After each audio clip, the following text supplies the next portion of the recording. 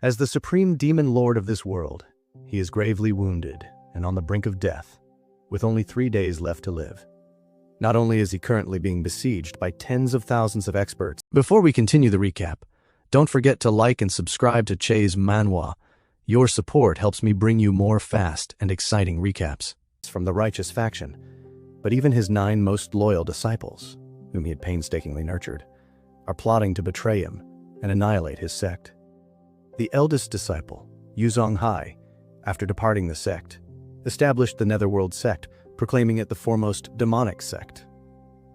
The second disciple, Yezong Grong, has become a notorious sword demon, whose name alone sends shivers down the spine of all who hear it. He relishes in bloodshed, readily slaughtering at the slightest provocation. The sixth disciple, Yitiangsin, is the adored princess of the Inyu Palace, revered by numerous female cultivators. Known as the Fairy Shura, the seventh disciple, Suya, controls an intelligence network that spans the entire world. He once sparked a devastating war through his tactics of discord, leading to countless casualties. The eighth disciple, Zhu Hong Hong, ascended to the title of Evil King in a matter of years after leaving the sect. The ninth disciple, Suyaner, was the last to join, still clinging to some semblance of conscience. Lu Zhou slowly opened his eyes, and fragmented images flooded his mind. In his past life, he had been a high-ranking executive, but now, he had transmigrated into the body of the demon Lord Ji Tiandao. Through the memories of his new identity, he learned that a month ago, the top 10 experts of the righteous path had set a trap surrounding Ji Tiandao. The demon lord had fought them alone, resulting in a stalemate and severe injuries. Now, the righteous path experts were at his doorstep, preparing to launch a decisive assault on his stronghold. Unfortunately, he had lived for nearly 1,000 years, close to the natural limit of a cultivator's lifespan. As he aged, his power to instill fear had significantly waned. 5 of his 9 disciples had already betrayed him, greatly undermining his authority. Lu Zhou couldn't help but smile bitterly as he pondered his predicament. His body was terribly weak, and just as he tried to rise, he collapsed back down. The disciples outside the pavilion, seeing their master in such a state, rushed to his side. The fourth disciple, Ming Shirin, reported that it wouldn't be long before the righteous experts broke through their defensive barriers. The third disciple, Duan Musheng, frowned and suggested seeking help from the eldest senior brother. Given their bond as master and disciple, he felt it would be wrong to abandon him. The fifth disciple, Zhao Yu, also proposed reaching out to the seventh junior disciple, given his cunning. However, Lu Zhou interrupted, reminding them that the barrier of Jingting Mountain was still strong enough to hold off the enemy for a while. Although he was deeply anxious, he forced himself to stay calm, scolding them for even considering such options. He couldn't reveal the truth of his scattered cultivation. If he did, these 4 disciples would likely turn on him before the righteous path could strike the final blow. "Disperse now," he commanded. "I have my own plans to handle the enemy." The 4 disciples, sensing their master's authority, left immediately. Finally, Lu Zhou let out a long, relieved sigh. He had no real plan to deal with the enemy. He simply craved some peace and quiet amidst the chaos. With these 4 ungrateful disciples at his side, and the army of righteous cultivators outside, along with his own frail body, despair threatened to overwhelm him. Just as he was cursing his fate, he suddenly heard the system's voice. "Host has completed the task. Mission to pass on teachings and inheritances successfully concluded after 1,000 years. Merit system now activated." At this, Lu Zhou's heart skipped a beat. He immediately understood why Ji Tiandao had invested so much in training 9 disciples. What a tragic irony was spending a lifetime building a legacy, only for others to reap the benefits. The system's prompt continued. Main quest, retreat from the enemy detected. Host's current weakness identified. Rewarding with a newbie gift package. Would you like to open it? Lu Zhou, feeling a spark of hope, agreed. He received a reversal card, which could restore a portion of his vitality. He also obtained 3 peak state cards, each capable of granting him 30 minutes of Ji Tiandao's peak strength, and 5 fatal block cards, which passively blocked 5 fatal strikes. Without wasting time, Lu Zhou took out the reversal card and focused his mind. In an instant, the vitality from the surrounding trees and vegetation surged into his body, replenishing his strength. At that moment, the third disciple, witnessing the overwhelming energy, exclaimed, "Such immense power! Master surely has even greater abilities we've never seen." Little Nine, observing the energy fluctuations, looked bewildered. How could I possibly know? His former self is beyond comprehension. Meanwhile, the voice of a righteous cultivator rang out from beyond the barrier. "Come out and face your death, those inside."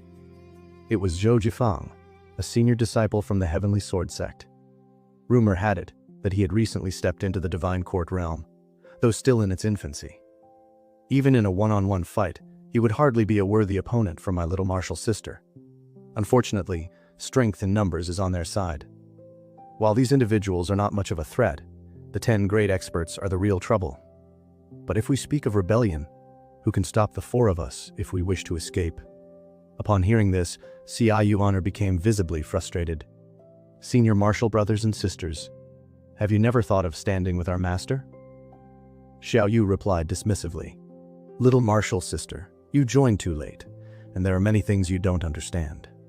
Meanwhile, Lu Zhou had been quietly studying the system for some time. After using the reversal card, he felt vitality surge through him. His remaining lifespan was extended to 313 days, but to him, this was still insufficient. He needed to restore his youth.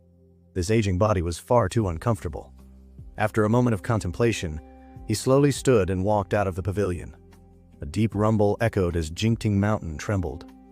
The 4 disciples instantly appeared before him, surprised to see Lu Zhou standing tall. Duan Musheng, standing beside them, spoke up. "Master, your disciples request a battle. We'll undoubtedly wipe them out without leaving a trace." Lu Zhou's gaze sharpened at his words. Duan Musheng involuntarily flinched under that gaze and lowered his head. "I already have a plan to retreat from the enemy. Come with me outside to face them together." With that, Lu Zhou strode toward the edge of the formation.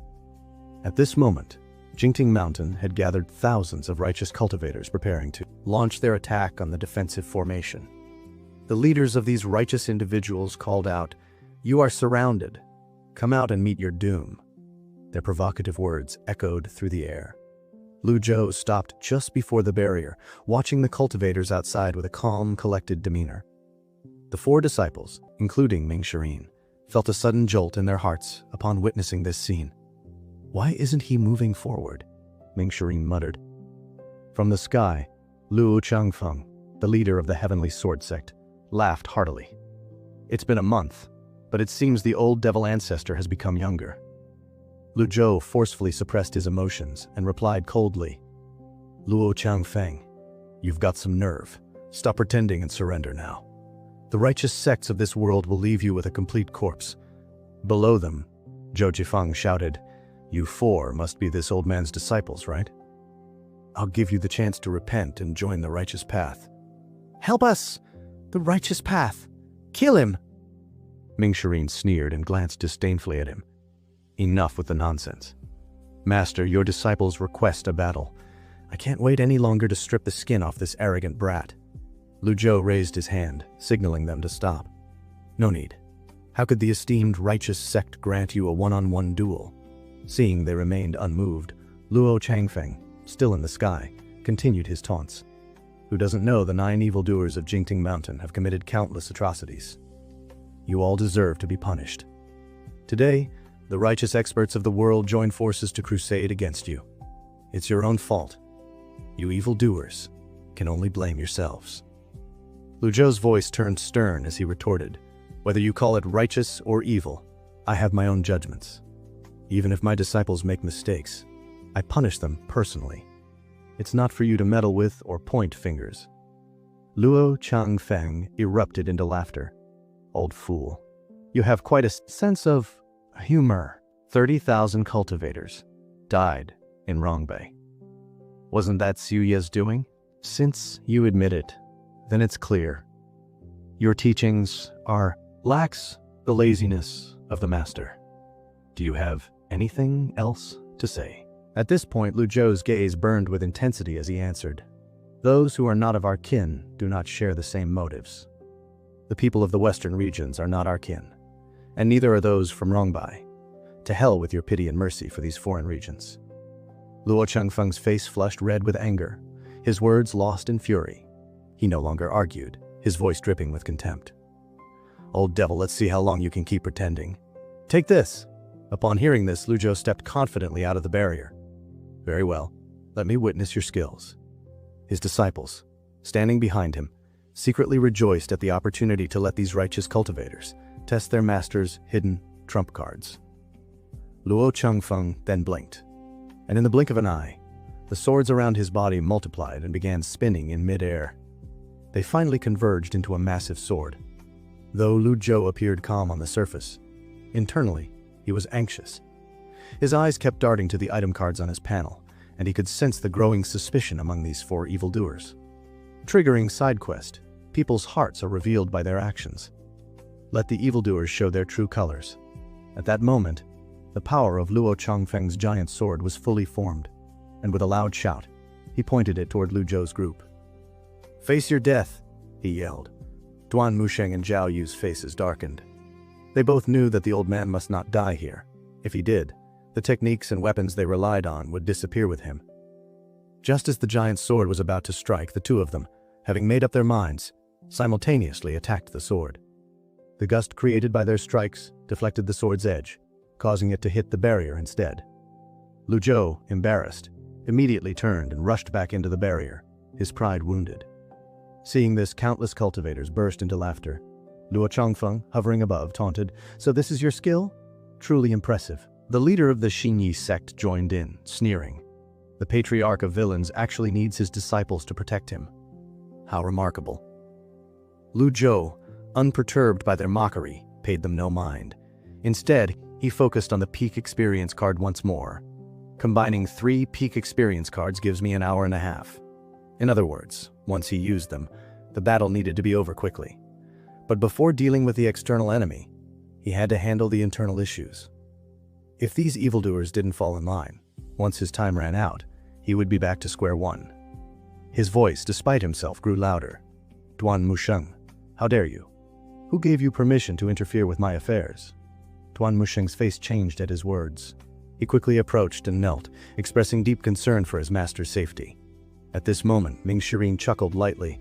"Master, there's no need for this. You've acted tirelessly. This should be enough. Brother, please, get up." Upon hearing her words, Duan Musheng's respectful expression faded.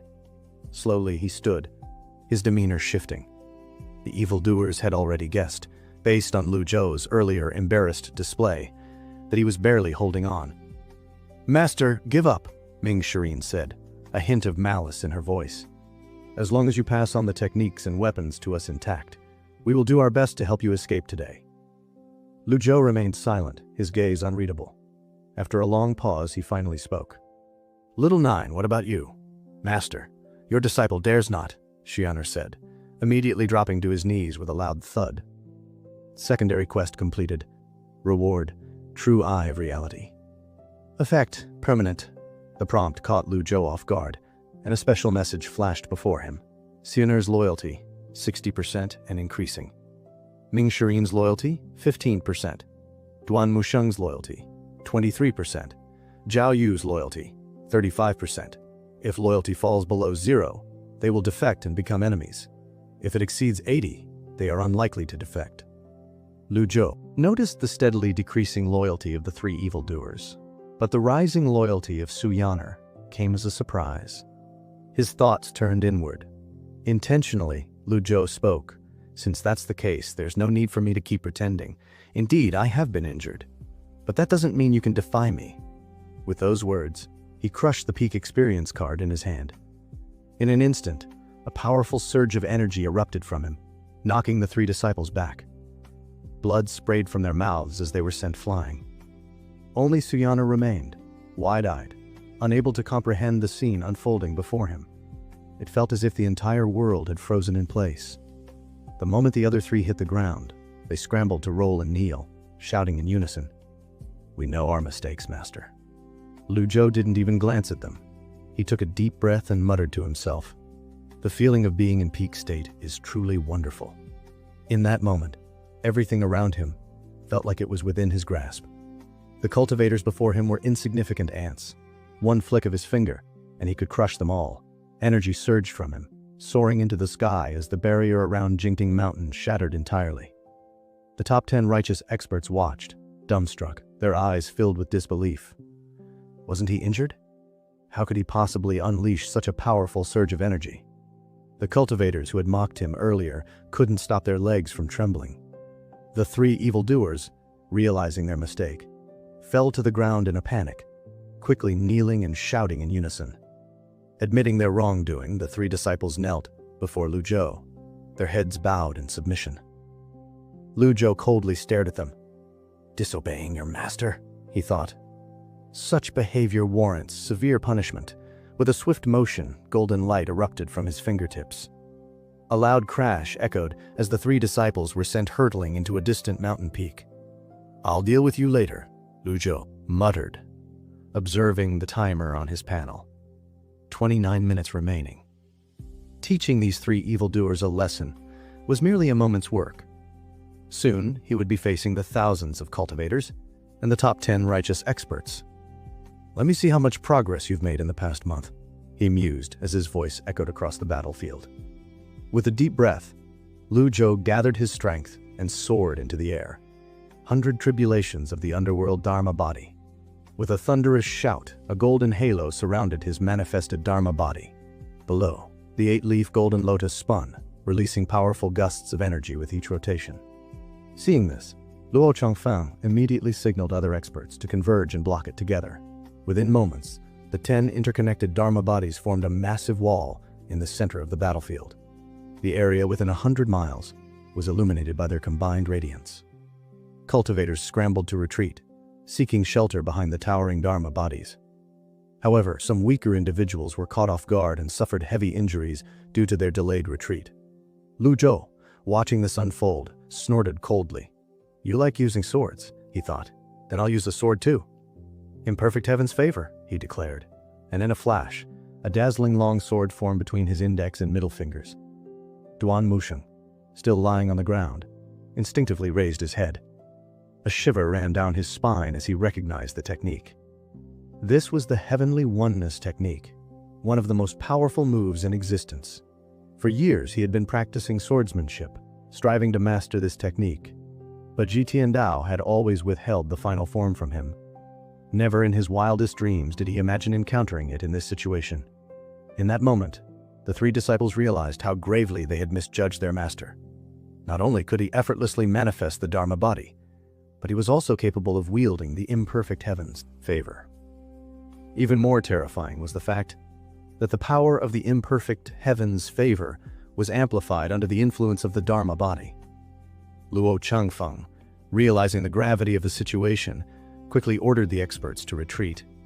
If they didn't, all 10 would suffer severe injuries. He had never expected that this old devil would be stronger than ever. Lu Zhou hovered in front of the Dharma body, as if they had merged into one. With his sword raised, he unleashed a powerful sword light, slashing down upon the crowd. Weak cultivators who couldn't dodge in time were cleaved in half. A deafening rumble echoed as mountains, rivers, and lakes were split apart by the force of the sword wave. The top 10 righteous experts, already prepared, had moved aside long before the attack. They had believed that, although the old demon could use the Dharma body to contend with 10 opponents, he couldn't possibly unleash other formidable techniques. But now, Lu Zhou was unleashing his ultimate move, and his expression was relaxed. Too relaxed. A deep sense of dread settled within the righteous experts. Despite the overwhelming power before them, Lu Zhou remained calm, as if he were toying with them. He was effortlessly executing his most powerful moves, his body constantly replenishing itself, thanks to the peak experience card. Every time he expended energy, his strength returned to its peak. The imperfect heaven's favor had claimed the lives of hundreds, and the remaining cultivators, whether weak or strong, were scattered in panic. Lu Zhou didn't pursue them. His focus was on the top 10 righteous experts. "You want to run?" he called, his voice cold. "Unfortunately, you're too slow." Before the words had fully left his mouth, he disappeared in an instant, his figure flashing like lightning. In mid-air, only the afterimage of his movement remained. The evildoers, witnessing this, were left dumbfounded. This is the divine technique Blink, they realized. Blink allows one to travel to a distant location at lightning speed, an excellent method for both pursuit and escape. But it consumes an immense amount of vitality. "It's over," third junior brother, Suanor whispered. "We should escape quickly. Master keeps using these powerful moves one after another. I never expected him to be able to wield such an ultimate move. Clearly, he's hiding even greater strength. Why did he deceive us like this?" "Senior brother, senior sister," Suanor urged, his voice desperate. "Listen to me. Stay here. Master possesses a divine technique. We won't be able to escape." The three evildoers were struck with despair as they realized the truth of Suanor's words. Meanwhile, Luo Changfeng, riding the wind, swiftly maneuvered through the forest, looking back from time to time. He saw no one pursuing him. Letting out a relieved sigh, he thought he had escaped, but at that moment, a chilling sensation crept up his spine, followed by a familiar voice. "I've been waiting for you for quite a while." Luo Changfeng froze and turned around, only to see Lu Zhou standing calmly behind him. "How is it that you've only arrived now?" Lu Zhou chuckled softly as he took in the other man's disheveled state. "What happened to that arrogant demeanor you had earlier?" Cold sweat instantly drenched Luo Changfeng's back, misery flooding his heart as he thought bitterly that the old monster wasn't chasing anyone else but him. Forcing himself to remain composed, he suppressed his fear and said hoarsely, "You've already used up so much of your power. If you continue like this, you'll only exhaust yourself." Yet before his words could settle, Lu Zhou once again manifested his Dharma body. "I only know one ultimate move," he said indifferently. And with a single thought, the colossal Dharma body expanded, blotting out the sky as it pressed down with overwhelming force. In the cultivation world, only a handful could comprehend the 100 tribulations Dharma, and those who could cultivate it to the level of the 8-leaf golden lotus were rarer still. Under that terrifying pressure, Luo Changfeng had no power to resist, coughing up blood as his internal organs were shattered and fear consumed him completely. What kind of monster used ultimate moves endlessly? A thunderous boom echoed as the earth trembled, and the massive Dharma body, carried by raging winds, crashed down like a divine mountain. When the dust settled, Luo Changfeng was gone, reduced to ashes without leaving even a trace. After eliminating the formidable enemy, Lu Zhou glanced at the remaining time and saw that only a few minutes were left. There was no time to pursue the others, for he still had to deal with those scoundrels. And once the effect of the peak experience card ended, the consequences would be disastrous. With the preliminary objective complete, the next mission appeared clearly in his mind. Punish the three evildoers and raise disciple Suanor's loyalty above 80%.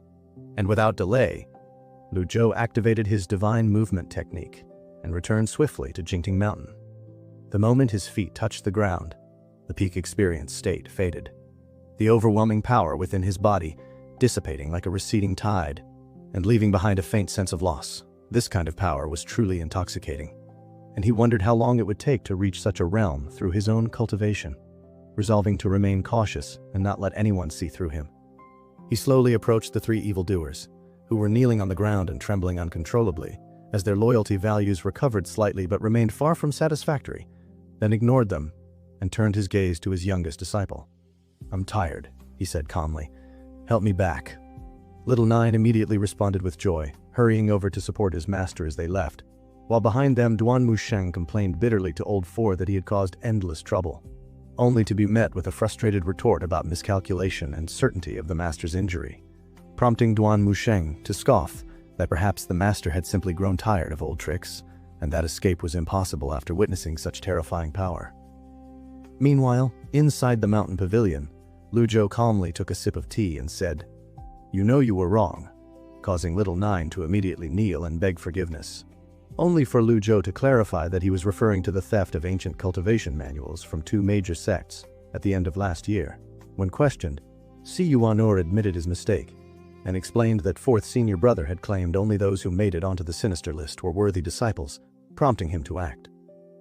At the mention of the sinister list, Lu Zhou's expression shifted slightly, for there was no trace of it in his memories, and Suanor, hurriedly explained that it was a ranking of cultivators who had committed countless evils, with Lu Zhou ranked first, and the senior brothers and sisters all within the top 30, leaving Lu Zhou speechless before he finally sighed and told Yuan'er to rise, declaring that he was the disciple he cherished most and forbidding him from committing further evil deeds.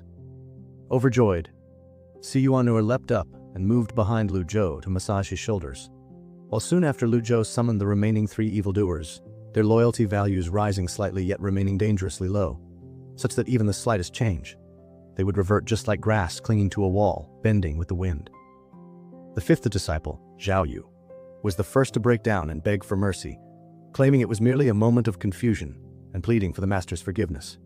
Seeing her take the lead, Duan Musheng and Ming Shirin quickly followed, emphasizing that they had served the sect for 100 years, and that even without merit, their diligence alone should earn them mercy.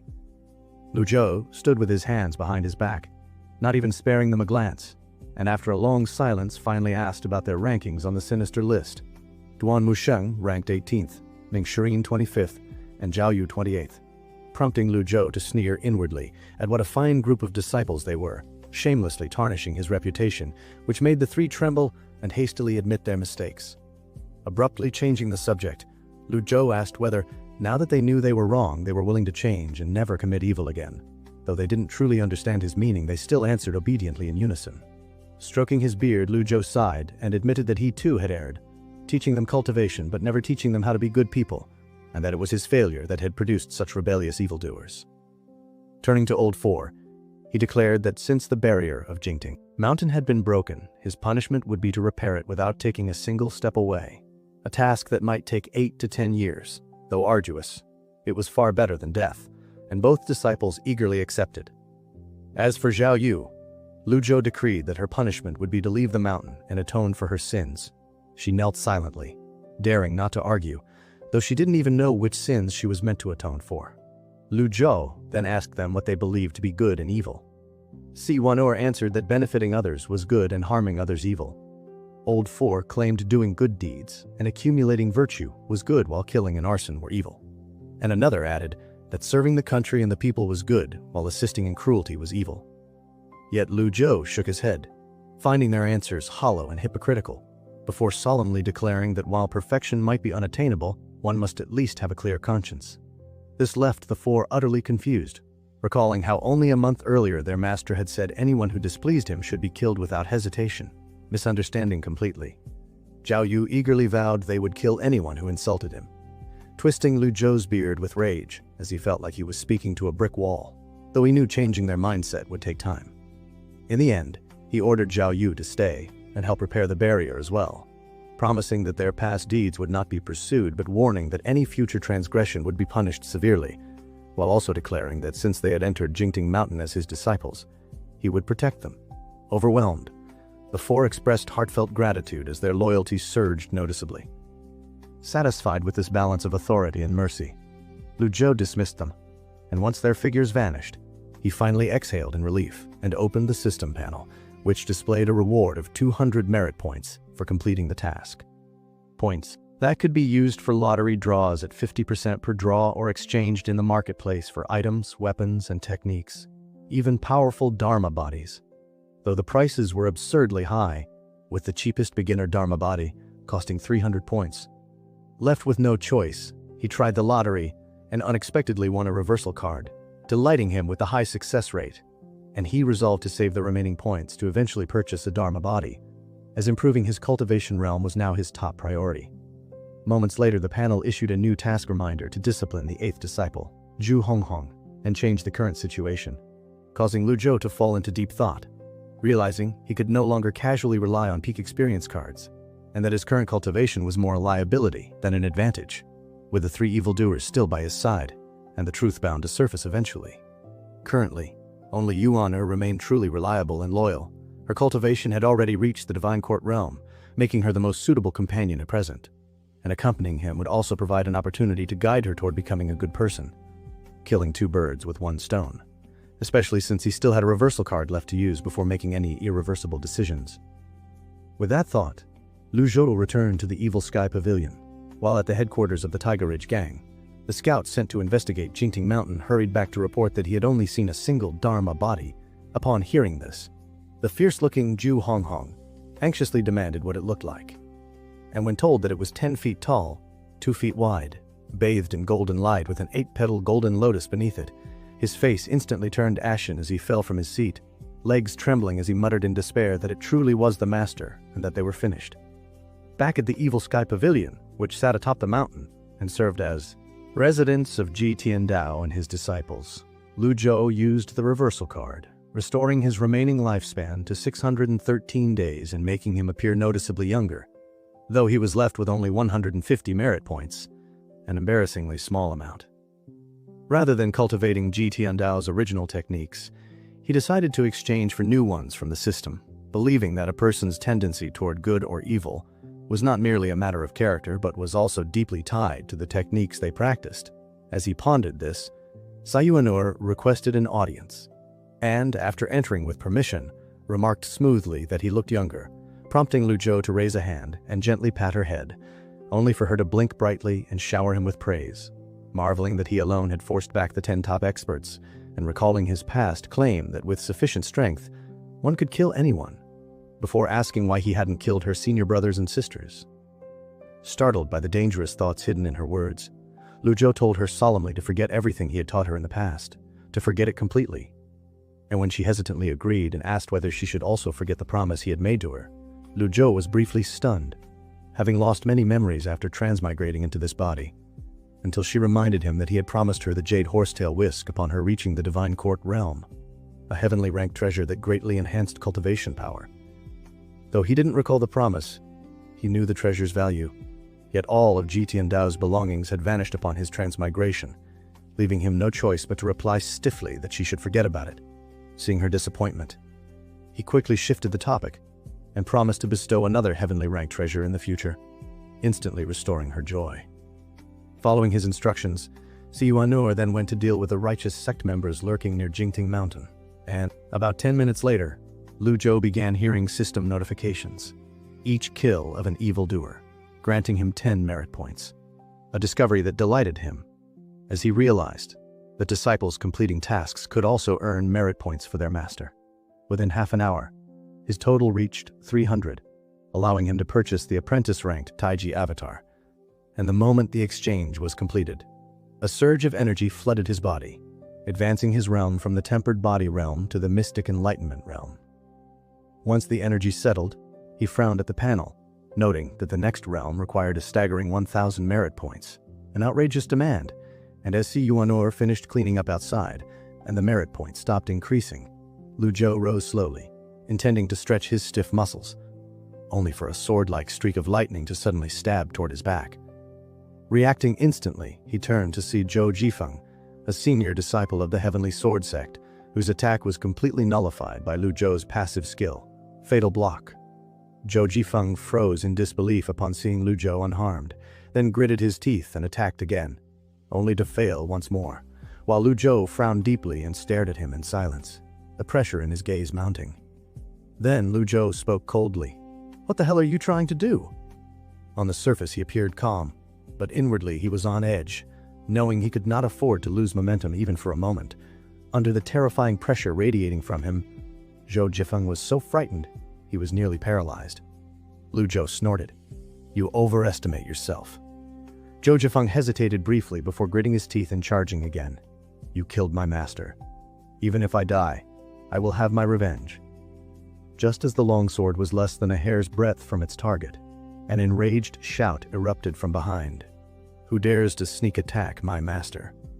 And with a deafening bang, Sayuanur struck, sending Zhou Jifeng crashing into a distant wall. "Master, let me tear him apart to vent your anger," she said coldly, killing intent flashing in her eyes. But Lu Zhou raised a hand to stop her as a system notification rang out, triggering a hidden branch quest. "Turn Zhou Jifeng to your side." After a brief pause, Lu Zhou said slowly, "If I killed your master, it's reasonable for you to seek revenge. But underestimating your own limits is nothing but courting death. It achieves nothing. At 9, you reach the tempered body realm. At 13, the sense-condensing realm. At 18, the Brahma Sea realm. And at 20, the Divine Court realm. You are a once-in-a-generation genius. You could have waited a few more years." Why rush to die now? Regret flickered across Zhou Jifeng's face, while Si Yuan'er scoffed disdainfully and began to boast of her own achievements, only to be silenced by Lu Zhou's stern glare. Turning back to Zhou Jifeng, Lu Zhou asked calmly, "Do you know why I didn't kill you? Did you truly believe Luo Changfeng was an upright man?" When Zhou Jifeng bristled, Lu Zhou continued evenly, "I knew Luo Changfeng before you were born. If I told you that your father's true killer was Luo Changfeng, would you believe it?"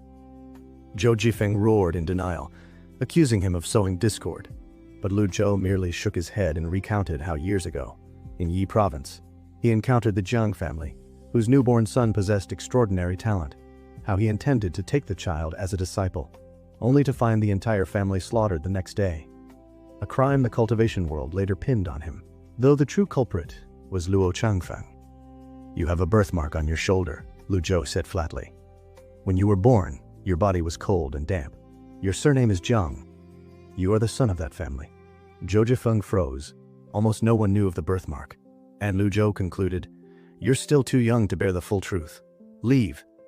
If you doubt me, ask your master, if he were still alive." When Zhou Jifeng cursed him again, Si Yuan'er's expression turned icy, and she threatened him into silence, prompting Lu Zhou to chuckle softly. "Your master destroyed the Jiang family, disgraced your mother, and took you away. 30 years ago, he broke through the nascent divinity realm. In the Dao fusing stage, one can devour another's cultivation and fuse it as one. And in the entire heavenly sword sect, only your cultivation path matched his exactly. Think carefully." With that, Lu Zhou waved his hand. "Send him away." Si Yuan'er hesitated, protesting that Zhou Jifeng had attacked him, but a sharp reprimand from Lu Zhou made her fall silent. Si Yuan'er stamped her foot in frustration, after which she dragged the still dazed Zhou Jifeng toward the window and sneered, calling him a foolish pig and asking whether her master really needed to lie to deceive someone like him, adding that it would be better to kill him outright. With that, she tossed him from the upper floor down to the ground, while Zhou Jifeng instinctively muttered, "I don't believe it," as a system prompt immediately sounded. Mission failed. Persuasion of Zhou Jifeng unsuccessful, causing Lu Zhou to sigh helplessly and curse inwardly at his stupidity. Seeing his reaction, Si Yuan'er asked in confusion why he hadn't killed the man, and Lu Zhou rose with his hands clasped behind his back, calmly explaining that killing was not the only way to solve problems, when she pointed out that he had just ordered her to kill orthodox cultivators down the mountain. He stroked his beard and replied evenly that while killing was not the only solution, it was always one of the options. Before he could say more, another system prompt appeared, informing him that his disciple had committed evil deeds and that his merit points were being deducted, which made Lu Zhou exclaim in disbelief. Merit points could be deducted too, and immediately summoned several disciples. Once they gathered, he frowned and demanded an explanation, prompting Ming Shiren to nervously claim they had only been patrolling near Jingting Mountain as instructed. But Lu Zhou calmly reminded them that he hated lies above all else, causing Ming Shiren's face to pale as he hurriedly confessed that some hunters had entered the southern area of the mountain and that he had intended to kill them all. Lu Zhou stopped him sharply, pointing out that the mountain's barrier had yet to be repaired and that it was normal for people to wander in by mistake, ordering them instead to drive such people away and only take action against those with malicious intent. The disciples bowed and accepted his command, then exchanged glances before leaving the Evil Sky Pavilion, still unaccustomed to such restraint, but unwilling to disobey after learning from past mistakes, suspecting that their master was experimenting with a new approach. Not long after, as Lu Zhou suddenly heard the system's voice, he had saved 5 innocent lives and was rewarded with 150 merit points. He had received worship from 14 individuals for another 14 merit points, and devout worship from one person for 10 more, followed by a prompt explaining that devout worship granted a 10-fold bonus. Lu Zhou immediately opened his eyes in surprise, thinking that this could actually be exploited and wondering why the system had not informed him earlier, then ordered his disciple to go inform the others that innocent people must be treated well. Soon, dawn arrived, and the scene shifted to the headquarters of the Tiger Ridge Gang, where a subordinate hurriedly reported that a reply had arrived from Yanyu Palace, causing Zhu Honghong, who was bathing, to brighten as he eagerly asked about its contents, only to be told that the palace master of the derived moon palace believed the old monster of Jinting Mountain had fully recovered his cultivation after killing Luo Changfeng in one move, and therefore could not offer assistance, advising Zhu Honghong, whose strength was the weakest, to hide well, which caused him to slip and fall in shock. At the same time, Lu Zhou received a system prompt stating educating Zhu Honghong and awarding 50 merit points, leaving him confused since he felt he had done nothing. And although he had accumulated just over 200 merit points in recent days, it was still insignificant compared to items costing thousands. So he decided to try the lottery, spending 50 merit points and unexpectedly drawing a white sard, a rare and permanent god-beast mount, which left him thrilled as he admired the creature he had tamed in a single draw, lamenting that although Ji Tiantao had once lived for 1,000 years and possessed countless treasures, he himself was now poor and empty-handed, knowing that while others relied on flying chariots or sword flight techniques, nothing compared to a true mount, one that in modern terms would be like the most luxurious car, since the stronger the beast, the greater the cultivator's prestige. With a thought, Lu Zhou dismissed Whitesard in a flash, the powerful fluctuation stirring unease among nearby evildoers, who silently agreed to pretend they had seen nothing. After which Lu Zhou drew 3 more times only to receive repeated "thank you for your patronage" messages, making him shake his head helplessly yet accept that the gains were already worthwhile. Meanwhile, at the foot of Jinting Mountain, 3 men on horseback appeared, one sighing that he hoped the old devil would help their clan survive the coming disaster for Yuanor's sake. And as they entered the forest, a voice rang out demanding to know who dared trespass, causing them to kneel and identify themselves as members of the CI family from Anyang, upon which Ming Shirin arrived from afar, and after Duan Mushing reminded him that the CI family was Junior Sister's clan, decided to follow their master's new gentle approach, stepping forward with a forced smile to help them up, though his friendliness only terrified them further, and their refusal instantly darkened his expression as he ordered them escorted up the mountain to await punishment. Shortly after, Lu Zhou received the report that the CI family sought an audience, calmly allowed them in, and soon found the 3 men kneeling and trembling before him as he glanced down and spoke evenly, stating that he had established a rule.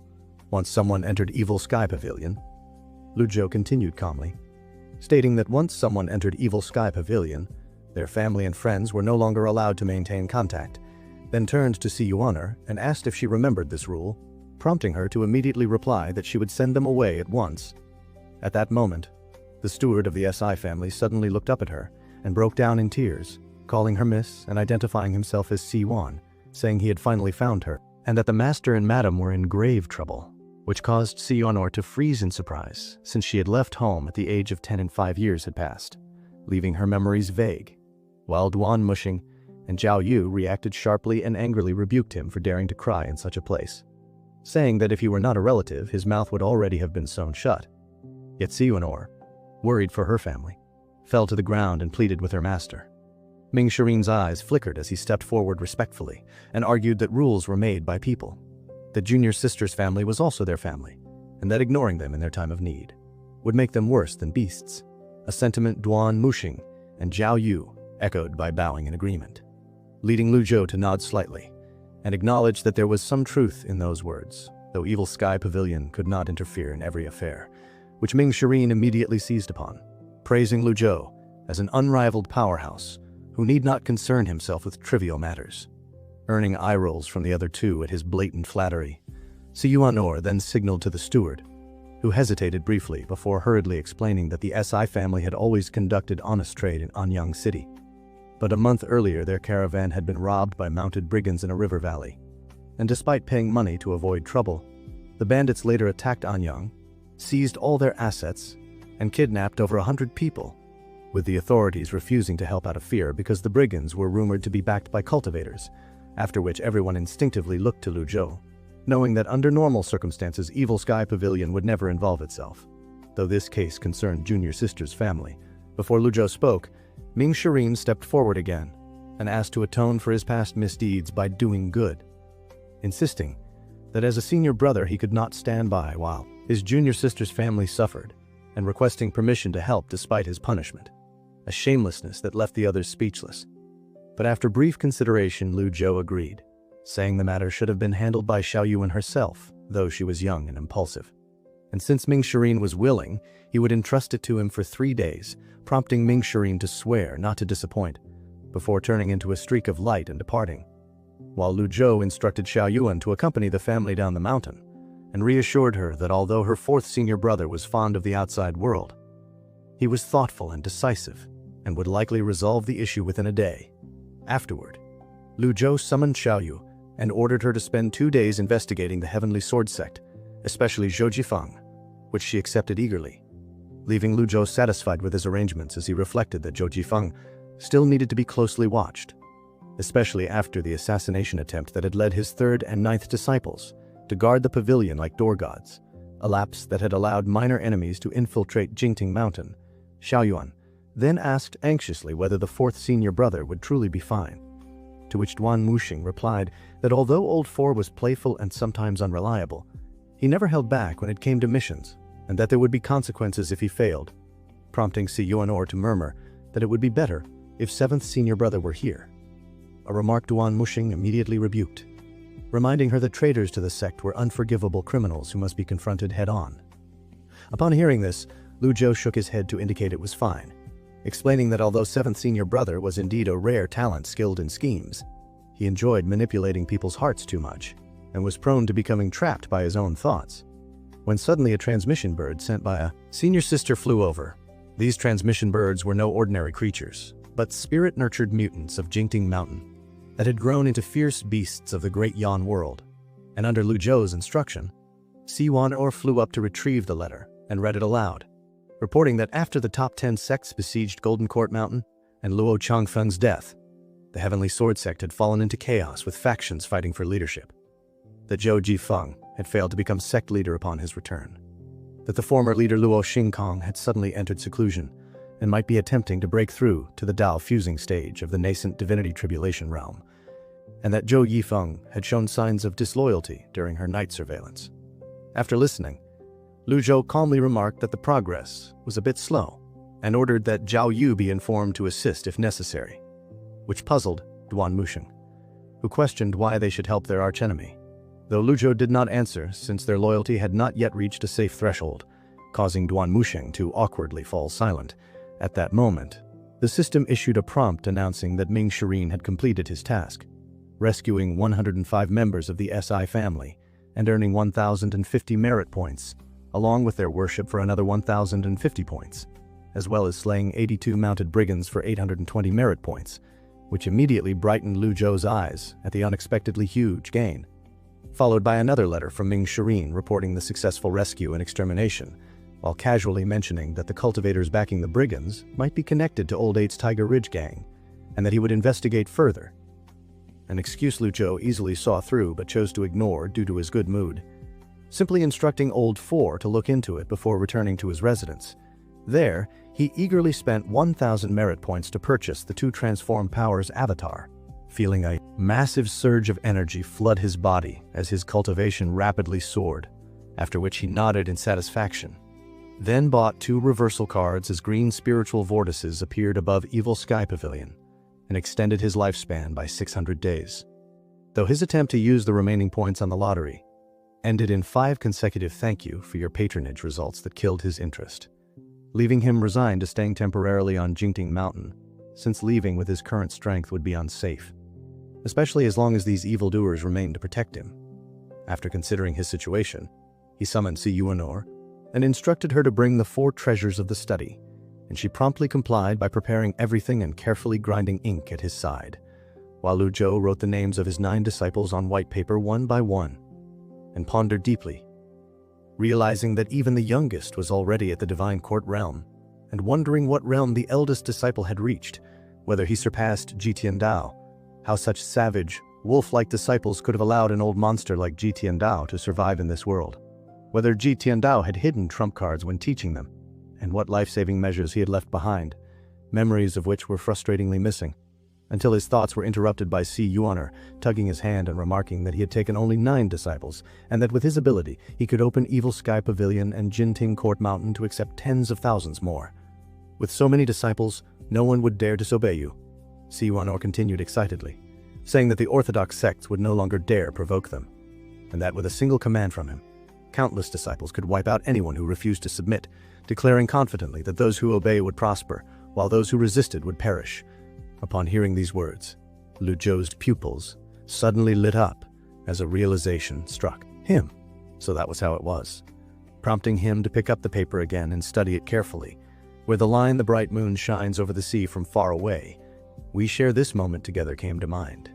And he realized that although the poem contained the names of all 9 disciples, there was still one character missing, the final crucial one. If Jitiandao had truly chosen disciples based on this poem, then the criteria had never been talent, but their names instead. Yet what Lu Zhou could not understand was how Jitiandao could have known a poem that originated from his own world, leading him to a chilling thought. Could it be that Jitiandao, like himself, was also a transmigrator? My master is an unforgivable old demon, and every time wicked thoughts of leaving the sect arise in my heart, I inevitably succumb to his tyrannical power. But now I can finally leave the mountain to carry out a mission, and this time I must enjoy myself thoroughly before returning. The 4th disciple, Ming Shirin, swiftly flew over the town below, his arrival causing the townspeople to cry out in astonishment. Having finally left Jingting Mountain, he originally intended to descend and indulge himself, yet remembering that Master now preferred new methods and disliked the old ways, he reluctantly abandoned that idea. In that case, he thought, I'll be a good person for once, and reward you ants with treasures plundered from bandits. With this in mind, he opened his backpack and scattered its contents toward the town, and as gold and silver rained from the sky, the people hurriedly dodged at first. But once they recognized the valuables, they immediately fell to their knees and kowtowed repeatedly. At that very moment, Lu Zhou received a system notification that 35 people had devoutly worshipped him, earning him 350 merit points, which delighted him greatly. Soon after, Ming Shirin arrived at the territory of the Tiger Ridge gang and called out, "Old 8, I've come to see you," before leaping lightly toward the mountains and forests. Inside the village, a subordinate reported that a cultivator sought an audience, and Zhu Honghong, who had finally fallen into rare, peaceful sleep after living in constant fear since learning that Master's cultivation had been restored, irritably ordered them to drive the visitor away, even threatening to castrate and feed him to the fierce beasts. His subordinates hesitated in confusion, but before they could clarify, a hearty laugh echoed from outside, and upon hearing the familiar voice, Zhu Honghong shouted in fright and fell to the ground. Ming Shirin strode in slowly, and seeing it was only 4th senior brother, Zhu Honghong sighed in relief and even attempted to persuade him to stay, claiming Jingting Mountain was no place to live and offering him the position of deputy village chief. Ming Shirin scoffed at the suggestion, mocked the shabby village for not even having a proper gate, and brushed past the trembling subordinates to take the main seat, his brows furrowing as he went straight to the point and questioned whether Zhu Honghong had been involved in the kidnapping and extortion of the Anyang City SI family. Zhu Honghong hurriedly denied it, arguing that the SI family were their junior sister's relatives and that even he would not stoop so low, but Ming Shirin calmly replied that he had already killed all the bandits and that one accomplice had mentioned the Tiger Ridge gang before dying, asking whether he was falsely accusing him. Zhu Honghong frowned and reasoned that since establishing the Tiger Ridge gang they had offended many cultivators and might be framed. Yet Ming Shirin remained indifferent and declared that he would bring him back to see Master. At the mere mention of Master, Zhu Honghong broke into a cold sweat and slumped down, suggesting they overlook the matter since Master was injured and hinting that Ming Shirin would eventually leave Jingting Mountain anyway. But Ming Shirin exploded in anger, denouncing him as a traitor who dishonored Master and their ancestors, ordering him to kneel, and warning that Master had recently defeated the top 10 nascent divinity tribulation experts of the cultivation world, proving that his cultivation had not regressed, but grown even more profound. Trembling uncontrollably, Zhu Honghong produced a letter from 7th senior brother stating that Master's cultivation had long been at the perfected stage of the nascent divinity realm, that he had attempted to break through to a higher realm 200 years ago, but failed, and that witnesses had seen him wounded when ambushed by the top 10 experts, raising the lingering question of how Master had suddenly recovered his cultivation base. Upon hearing this, Ming Shirin furrowed his brows suspiciously and asked whether 7th senior brother meant that Master had relied on some kind of secret medicine. Zhu Honghong nodded and replied that both of them understood eldest senior brother's cultivation level, which was not inferior to Master's. And yet after all these years, eldest senior brother had never made a move against Master. Why was that? Ming Shireen tossed the letter aside and said coldly that no one knew how many killing moves Master still had hidden. But regardless of how many tricks he possessed, he could not surpass the limits of lifespan and would die sooner or later. Slightly startled, Ming Shireen narrowed his eyes and questioned. Old 8, 7th senior brother, didn't write those words in the letter. Who told you that? Did you figure it out with your pig brain? Or was it 6th junior sister or 2nd senior brother? Chu Honghong innocently insisted it was merely his own speculation. Ming Shireen waved it off, saying that if he did not wish to speak further, so be it. But despite having considered the contents of the letter, he was different.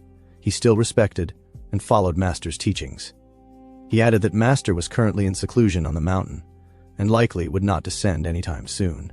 So Zhu Honghong should obediently remain at Tiger Ridge Gang and avoid causing trouble. Fortunate that Master had not ordered him killed. Overjoyed, Zhu Honghong hurriedly bowed in thanks. Ming Shireen further instructed him to thoroughly investigate the matter of the bandits so he could report back, then left behind a fleeting afterimage and vanished in the blink of an eye. After his departure, Zhu Honghong trembled uncontrollably, his legs shaking as subordinates anxiously asked what was wrong. Forcing himself to stay composed, he reassured them it was nothing. Yet the image of 7th senior brother surfaced in his mind, bringing a sense of relief. That was close, he thought. 7th senior brother was right. Master's body had indeed declined with age. His meridians were worn.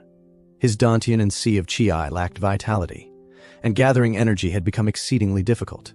In other words, the techniques in Master's possession were better suited for disciples rather than himself. Meanwhile, Lu Zhou shook his head helplessly. This old body truly felt uncomfortable. He needed to accumulate vitality first, yet with only 1,000 merit points, the amount was far too small. At the current rate of accumulation, rejuvenation would be difficult, though killing the bandits earlier and receiving the people's worship had yielded substantial merit rewards. With these thoughts, an idea struck him. He immediately summoned Xia Yuanor and asked whether there was any recent news from the outside world. She replied that she had remained on Jingting Mountain and knew nothing of worldly affairs. Lu Zhou calmly explained that in Tanzi, the town nearest Jingting Court Mountain, there was a station where cultivators frequently stopped to rest and exchange information, even selling news for payment, and she could go there to inquire. Hearing she was permitted to leave the mountain, Xia Yuanor became visibly delighted and bowed to confirm. Lu Zhou teasingly asked whether she felt oppressed staying on the mountain, to which she hurriedly denied, saying she was merely bored from not going out for so long. He then ordered her to go, warning her not to reveal her identity casually and not to kill indiscriminately.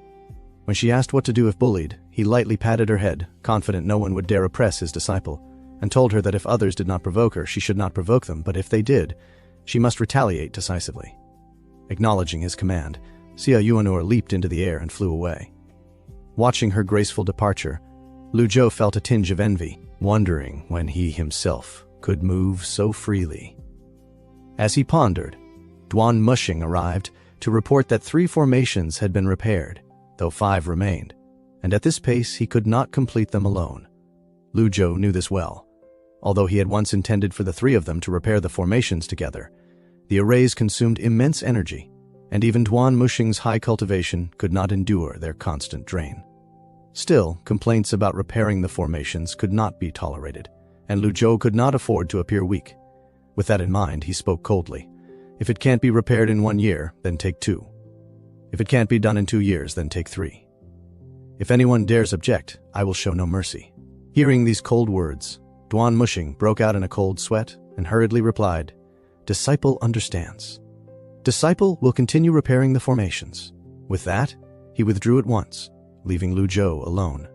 Lu Zhou reopened the system panel and initiated the lottery, but to his irritation, after 10 consecutive draws, all he received were "thank you for your patronage." His face darkened as he cursed the system for being a scam. Left with only a few merit points, he used the remaining 4 to purchase a reversal card. With nothing else to do and trapped in this aging body, he felt he could only lie there waiting for death. Unlike his previous life where he could at least stroll through the park, play chess, cards, or walk a dog. Just then, a string of system notifications rang out. Completion of Zhou Jifeng's defection mission rewarded 200 merit points. Zhou Jifeng's hostility reset to 0. Loyalty increased by 10%. Killing 2 elders rewarded another 200 merit points. Lu Zhou's eyes lit up as he praised Zhao Yu inwardly for a job well done. While he was still pleased, Ming Yin floated up from below the mountain and reported respectfully, "Disciple has completed the mission against all odds and has returned to report." Lu Zhou glanced at him, and his brows subtly furrowed. Ming Yin's loyalty had dropped to 58 points, clearly signaling a problem.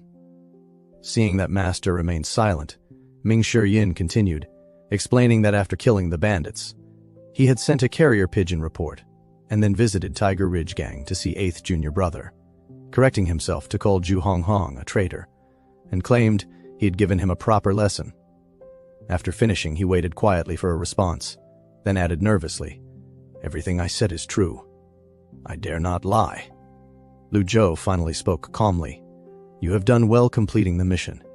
However, how goes the investigation into the kidnapping of our junior sister's relative?" Ming Yin answered that it was still under investigation, and that Zhu Honghong denied involvement. Upon reflection, he believed Zhu Honghong lacked motive, especially since it concerned their junior sister's kin, and although he had betrayed the sect, he did not seem capable of such cruelty. Lu Zhou nodded. "You make a valid point, but besides that..." Ming Yin's heart trembled, and he feigned ignorance. Lu Zhou fixed him with a cold stare. "When you went to Old Eight's place, you must have said more than that." Startled but determined not to expose any thoughts of defection, Ming Yin insisted that was all. Lu Zhou shook his head lightly. "Very well. If you don't wish to speak, I won't force you. You've done well on this mission. Go assist your 3rd senior brother with repairing the formations. I will summon you if needed." "Understood, Master."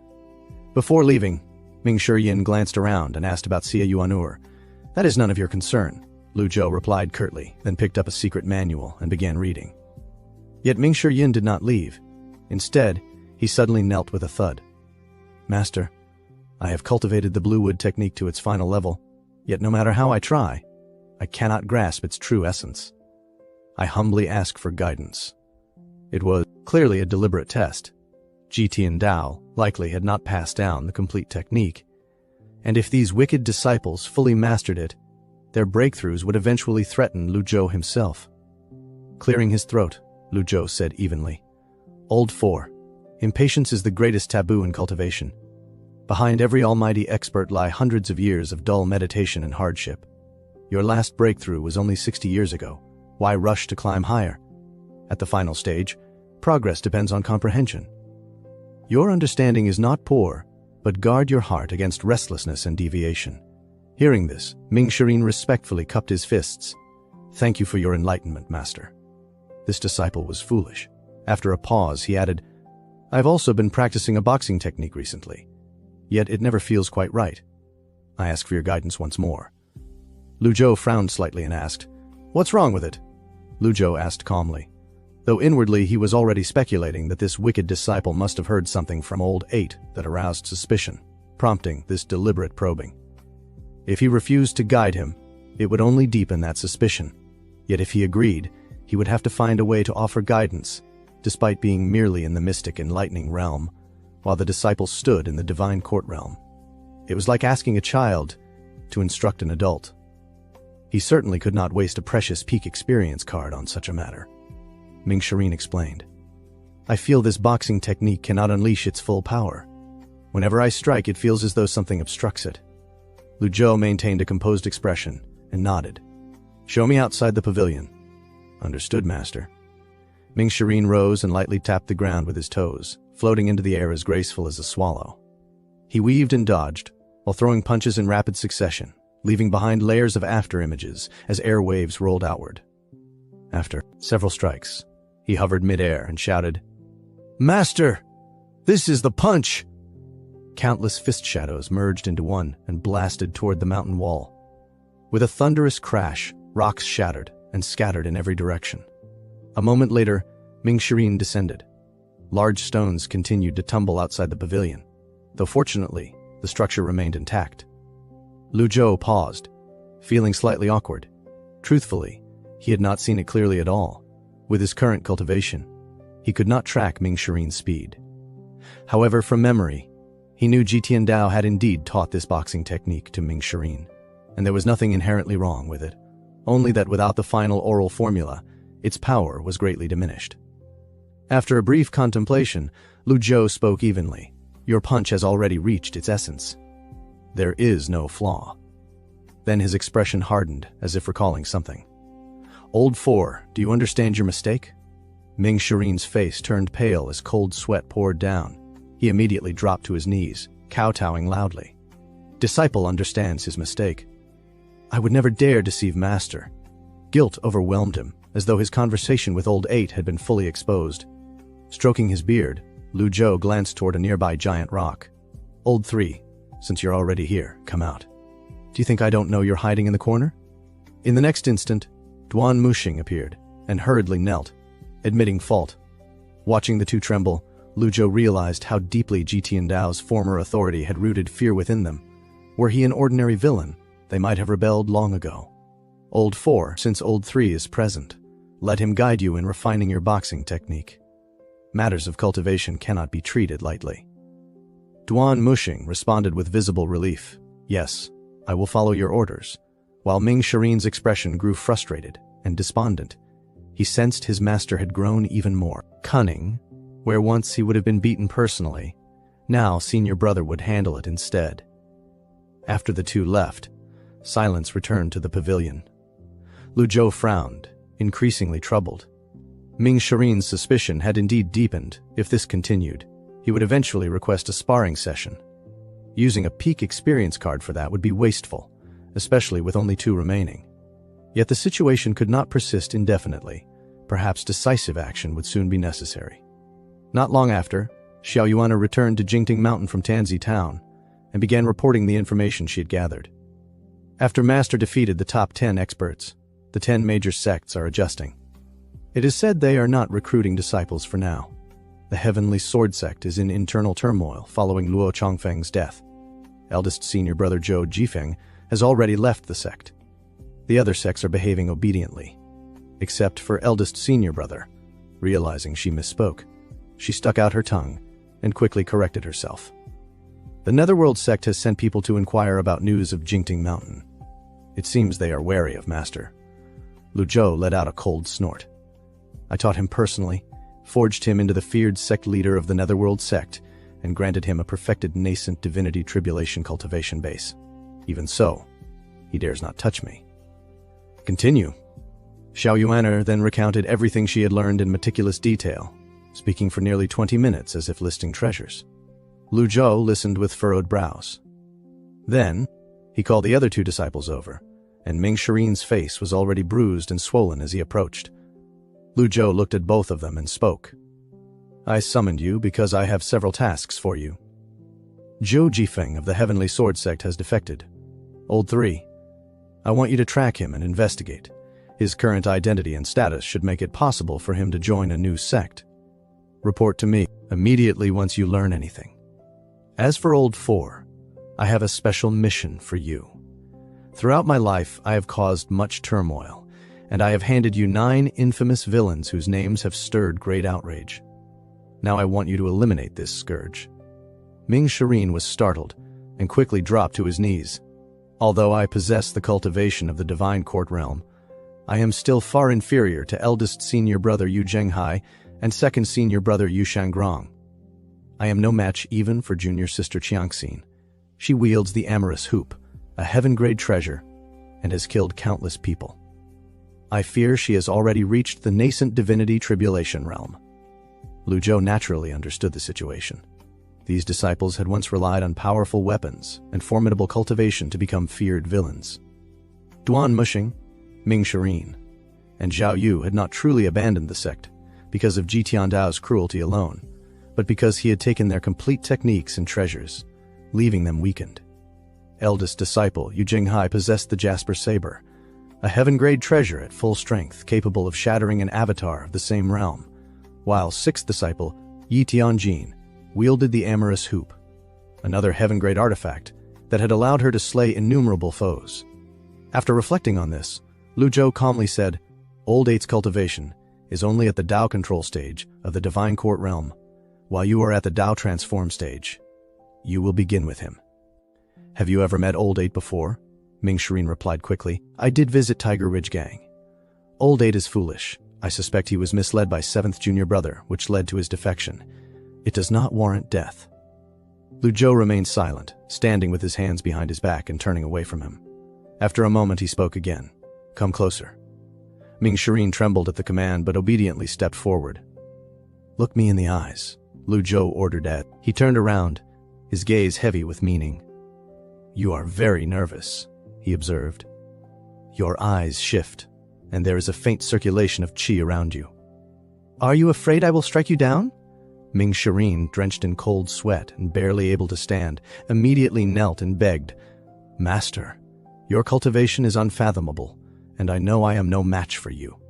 My caution is only instinct. It was not my intention to offend. Lu Zhou studied him and felt a trace of emotion. He had truly frightened the disciple. Ji Tiandao's method of discipline had always relied on violence, instilling both fear and deep resentment. If a disciple ever surpassed their master in strength, it was almost inevitable they would strike back. The situation had reached a point of no return. I know what you're thinking, Lu Zhou said calmly. So, I am giving you an opportunity. He handed over a sheet of paper with the final incantation of the Bluewood technique written upon it. With this technique, your cultivation will advance further. Perhaps even stepping into the nascent divinity tribulation realm will not be impossible. Ming Shirin stared at the paper in disbelief as turmoil filled his heart. Based on past experience, accepting something like this would, at the very least, cost him a broken hand. Yet ever since Lu Zhou defeated the 10 top experts, his master's temperament had drastically changed and the old patterns seemed replaced by new ones. In other words, he could actually accept it. Trembling, he reached out and took the incantation. Thank you, Master, for granting me this chance. I will do my utmost to clean up the sect. Lu Zhou nodded in satisfaction and dismissed him, while the other 2 disciples watched with undisguised envy. I hope you both fulfill your duties, and do not disappoint me. We will follow your orders, Duan Muxing replied with a bow before leaving the pavilion. Xiao Yuan, however, pouted, and expressed her wish to go on a mission as well. You are still young and lack experience. Stay by my side, Lu Zhou said. Confused, she asked. Wasn't Zhou Jifeng's matter meant to be handled by senior sister Xiao Yu? Taking a sip of his drink, Lu Zhou explained. Xiao Yu acts unpredictably and lacks stability. She has been gone for 2 days after completing her task and has not returned. It is very likely she has left directly. Xiao Yuaner's face turned pale. Does that mean senior sister won't come back? She asked, clenching her fists in frustration. How can senior sister Xiao Yu be like this? Do not worry about her, Lu Zhou replied indifferently. Since the day Xiao Yu sent her message, there had been no further news. If Ming Shirin's loyalty could drop so easily after a single outing, then Xiao Yu must have fallen under even stronger influence to choose betrayal. He understood that disciplining these disciples would require time and patience. For now, restoring vitality and improving cultivation was the priority. Xiao Yuaner waved her fists indignantly on his behalf. She is betraying her master and ancestors. How can we let it go? Finding her reaction somewhat adorable, Lu Zhou said, For now, inquire about Zhao Yu's whereabouts at the post station. I will remain here in seclusion to focus on cultivation. She acknowledged the order and left the pavilion. Meanwhile, as they descended the mountain, the 2 disciples encountered one another. Duan Muxing spoke with faint envy, Old 4. You are truly fortunate this time. Master not only spared you, but even gave you the final part of the Bluewood technique. Ming Shirin crossed his arms. I do not know what he is thinking. Perhaps I am overthinking. Duan Muxing's expression shifted. Overthinking? I completed my mission successfully, so it is natural for Master to reward me.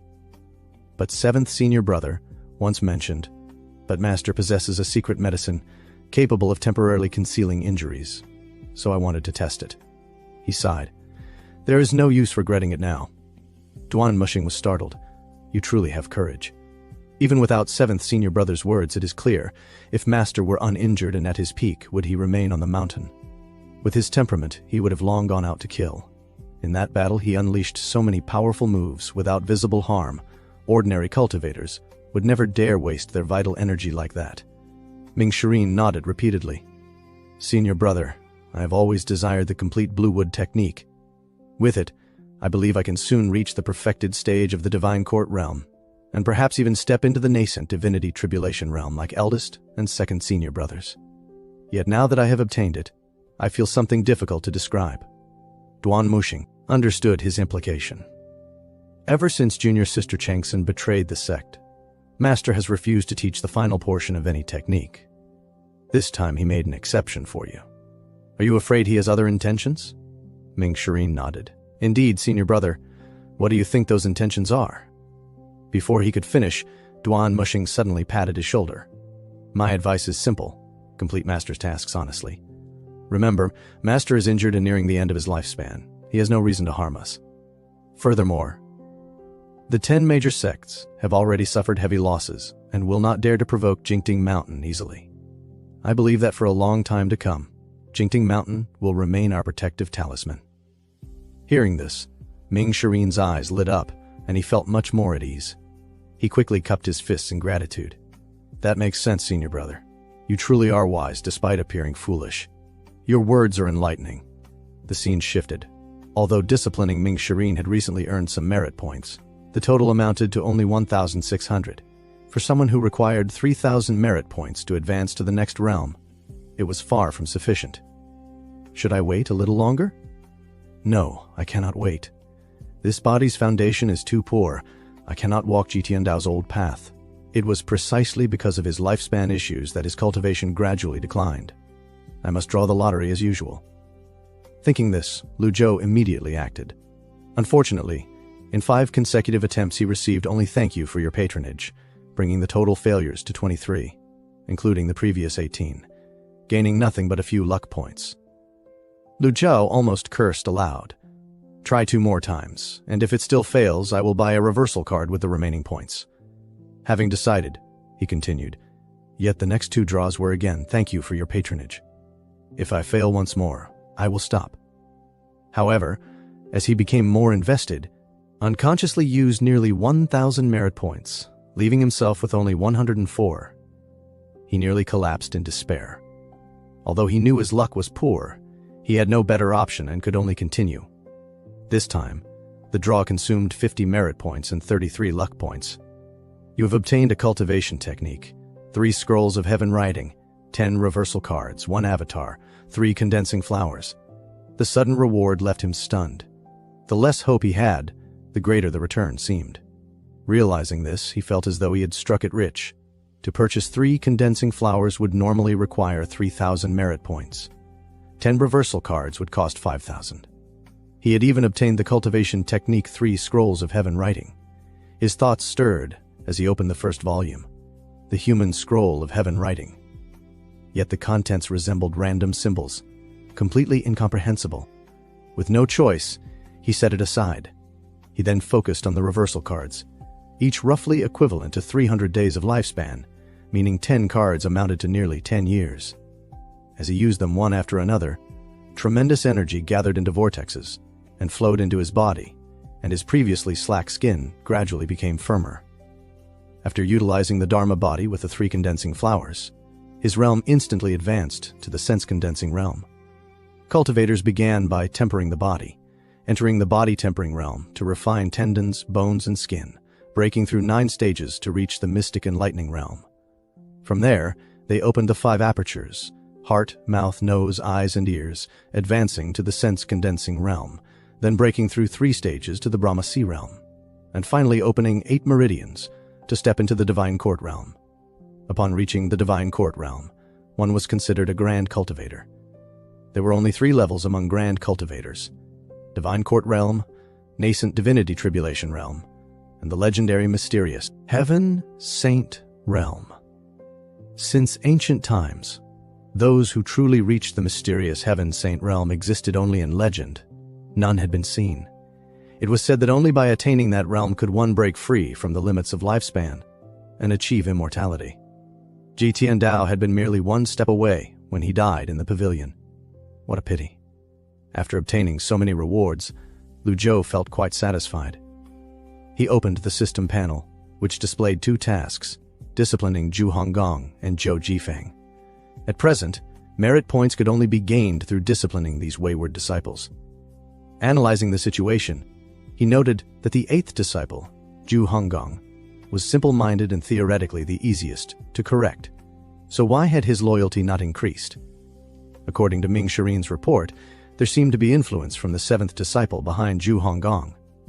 The 7th disciple was adept at scheming and, in order to secure his position in the cultivation world, had likely forged strong ties with the eldest and 2nd disciples. It seemed that disciplining a single disciple was far from sufficient. Only by strengthening himself could he truly deter both the rebellious disciples and the righteous cultivators watching from afar. Yet his current cultivation was still too low. Lu Zhou sighed helplessly, aware that the situation was becoming increasingly difficult. Jingting Mountain had already drawn too much attention. For now, he decided to focus on comprehending the heaven writing. 2 days later, within the Yanyu Palace, a graceful and beautiful woman gently waved a feather fan in her hand.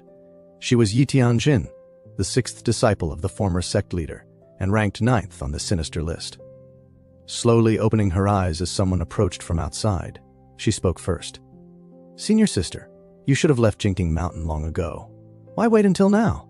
Zhao Yu, the 5th disciple, sighed. "I did not have your luck. I thought I could obtain something from that old man, but he has not revealed anything. Since you left, he has never trusted us." Yi Tianjin descended lightly from above and replied, "I advised you the same back then, senior sister. Although you entered the sect before me, there are things you failed to see clearly. Who knows how many treasures that old man still hides? Unfortunately, those treasures will likely follow him into his coffin. However, I can offer you a suggestion." Zhao Yu's interest was piqued. "What suggestion?" Yi Tianjin said calmly. "The old man dotes on the youngest junior sister. Use her to test his limits. If old 4 and old 3 harbor any ill intentions, he will never fully trust them. Only the youngest junior sister can remain by his side and protect him.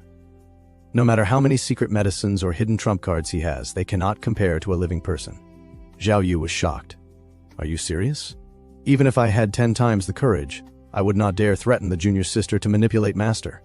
If it provokes him and he uses his hidden cards, like when he killed Luo Changfeng to warn the others, it would be disastrous." Yi Tianjin seemed to read her thoughts. "What's wrong, senior sister? Are you afraid? Think about how that old man treated us in the past. You must be ruthless." Zhao Yu hesitated. "I understand, but even eldest senior brother would not dare do such a thing. If I provoke him like that, it would be suicide." Yi Tianjin chuckled softly. "Senior sister, you have stayed on the mountain too long and grown dull. Who said you must act personally? Look at eldest senior brother, 2nd senior brother, and even me. We are doing well, are we not? I admit he has hidden cards, but he is cautious and will not use them lightly. That alone proves his cards are limited. Besides, he is aging, and his sea of qi will eventually dry up. When that time comes, he may use everything recklessly. It is more dangerous to remain by his side. Our priority is to uncover his secrets through indirect means. Even if he discovers it was us, we can simply avoid him. If we cannot overpower him, can we not outwit him?" Hearing this, Zhao Yu's brows gradually relaxed. The reasoning seemed sound. She had to admit that Yi Tianjin's rise was due not only to cultivation, but also to her sharp cunning. Thus, inside the Yanyu Palace, they continued plotting against their master. Meanwhile, unaware of their scheme, Lu Zhou remained in seclusion, studying the heaven writing diligently. He felt increasingly frustrated. Aside from the first page, the rest appeared like incomprehensible symbols, living up to its name. At that moment, Xiao Yuan's voice sounded from outside. "Master, you have been in seclusion for 4 days. 4th senior brother came yesterday to see you, but I did not dare disturb you and asked him to leave." Hearing this, Lu Zhou stretched and walked toward the door. When he opened it, Xiao Yuan's eyes widened. "Master, you look younger," she exclaimed. Standing with his hands behind his back, Lu Zhou calmly regarded her. Though he had only regained about 10 years of youth, the change was noticeable. "I entered seclusion not only to improve my cultivation, but also to rejuvenate this aging body," he said evenly. "You have worked hard these past few days." Xiao Yuan chuckled and quickly flattered him. "This is my duty as your disciple. I believe Master will certainly break through and become the first cultivator in Great Yan to step into the mysterious Heaven Saint realm." Lu Zhou was pleased by her words. Stroking his beard, he asked, Has Old Three sent any news these past few days? When he heard that there had been none, he was surprised. With Duan Muxing's cultivation, investigating Zhou Jifeng should not have been difficult. Even without results, he should have at least sent an update. Why was there complete silence? Xiao Yuan voiced her concern. Master, could Old Three betray us like senior sister Xiao Yu? Lu Zhou shook his head. Unlikely. Duan Muxing's loyalty is above 70%, unlike Xiao Yu's. Moreover, I have received no prompt from the system, which means he has not betrayed us, for now. Still, the human heart is unpredictable. We cannot lower our guard. As he spoke, he could not help but sigh. At that moment, Xiao Yuan suddenly pointed upward, signaling someone's approach. Lu Zhou looked up and saw Ming Shirin flying toward them like a streak of lightning. Seeing his fourth disciple again, Lu Zhou felt a trace of envy. It was obvious that Ming Shirin had already comprehended more than half of the final layer of the Bluewood technique. These wicked disciples truly possessed astonishing talent. "Welcome, Master, out of seclusion," Ming Shirin said as he landed and knelt on one knee. Yet his heart trembled when he saw Lu Zhou. Not only did his master look younger, but his aura had become even more chilling. Lu Zhou stroked his beard and said calmly, "Rise. You have comprehended 70 to 80% of the final layer of the Bluewood technique. However, your cultivation leans toward the wood attribute and excels in vitality. Make good use of this advantage." Hearing this guidance, Ming Shirin was overjoyed. Ever since Sixth Junior Sister left, Master had rarely instructed them personally. Under such strained circumstances, this sudden guidance felt generous and unexpected. Then Ming Shirin reported, "Recently near Enyang, I heard that the people of Junior Sister's clan have been kidnapped again. I am willing to investigate and ensure the mastermind is exposed and eliminated." As soon as he finished, Xiao Yuan immediately knelt. "Master, let me handle this." Lu Zhou pondered. They were her clansmen, so her urgency was natural. However, Ming Shirin was more experienced and had higher cultivation. It would be safer for him to handle it. Just as he considered this, a messenger bird descended from the sky. Xiao Yuan quickly retrieved the letter and read aloud. "Master, during my investigation at the Heavenly Sword Sect, I found that the sect leader's position is temporarily vacant and that Zhou Jifeng has left the sect. Further inquiry revealed that he joined the Righteous Sect. Their sect leader, Zhang Yuanzhan, appointed him as one of the 4 elders, making him the youngest elder there. Because Zhang Yuanjian's cultivation is profound, I did not probe too deeply. However, from the information gathered, Zhang Yuanjian has publicly insulted Master several times and declared that his sect stands in opposition to Jingting Mountain." Lu Zhou's expression remained indifferent. "There are many in this world who resent me. Why should I concern myself with each one?" Xiao Yuan continued. "When I investigated at Bamboo Mountain, the headquarters of the Righteous Sect, I fought fiercely with their second elder, Du Feng, and won.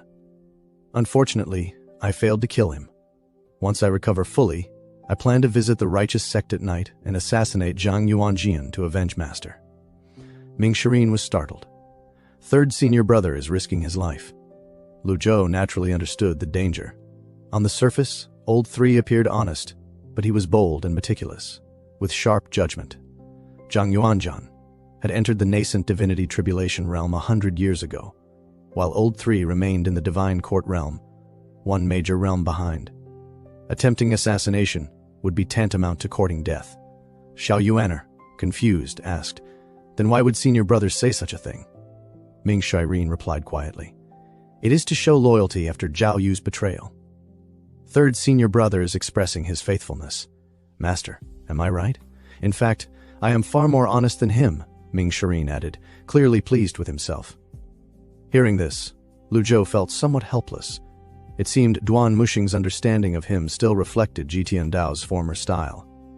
If Jitian Dao were still alive, he would undoubtedly send Duan Muxing to infiltrate the Righteous Sect, despite the enormous risk.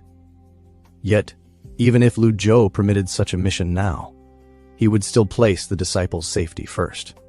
Continuing to feign injury would only widen the rift between master and disciple, creating a vicious cycle. After a moment of thought, he spoke slowly. "Old Fourth, I originally intended to punish you all by assigning you to repair the barrier at Jingting Mountain. That formation can block experts of the nascent divinity tribulation realm. However, since Old 3 has a task, I want you to assist him. Once this matter is settled, return to the mountain and focus on cultivation.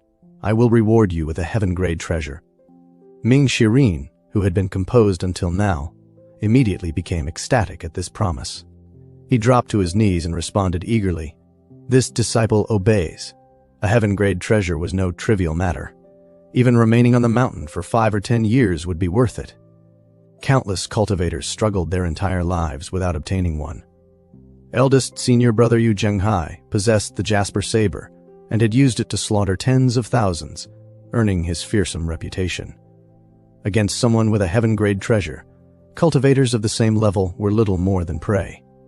It was often said that the difference between possessing such a treasure and lacking one was like that between grandfather and grandson.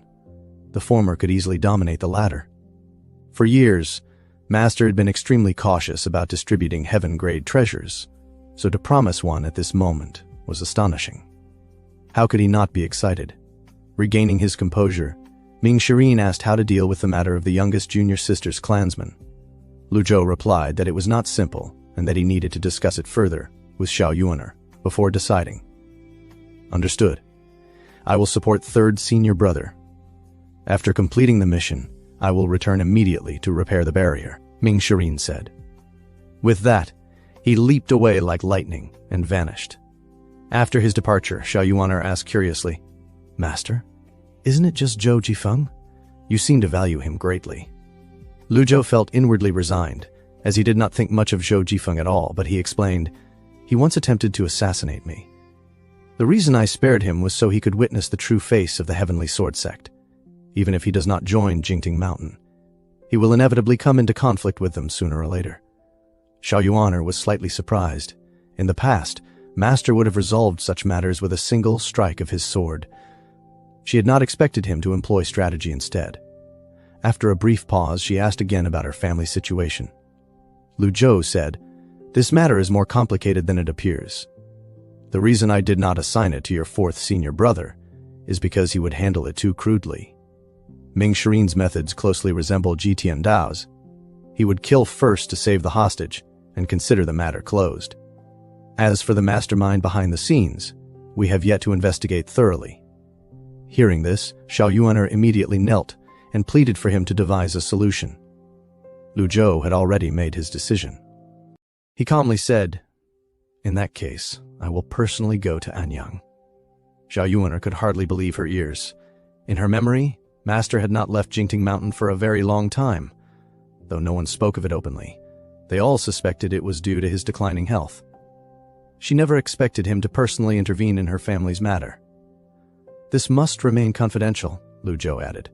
Leave a letter for your senior brothers. If anything arises, I will send word. Xiao Yuaner quickly prepared the letter while Lu Zhou adjusted his appearance, making subtle changes to disguise himself. As long as he was not recognized, it would save considerable trouble. Once ready, he summoned Whitesard. Above Jingting Mountain, auspicious lights shimmered across the sky, and soon a mystical beast slowly revealed itself. It resembled a flying deer, covered in pure white fur, with wings along its abdomen, and radiant multicolored light surrounding its body. Whitesard circled once before descending gracefully before them. Lu Zhou extended his hand calmly, motioning for Xiao Yuaner to mount first. Startled, she hesitated, claiming she did not dare ride Master's mount. It is fine. Sit in front of me, Lu Zhou reassured her. At Whitesard's speed, they would reach Anyang in less than an hour. Flying consumed a cultivator's energy, and while divine abilities like Soul Chase could surpass a mount's speed, they drained even more energy and were unsuitable for long travel. In the cultivation world, capturing and taming a legendary mount like Whitesard was already extraordinary, let alone riding one. There was even a saying, if you were not born with a legendary mount, you would never have one in your lifetime. Hold tight, Lu Zhou reminded. Whitesard let out a clear cry and transformed into a streak of light, heading toward Anyang. Xiao Yuaner sat gleefully on its back, filled with excitement, but Lu Zhou felt some discomfort. His cultivation was still too low, and the high speed strained his body. Soon the city of Anyang came into view. Lu Zhou had Whitesard land outside the city so he could steady himself. Meanwhile, Xiao Yuaner continued stroking the beast. praising its beauty with shining eyes. To avoid attention, Lu Zhou quickly dismissed Whitesard. They changed into ordinary clothes at a farmhouse outside the city and concealed their auras before entering Anyang on foot. "Master, you look like an old farmer now," Xiao Yuan teased. Lu Zhou waved his hand dismissively. "From now on, address me as grandfather." She tried the new title awkwardly at first, but after repeating grandpa a few times, she grew surprisingly accustomed to it. Inside the bustling city, Xiao Yuan's eyes sparkled as she grabbed 2 candied haws from a vendor. "Grandpa, this is so fun," she laughed. "Hey, you haven't paid," the vendor shouted, chasing after her. Annoyed, she snapped, "Get lost. It's your fortune that I'm eating your sweets. Keep talking and you'll regret it." Lu Zhou sighed helplessly. "Yuaner, pay him." At once, she shrank back, pouting as if deeply wronged.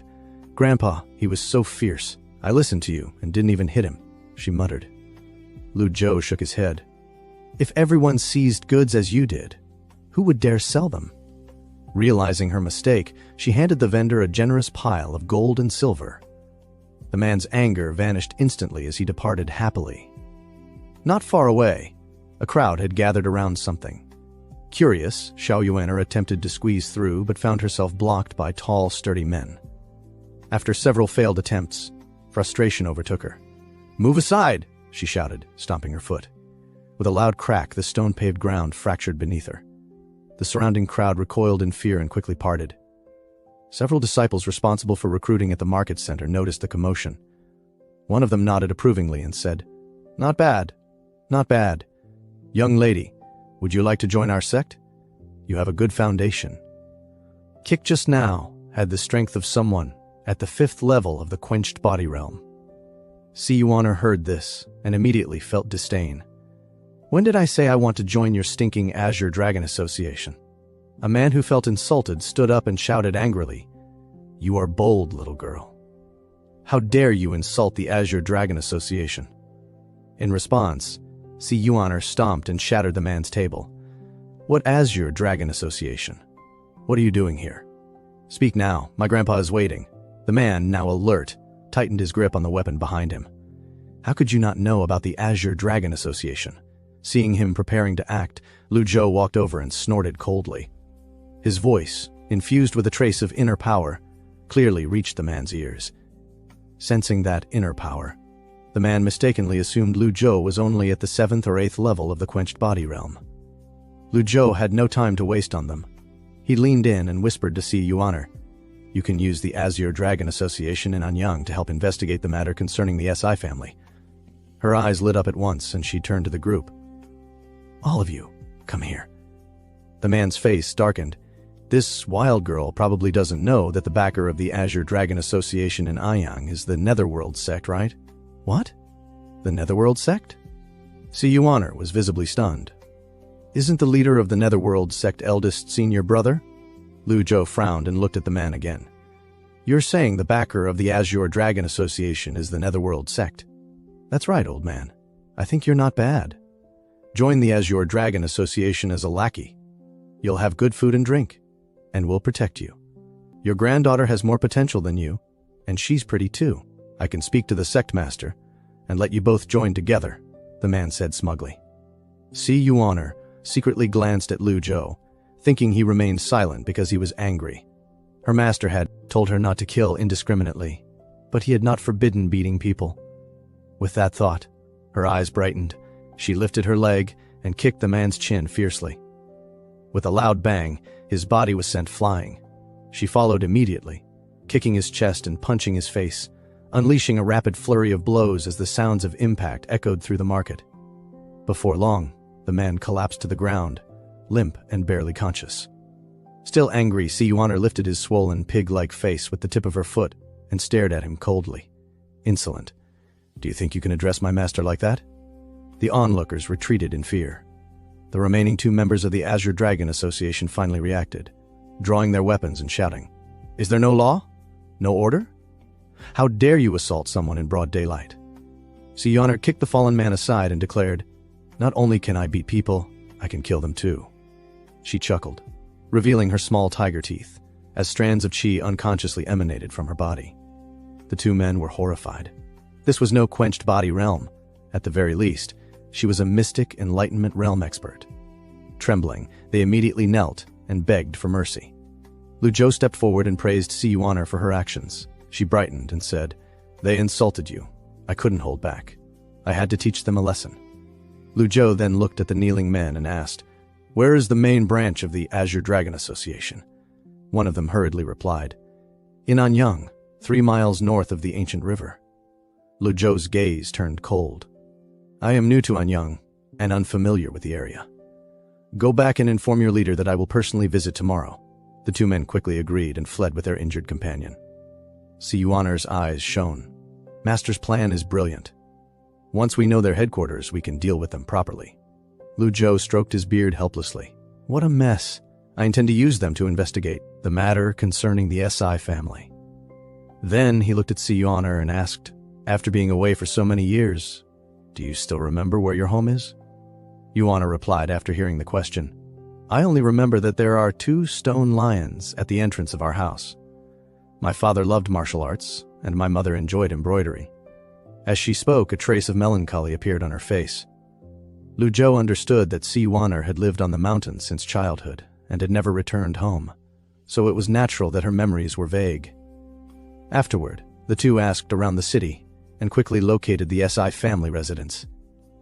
Anyang was not large, and the SI family had once been prominent, so it was not difficult to gather information.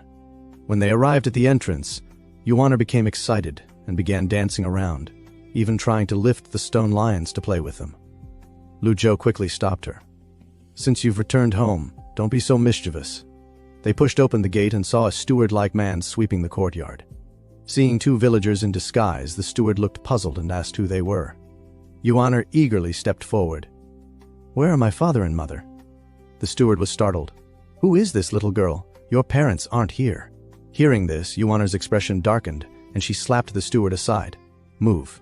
Don't block my grandfather." Holding on to Lu Zhou, she headed toward the inner courtyard.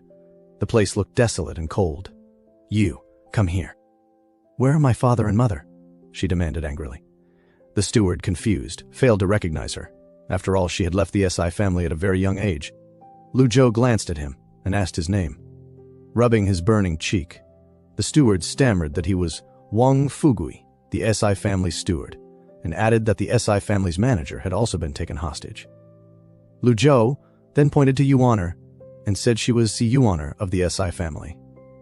Wang Fugui swallowed, looked at her carefully, and immediately dropped to his knees, crying, "Miss, you finally returned. I am Wang Fugui." Yuaner scratched her head. Though she had left young, she vaguely remembered him. After Wang Fugui's explanation, they learned that most members of the SI family had been abducted by a group called the Lakeside Gang. No one knew the gang's background or who was behind it, and their whereabouts were impossible to trace. Because the SI family had suffered repeated abductions in a short time, the remaining servants were too frightened to stay. They fled with whatever valuables they could carry. Only Wang Fugui had remained. After listening, Lu Zhou calmly sipped his tea and asked, "Why didn't you report this to the authorities?" Wang Fugui replied that they had reported it, but the officials found no clues. On the day of the abduction, everyone had been taken except a few servants who were out on errands. He had been in the outhouse and thus narrowly escaped. Curious, Yuaner asked why he had not run away as well. Wang Fugui straightened and said firmly, "I was born a servant of the SI family, and even in death I will be a ghost of the SI family." Lu Zhou smiled faintly. "You are indeed loyal. However, keep Yuaner's return a secret. As for the SI family's abduction, I will investigate it myself."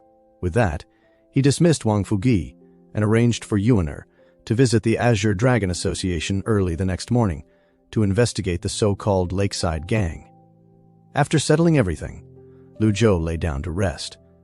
At that moment, the system's voice rang in his ear. Complete the task to support Yuanmuxing. Reward, 200 merit points. He frowned at the task panel. Before leaving Jinting Mountain, he had assigned Ming Xian and Duan Muxing to repair the barrier together. However, the panel now only displayed Ming Xian. There was only one possibility. Duan Muxing was injured. Meanwhile, back at Jinting Mountain, Ming Xian felt puzzled after reading the letter left by Yuaner. He had not expected that Master would actually leave the mountain. He wondered what the old man was thinking. Duan Musheng, standing beside him, coughed lightly and speculated. Perhaps he stayed on the mountain too long and wants to go out for a change, but doesn't want others to recognize him. Ming Xian stood up and nodded. You may be right. Master has been acting differently lately. I can't figure him out. In the past, he relied solely on absolute strength and disdained schemes, believing all plans were meaningless in the face of true power. Duan Musheng sighed. Maybe so. But repairing the barrier will fall to you, junior brother. My injury may take 3 to 5 months to recover. Just as he finished speaking, a towel suddenly smacked Duan Musheng in the face. You're being too optimistic. At least pretend properly. Don't take advantage of the situation. We both grew up being beaten. Haven't we endured worse injuries than this? I'll give you 10 days. If it takes longer than that, I'm quitting. When Master returns, he can deal with you himself. Embarrassed, Duan Musheng sat up and said, Junior brother, you're truly clever. 7 days should be enough. You can leave now. I need to focus on healing.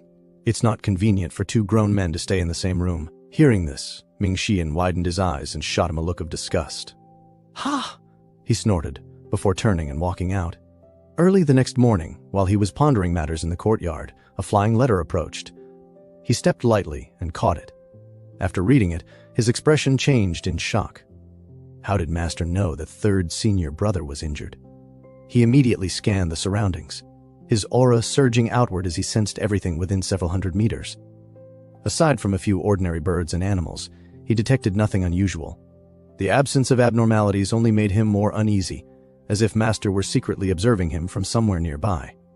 Thinking quickly, he dropped to his knees and shouted, Master, your disciple did not mean any disrespect.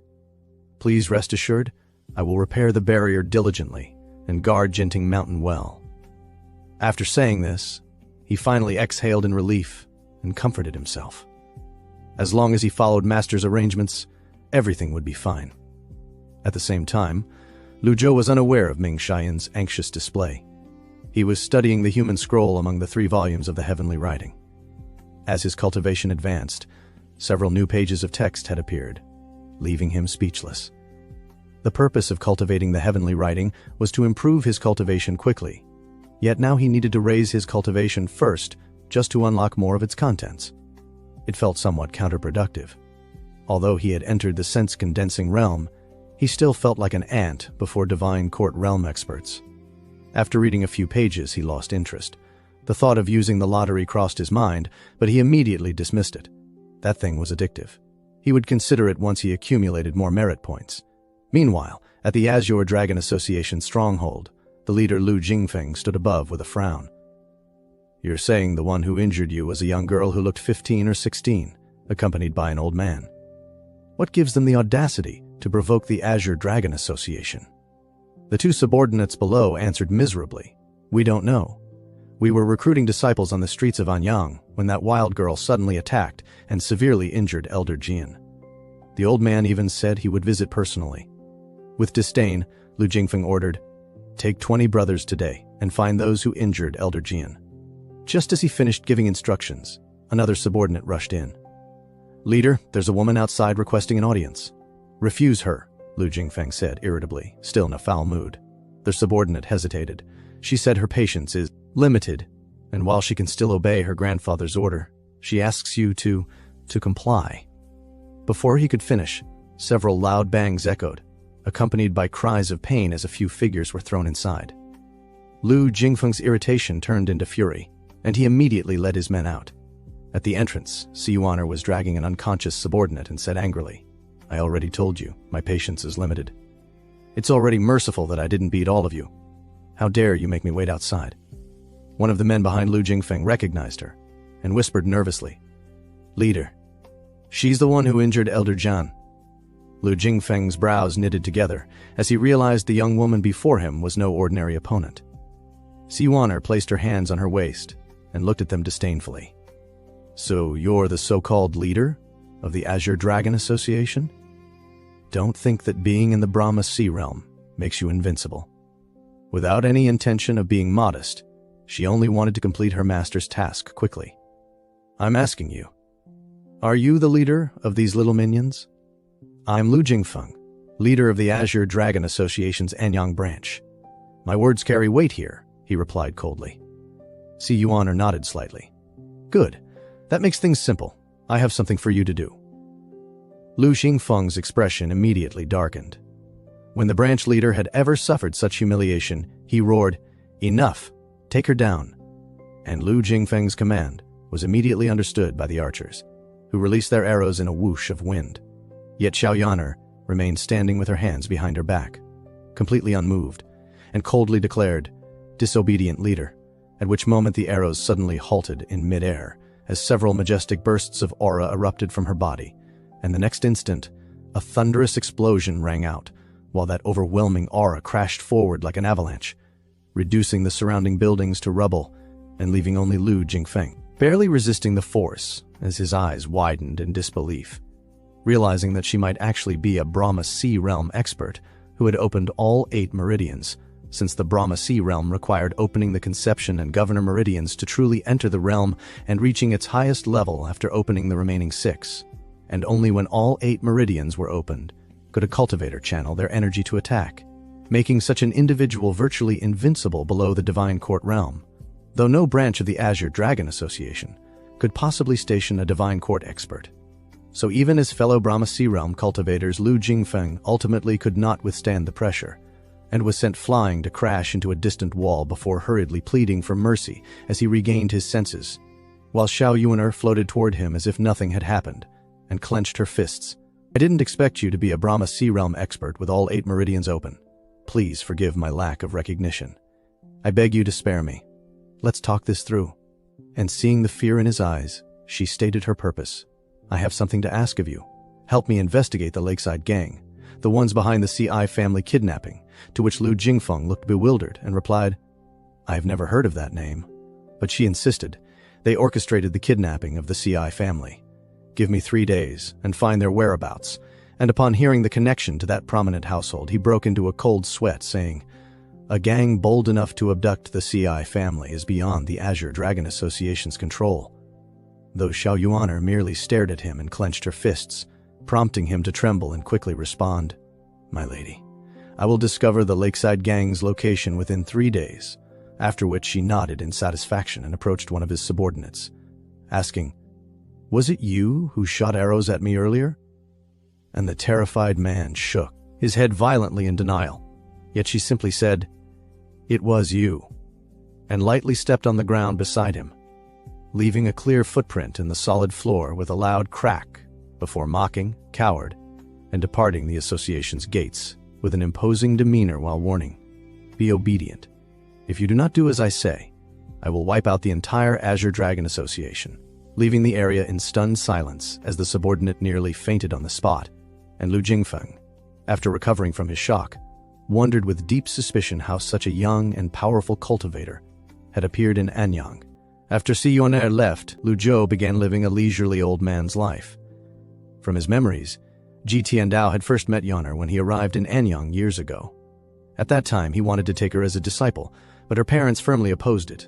Later, however, they somehow sent Si Yuaner up the mountain themselves. Thinking of this, Lu Zhou asked Wang Fugi, What enemies has the SI family made over the years? Wang Fugi respectfully replied that there had been none, not even in the past 5 years. After hearing this, Lu Zhou pondered for a moment. Are you referring to the Morong family? Wang Fugi nodded and explained that 5 years ago the Morong family and the SI family had been like water and fire. At that time, both families owned properties and businesses across the 3 southern provinces of Great Yan. The SI family master had devoted himself entirely to business and became extremely wealthy. Later, due to fierce competition, the 2 families gradually became mortal enemies. Although cultivators were not supposed to interfere in worldly affairs, some people were blinded by greed, and because of this, the SI family master and his wife had often become targets of assassination. Hearing this, Lu Zhou asked whether the recent kidnapping might also have been the Morong family's doing. Wang Fugui hesitated before replying that he did not dare make such a judgment. Lu Zhou casually grabbed a handful of feed and scattered it across the ground. Anyone capable of kidnapping an entire family must have cultivation no lower than the full meridian stage of the Brahma Sea Realm. Are there cultivators in the Morong family? Wang Fugi replied that on the surface there were none. though he could not speak for what might exist behind the scenes. While they were speaking, a figure suddenly flashed through the air, and Siwaner landed in the courtyard with a loud bang. Seeing this, Luzhou frowned and scolded. Why climb the roof instead of using the front door?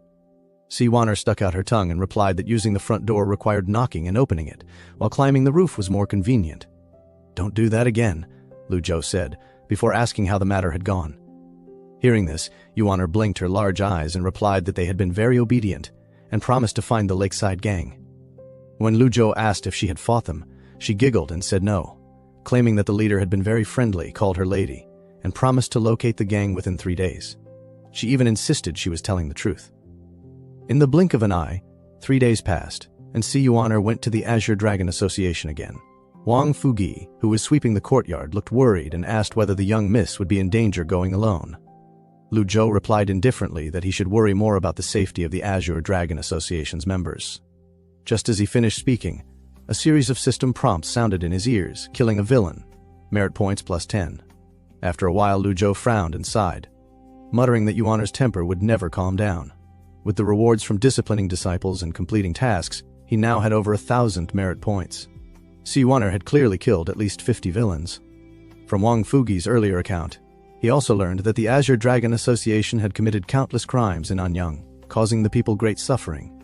Everyone was angry, yet none dared speak because the Netherworld sect backed them, making them a major scourge in the city.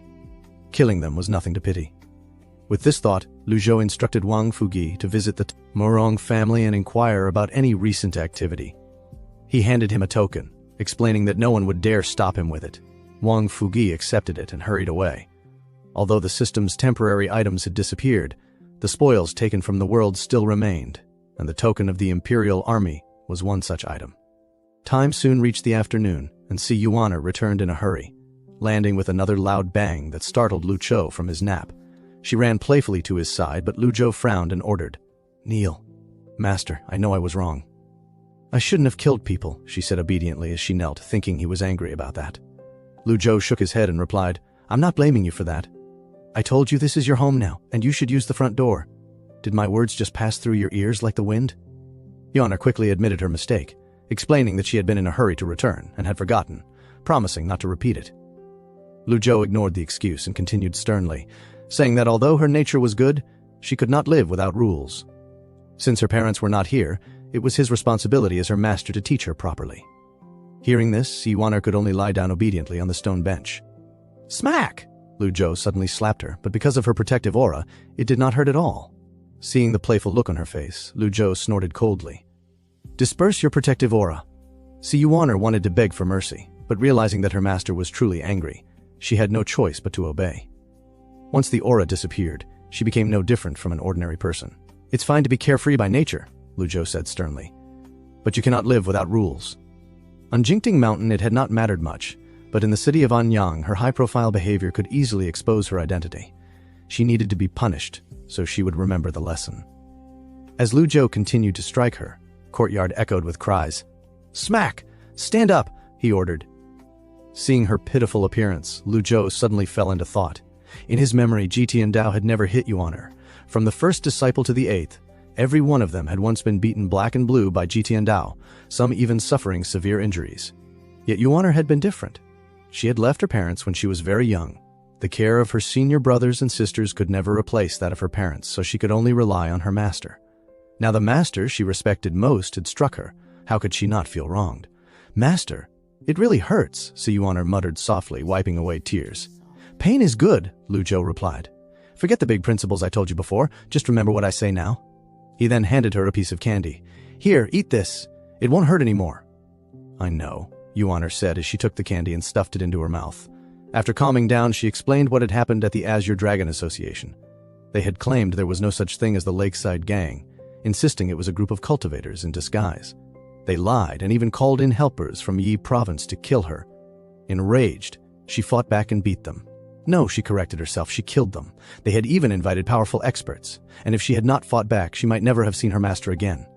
Hearing this, Luzhou gave her an annoyed look. Who in this world could bully you without reaching the divine court realm? Then he suddenly calculated the time and sensed something was wrong. Wang Fugai should have returned by now, yet there was no sign of him. Thinking of this, he spoke calmly. Wang Fugai hasn't come back. Come with me for a walk. Si Yoner immediately agreed and obediently followed him out. At that same moment, inside Yanyu Palace, the fifth disciple Zhao Yu paced back and forth irritably. The sixth disciple Yi Tianjin, seeing this, tried to comfort her. There's no point regretting it now. We can only continue to the end. Zhao Yu frowned and replied, Senior Sister Tianjin, if we had done this a month ago, I wouldn't worry. That old man has always been hot-tempered and selfish in his actions. But recently, his style has changed. Yi Tianjin became curious. How has it changed? Zhao Yu hesitated. I can't say exactly, but it feels as though his methods have softened. His temper is no longer as explosive. Maybe I'm overthinking things. She then asked, We kidnapped the SI family members. Will he really take the bait? Yi Tianjin chuckled lightly. Given that old man's personality, it's unlikely. But our junior sister is pure-hearted and has only been away from home for 5 years. If she hears about this, she will definitely return to Anyang. Once she does, capturing her will be enough. When the old man leaves Jingting Mountain and loses the protection of our senior brothers and the barrier, we'll have countless ways to exhaust his trump cards. Hearing this, Zhao Yu's eyes lit up. How will you exhaust his trump cards? Yi Tianjin paused before answering slowly. There are many famous righteous families in the world, and many have suffered at his hands. If I spread news of his whereabouts, what do you think they will do? Especially since the heavenly sword sect's Luo Changfeng died by that old man's hand. Zhao Yu shivered slightly. The last time she had witnessed the scene of 10 great experts and tens of thousands of cultivators fleeing in panic, only their master could create such a spectacle in the entire world. Yi Tianjin had clearly thought of this as well. I've already informed the 10 great families about the old man's secret medicine. The 9 great experts are not fools. Once they understand the key to the situation, they will return sooner or later. At that moment, a subordinate hurriedly entered and reported, Palace Master, we have received news from Anyang. The Azure Dragon Association has been wiped out, and the token of the Imperial Army has appeared in the city.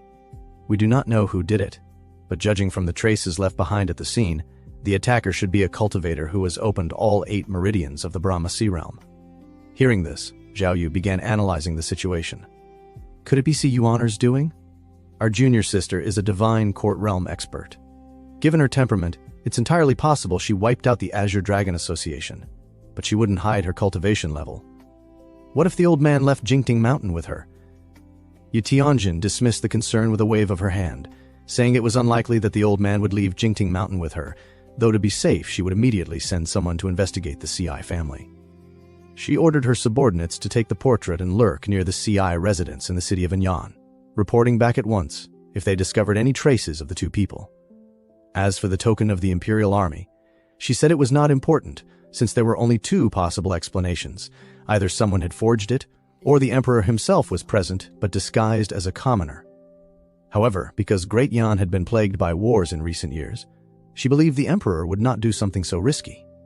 A confident smile appeared on Yi Tianjin's lips as she reassured her senior sister not to worry, claiming that everything was under her control. Meanwhile, Lu Zhou and Xia Yuanor were on their way to the Morong residence. Lu Zhou glanced at her and warned that she had been acting too high profile and might have already attracted unwanted attention, telling her that from now on she must do whatever he instructed.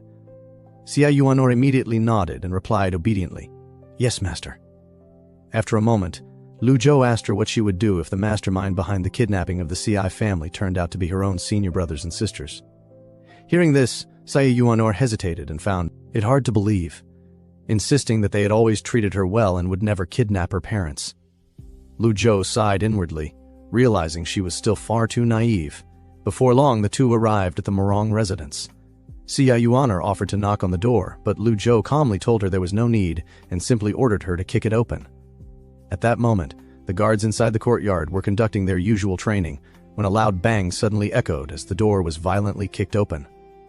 An old man and a young girl stepped into the courtyard, and it took the guards a moment to react before shouting angrily about the audacity of kicking open the Morong residence gate and ordering everyone to seize them. Hearing this, Lu Zhou merely waved his arm lightly and said slowly, Fight. I like this.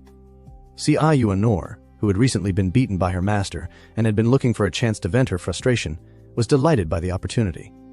She dashed into the crowd like lightning, her kicks sending guards flying in all directions, and in only a few moments the courtyard was filled with screams of pain. When she returned to her master's side, she complained with slight disappointment that the guards were not very durable. Lu Zhou replied indifferently that a divine court realm expert bullying a group of quenched body realm guards was nothing worth boasting about.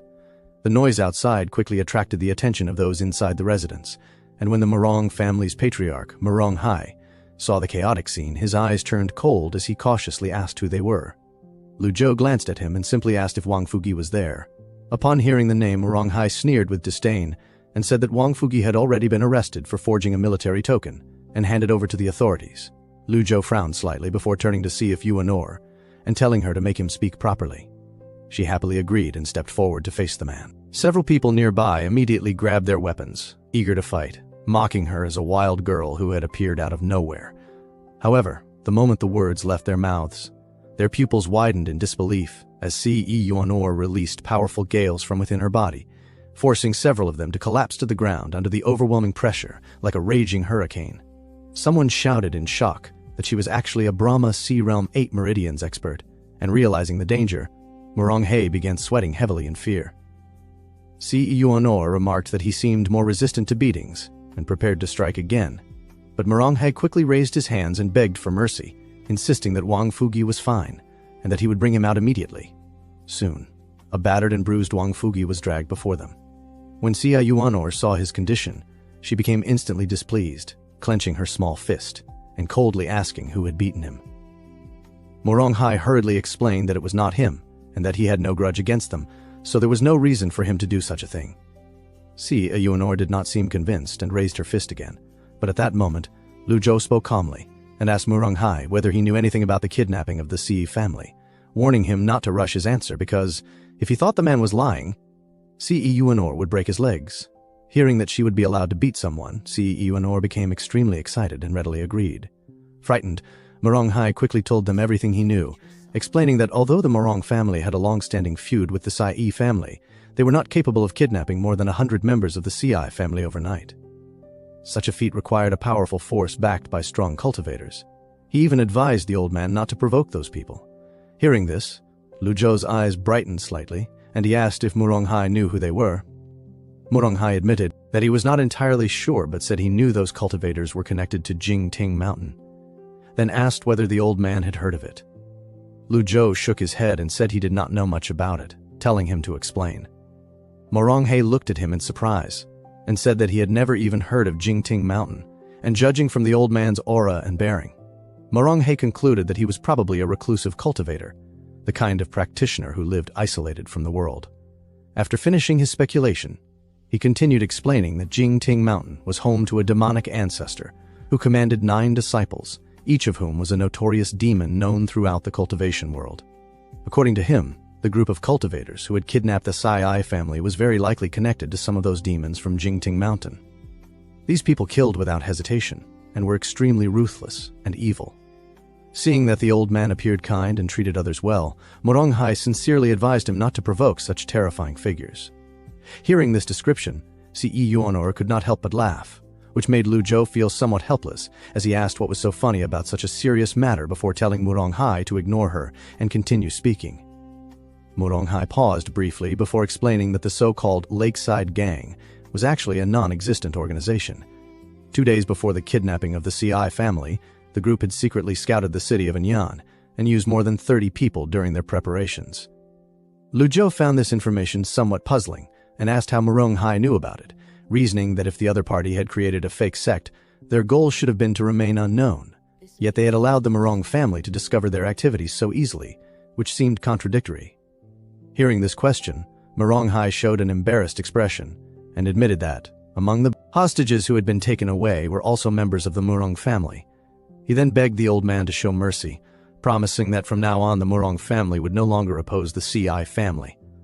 After hearing this, Lu Zhou slowly turned around and asked one final question, whether Murong Hai had any way to track the hostages. Murong Hai hesitated and stammered uncertainly until he felt the cold gaze of the old man staring directly at him, forcing him to answer honestly that he did have a way. Lu Zhou then told him to return and take Wang Fugi along, and also reminded him not to forget the token of the Imperial Army before leaving with C.E. Yuanor. C.E. Yuanor took the token from Murong Hai's hand and examined it curiously, commenting on how beautiful the dragon pattern was. Lu Zhou explained that the dragon pattern was the exclusive design used on the Imperial Army's token and the only symbol that proved its authenticity, telling her to put it away and not to act too ostentatiously. When Muronghai heard that the token was actually real, he was so frightened that he nearly lost control of himself.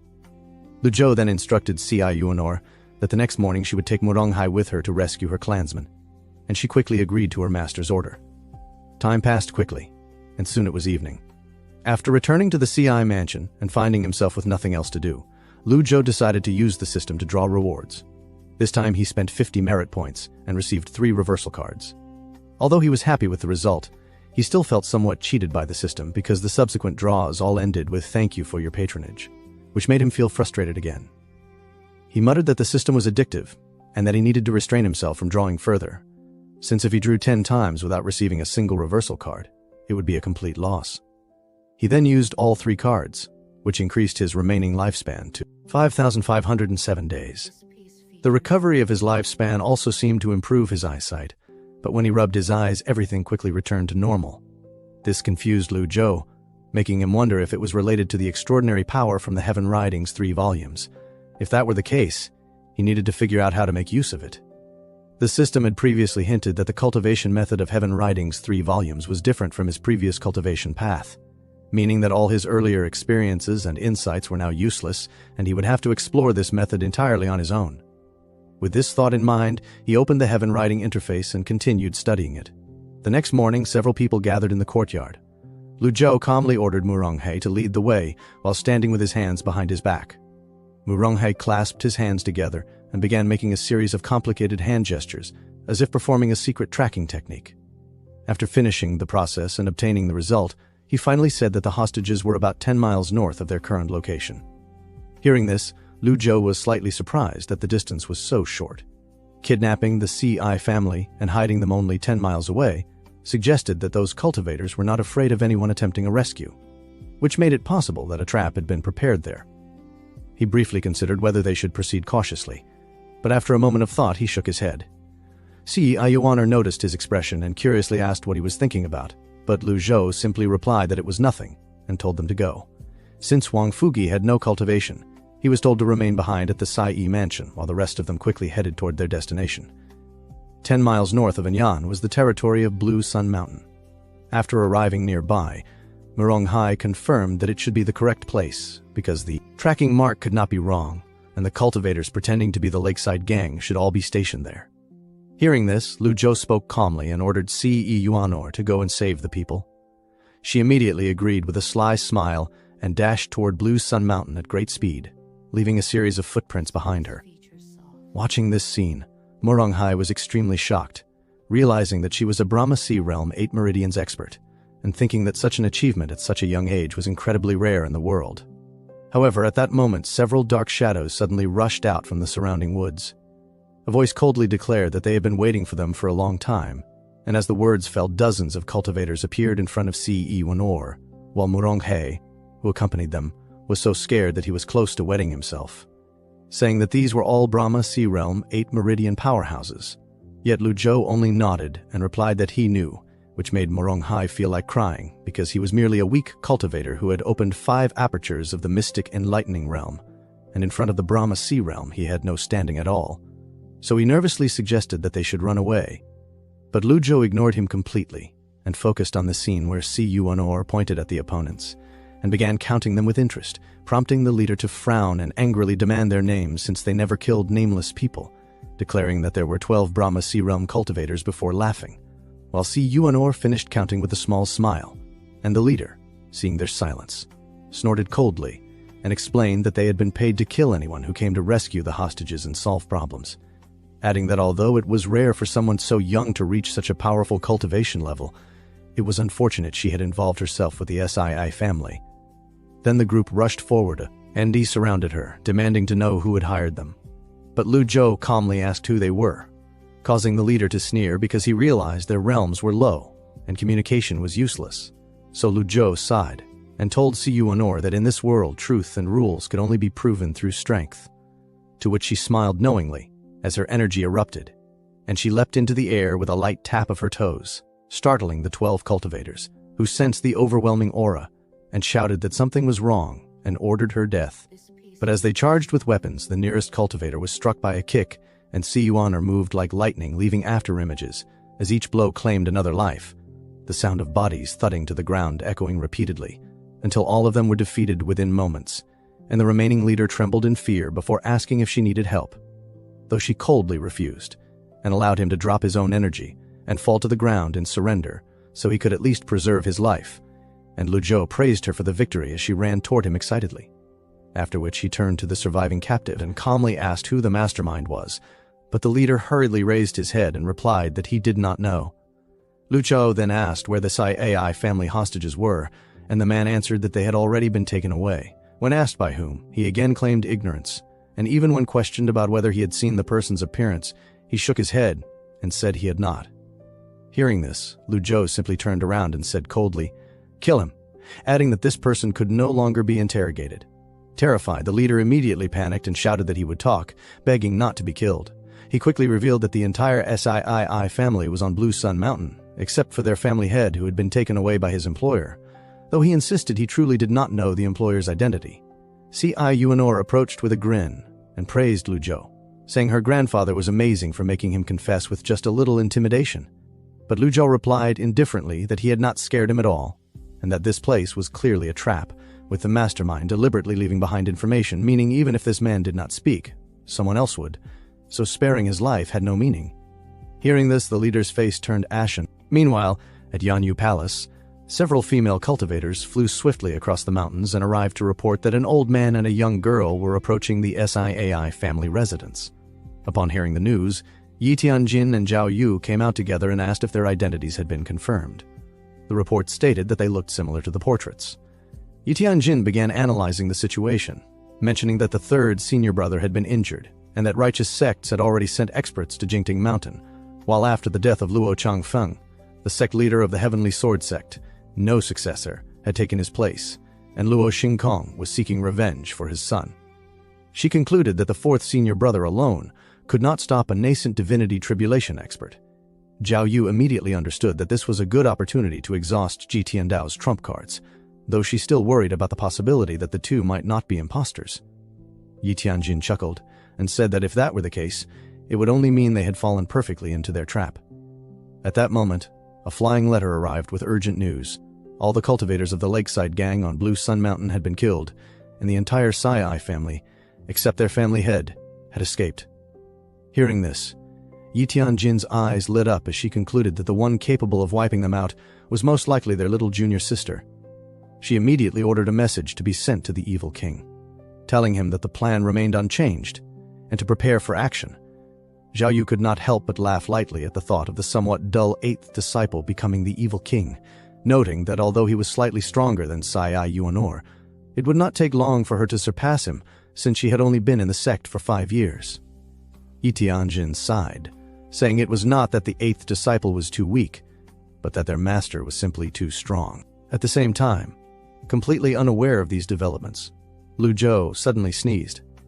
The rescued members of the Psi AI family all knelt down and expressed their gratitude, and after receiving thanks from more than 100 people, Lu Zhou's merit points increased significantly, making him feel quite satisfied. Si Yuan excitedly reunited with her mother, though they did not have much time together since there were still others to save. After settling the SIAI family members properly, they set out again. Following the earlier battle, Moronghai had developed a deep admiration for Si Yuanor's strength and praised her as possibly the youngest 8 Meridians Brahmasi cultivator he had ever seen, even claiming she would reach the divine court realm within 3 years. Hearing this flattery, Yuanor responded with disdain, reminding him that he had been scared out of his wits earlier. Embarrassed, Moronghai tried to explain himself, but when he saw her glaring at him, he quickly fell silent as she warned him that he was lucky to still be useful, otherwise she would have kicked him to death already. Frightened, Moronghai hurriedly walked closer to Lu Zhou, thinking to himself that dealing with such a temperamental girl was far from easy, while the old man was much more calm and approachable. He then asked Lu Zhou why he had sent the Psi AI family members back to their residence, wondering if it was not a waste of effort in case they were kidnapped again. Lu Zhou replied calmly that there was no need to worry because the cultivator's true target was not the Psi AI family. Moronghai nodded, realizing that made sense since the kidnappers had not asked for money and had not killed any hostages, meaning their goal must have been something else. Just as he was pondering the reason, a messenger bird suddenly descended from the sky, carrying a letter from the fourth senior brother. Si Yuanor leapt into the air and caught the letter, but this time Lu Chou did not let her read it and instead gestured for her to hand it over. After reading it, his brow furrowed slightly as he instructed her to send a reply to Old Fourth, telling him to wait for his return. Si Yuanor immediately agreed, while Muronghe, watching from the side, began to speculate that this grandfather and granddaughter pair must belong to some powerful sect, since in the vast world of Great Yan, it was not unusual for hidden experts to exist. Not long after, the group arrived at an open area surrounded by mountains on all sides. Lu Zhou carefully observed the surroundings before speaking loudly, telling whoever was hiding to come out. In the next instant, a sinister laugh echoed through the forest, followed by a terrifying aura surging into the sky. A man in a black robe appeared, his eyes fierce as he held Sai Yuanor's father in his grasp. Seeing this, Moronghai panicked and shouted that it might be a demon from Jingting Mountain and tried to flee, but a hoarse voice rang out coldly, saying it was already too late to run, and a powerful force immediately suppressed him, preventing any movement. Lu Zhou stared coldly at the black-robed man and assessed him silently, realizing from the fluctuations of his aura that he was stronger than a Brahma Sea Realm 8 Meridian cultivator and should be a Divine Court Realm expert, though not strong enough to force him to use his trump card. The man in black spoke arrogantly, noting that although they had managed to escape the trap at Blue Sun Mountain, their strength was still far from sufficient, mocking their group as nothing more than a 2-aperture Mystic Enlightenment cultivator, an 8th-level body tempering cultivator, and an 8 Meridian Brahma Sea cultivator, which in his eyes was a fair exchange. Si Yuanor's eyes lit up with excitement, eager to fight. But just as she took a step forward, Lu Zhou stopped her and calmly told the man to release the hostage and leave, promising to spare his life. Hearing this, the black-robed man pointed at Lu Zhou in disbelief and questioned whether he knew who he was speaking to. Lu Zhou replied indifferently by naming the 3 yin styles of the Taoist societies, which startled the man slightly as his intuition told him this old man was not as simple as he appeared and must be hiding his true strength. He then demanded to know Lu Zhou's identity, but Lu Zhou instead calmly exposed his cultivation method, explaining that he practiced a reverse breathing technique that absorbed the essence of heaven and earth through the Laogong acupoints into the dantian, a method that was easy to learn but came with a fatal flaw. His body would be filled with cold energy, causing him extreme pain for at least 10 days every month. After a brief pause, Lu Zhou added coldly that he only had 3 months left to live. The man in black was completely shocked, as such flaws were the deepest secrets of any cultivator, and yet this old man had revealed it so easily. For over 20 years he had cultivated the 3 yin styles and become a powerful divine court expert, but the cost had always been severe. How could this old man know? He once again demanded Lu Zhou's identity, but Lu Zhou only smiled faintly and continued, saying that when the man betrayed the Taoist societies, he had only learned the 3 yin styles and not the 6 yin techniques, explaining that extreme cold must be balanced with extreme yang, and that it was already a miracle he had survived this long. Hearing the term 6 yin techniques, the man became confused, but then suddenly burst into laughter, accusing Lu Zhou of speaking nonsense to deceive him. Immediately afterward, he unleashed a surge of powerful qi and attacked Lu Zhou, but Si Yuanor blocked the strike with a single palm, declaring that anyone who wanted to harm her grandfather would have to get past her first. She released her own sharp aura and forced the man back, shocking him as he realized she was also a Divine Court Realm expert at such a young age. Si Yuanor stretched her body, clearly excited for the fight, and turned to Lu Zhou to ask for permission. Lu Zhou simply told her to do as she wished. With her master's approval, she beckoned the black-robed man forward, saying it had been a long time since she had met such a strong opponent and hoping he could last a little longer. Watching this unbelievable scene unfold, Moronghai stood there completely dumbfounded. Moronghai, who had been accompanying them, was so frightened that he was on the verge of wetting himself, finding it utterly bizarre that a young girl like Si Yuanor would dare to provoke such a terrifying opponent. Yet as her words fell, she had already rushed forward like the wind and launched a kick straight toward the black-robed man's head. The man reacted quickly and raised his arm to block. But the moment their attacks collided, he was forced backward by the overwhelming force of her strike. And before he could stabilize himself, Si Yuanor closed the distance again and continued her assault, forcing him into a fierce battle as the sounds of their clashes echoed throughout the surroundings, eventually moving their fight to a more open area, while Moronghai stood frozen in shock, prompting Lu Zhou to comment indifferently that this was simply her temperament. though Moronghai could only smile bitterly at such an explanation, thinking that this was no mere temperament, but more like an unleashed demon. Meanwhile, Lu Zhou walked over to check on Si Yuanor's father and discovered that he had only fainted and was not injured, which relieved him. And when Moronghai, still astonished, asked why someone with such a powerful granddaughter would pretend to be weak, Lu Zhou calmly replied that people's hearts were treacherous, and one must always remain cautious, causing Moronghai to bow respectfully and praise his deep understanding of the world, admitting that he had underestimated him all along before, hesitantly asking whether Lu Zhou was also deliberately concealing his cultivation, since in his view it would be impossible for someone so young and powerful to be restrained without an equally strong master. Lu Zhou simply glanced at him without confirming or denying, which was enough for Moronghai to conclude that he was indeed a hidden expert, though Lu Zhou casually waved his hand and downplayed it, saying he was not truly an expert, which only made Moronghai more convinced of his humility and magnanimity, especially when comparing him to Si Yuanor's fiery and impulsive personality. And he could not help but remark that while the girl possessed extraordinary talent and limitless potential, it was a pity she did not understand how to conduct herself properly in society. Hearing this, Lu Zhou glanced toward the distant battlefield and admitted that he had indeed been thinking about how to teach her proper principles, though he knew that with her temperament, it would not be easy to change her in a short time.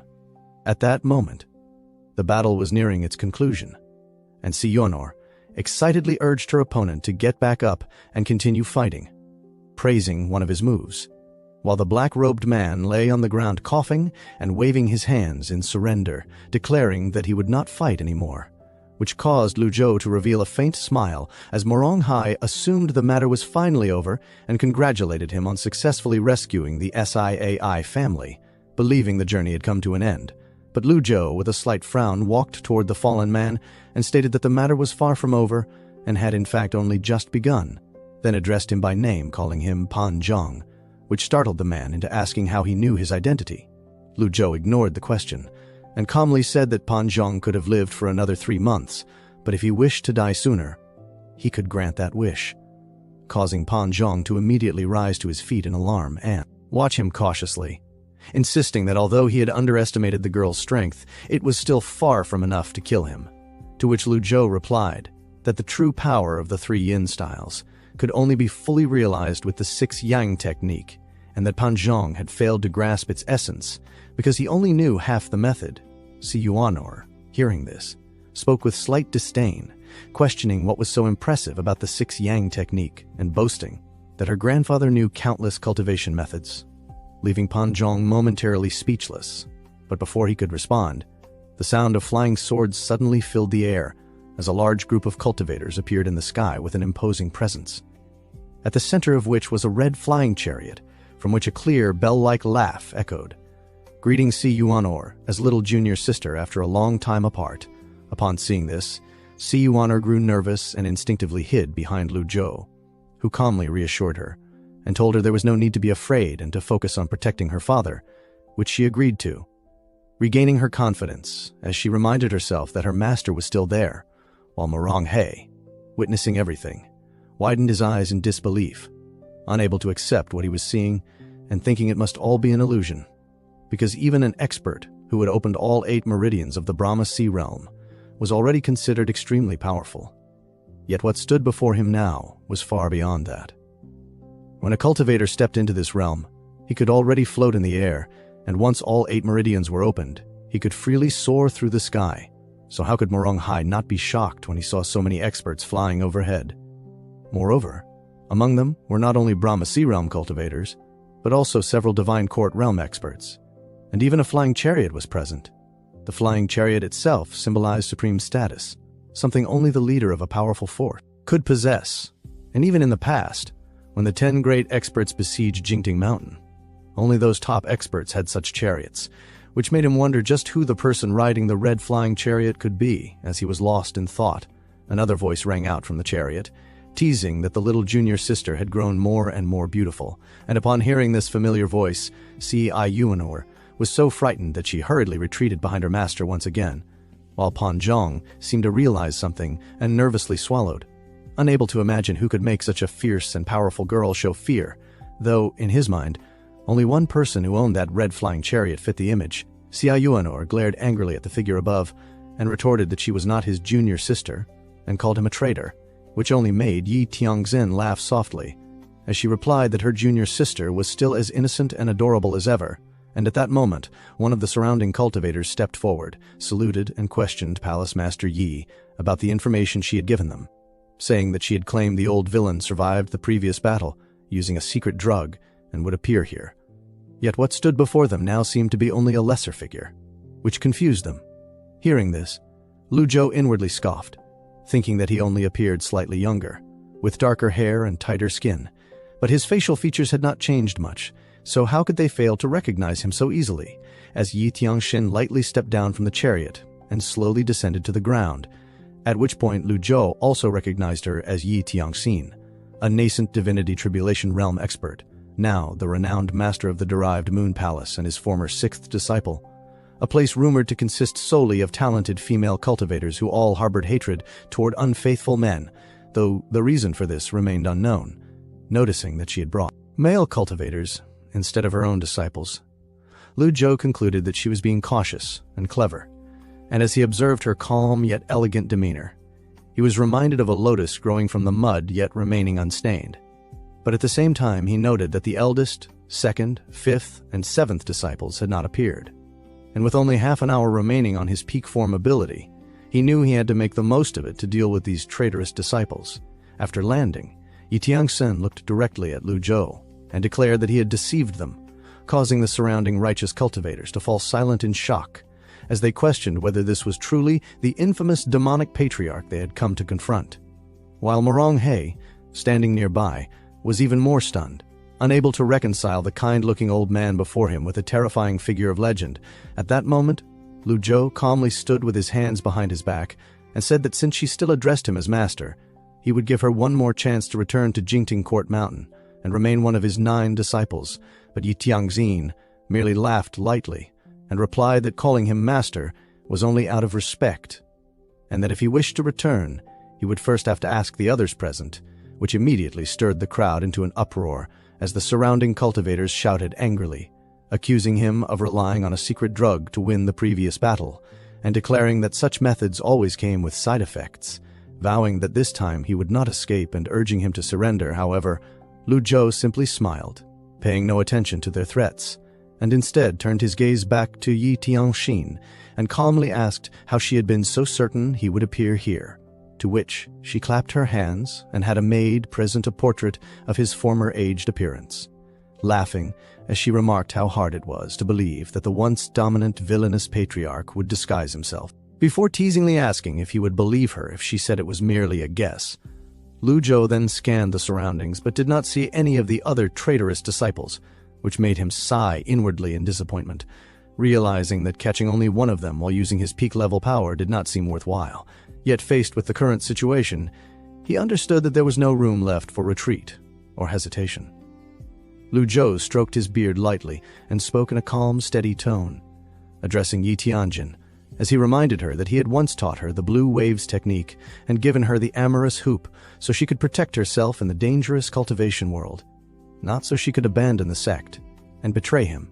Upon hearing this, Yi Tiangxin could not help but laugh, her voice filled with mockery as she replied that he could no longer treat her as he once did, that he was old now and no longer the same Yi Tiandao who could shake the world, and that this very place had been carefully prepared as his grave, causing the surrounding cultivators to grow alert as they began to sense their surroundings and realized that the area was far more dangerous than it appeared on the surface. Si Ayuanor, unable to tolerate such disrespect, angrily retorted that she dared to scold her own master and warned her to be careful of heavenly punishment.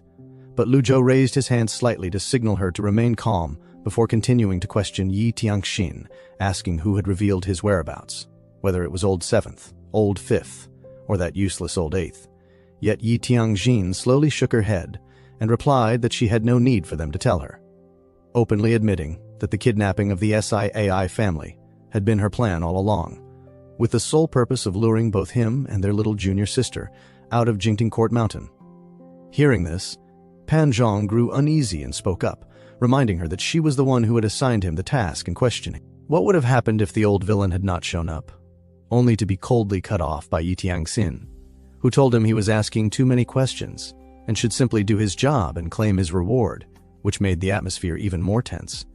Having obtained the answer he sought, Lu Zhou no longer wasted words and calmly declared that he had already killed countless people in the past and did not mind adding a few more, prompting the surrounding cultivators to immediately draw their weapons and prepare for battle as if facing a great enemy, while Yijiangxin, however, remained completely fearless and even slightly amused as she questioned why he was still pretending, then revealed what she believed to be the truth, explaining that the secret drug known as Primal Fiend could temporarily boost a cultivator's strength, but came with the severe side effect of having their cultivation for 10 days and could not be used again. Upon hearing this, Lu Zhou recalled that this drug had once been created by the Medicine King, but was later rejected and banned by the orthodox sects due to its cruel and dangerous nature, eventually disappearing from the world. And although he said nothing, Yijiangxin took his silence as confirmation and grew even more confident in her assumption, a faint smile forming on her lips as she added, "There's one more piece of bad news I need to tell you. I've set up an array here, one that has greatly weakened energy. Even if you have the secret drug and take it in desperation, it will be useless." Well, that's all I wanted to say. Master, this will be the last time I call you Master. After you're dead, I'll have someone properly bury you and take care of Jingting Court Mountain. Oh, right. The experts of the righteous sect should have already arrived at Jingting Court Mountain. Third senior brother is wounded, so I believe fourth senior brother has likely surrendered by now. Yijiangxin spoke as she retreated back into the crowd. Xia Yuanor, upon hearing about the array, quickly asked what they should do. Lu Zhou calmly assured her that there was no need to fear. Wang Fugi suddenly rushed out from the woods.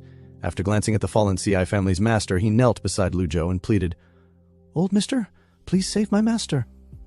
As soon as he said that, he suddenly pulled out a short sword from his chest. While no one was paying attention, he leaped forward and aimed directly at Lu Zhou's back. This unexpected scene left everyone stunned on the spot. Xia Yuanor's face filled with worry as she urgently warned him. Murong Hai's mouth hung open in shock. Since Wang Fugi was actually a divine court realm expert, Yijiangxin's excitement was beyond words. The distance was too close, leaving almost no chance to dodge the attack. Even a nascent divinity tribulation realm cultivator would not be able to withstand this unguarded strike without injury. Wang Fugi, brimming with confidence, continued to exert force. However, in the next second he was dumbfounded because the short sword could not penetrate any further. What's happening? This is an Earth-grade treasure, coated with a potent poison. With my full strength attack as a divine court realm cultivator, why can't I feel it piercing his body? Panic filled Wang Fugi as he raised his head, only to see the short sword seemingly blocked by an invisible force outside Lu Zhou's body. At that moment, Lu Zhou's face was full of disdain. "Why would I need to take a drug to kill all of you?" he said, suddenly unleashing his powerful aura, forming rings of energy that sent Wang Fugi flying away. The ripple-like energy continued to spread, reaching into the sky. Seeing this scene, the righteous cultivators were shocked. Not good. The old villain did this on purpose. It's not the old villain who fell into a trap, but us. Yijiangxin, you are truly scheming. Ah. All Brahma Sea Realm cultivators were blown away, unable to resist. Yijiangxin's eyes widened, her body trembling. She couldn't understand why the array had failed or why the old man could still take the secret drug. What went wrong? At that moment, Lu Zhou took a deep breath. The feeling of being at his peak was exhilarating. It was like a long-stored flood breaking through a dam, instantly restoring his full cultivation and power. After savoring it for a moment, he turned his icy gaze toward Yijiangxin. "Yijiangxin, you had a divine court assassin disguise himself as a steward in the CI family. Did you think I wouldn't know?" For many years, she had lost her sense of fear, but now that feeling of dread slowly resurfaced. Her carefully planned scheme was completely forgotten. Lu Zhou simply raised his arm slightly, and the severely injured Wang Fugi was pulled uncontrollably toward him. Everyone in the world knows about the Imperial tokens, so how could Murong Hai fail to recognize it? You shouldn't have interfered. At that moment, Wang Fugi trembled in fear. When he first saw Lu Zhou and Xia Yuanor, he wasn't certain whether they were the evildoers from Jinting Mountain. It was only after obtaining the token that he confirmed everything. He had thought about assassinating them at night, but he always felt the old man was not truly an evildoer from Jinting Mountain, and he was also afraid of ruining Yijiangxin's plan, so he never acted in the end. "You can't kill me," Wang Fugi stuttered, trying to reveal the forces backing him to save his life. Every divine court realm expert has some form of support, but did it matter? Was there any force in the world that could frighten the great evildoer? No. Lu Zhou had no interest in listening to his nonsense. He closed his fingers and directly ended Wang Fugi's life, gaining 200 merit points for killing a divine court realm evildoer. He can't last much longer. "Don't be afraid," Yi Tiongson said, though her heart was filled with fear. After saying this, she leaped up and jumped onto her flying chariot, disappearing into the sky without looking back. Pan Zhong, realizing what had happened, was terrified. He quickly begged for mercy. "Senior, I was used by others. I never intended to oppose you. Please spare my life." He understood that it was nearly impossible to escape the attention of such a powerful expert, and begging for mercy was his only chance at survival. After hearing this, Lu Zhou slowly scanned the crowd. Noticing there were about 15 Divine Court Realm experts and more than 100 Brahma Sea Realm cultivators, he paused for a moment before speaking. "I'll give you a chance. If you leave without a single Brahma Sea Realm cultivator remaining, I'll grant you the 6 Yang technique. You can choose life or death." With that, he snapped his fingers, and a blessed light descended from the sky. The divine beast White Surge stepped on the void and slowly landed in front of Lu Zhou. "Take your father back to Bluesun Mountain. Wait for my return." "Yes, master," Xie Yuan replied before leaving in front of everyone. Pan Zhong, seeing this, was shocked. The legendary mount, countless treasures, weapons, and techniques were all in the hands of the old evildoer, just as the rumors said. After thinking it through, he decisively knelt on the ground and bowed. "I'm willing to serve senior." "Very well," Lu Zhou said, before lightly tapping his toes and flying into the air.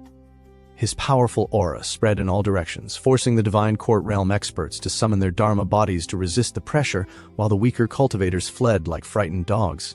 Hunter Tribulation's insight. As Lu Zhou's words fell, a towering golden phantom appeared instantly like a mountain, inspiring awe. "So powerful. Senior's cultivation is so high. Why did you deceive me? Thinking back on the past, everyone mocked me for being a demon. Then I'll be a demon. Go to hell." A cold light flashed in Pan Zhong's eyes as he immediately attacked the nearest cultivator. Screams filled the air as the Brahma Sea Realm cultivators were slaughtered. The Divine Court Realm experts flying low had no time to care for their companions, their only thought being to escape. Imperfect heaven's favor, an observant cultivator recognized Lu Zhou's move and recalled the scene when they besieged Jinting Mountain. He quickly shouted for everyone to scatter. "It's a straight-cutting technique. Don't gather together."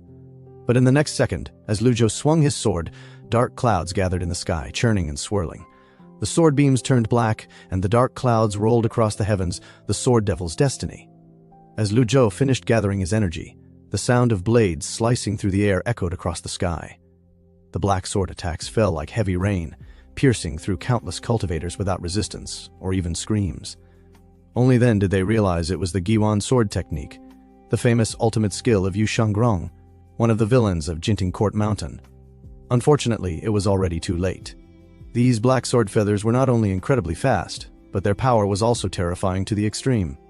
Even a nascent Divinity Tribulation Realm expert would struggle to survive such a move, let alone them.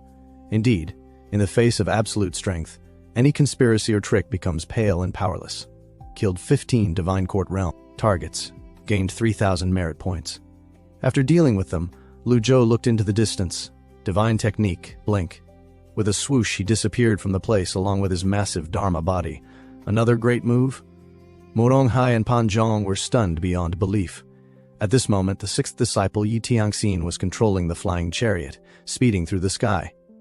Although she couldn't understand why this old man was even stronger than during his peak period, under the full speed of the flying chariot, aside from great divine abilities, it was difficult for anyone to catch up. Thinking of this, she felt more at ease.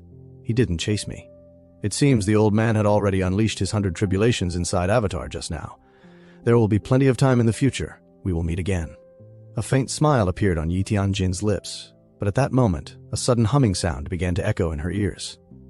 Who is it? She looked around in confusion, only to see a towering Dharma body walking side by side with her. Lu Zhou looked at her coldly. You are an evil disciple. Yi Tianjin's eyes widened in shock. Master.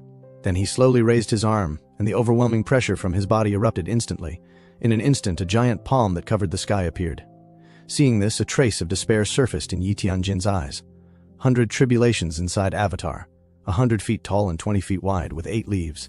No, it's 9 leaves. The 9th leaf has already bloomed, combined with the strongest move, the Fiend Monk's Hand Seal. How much strength does this old man still have left? Amorous Hoop.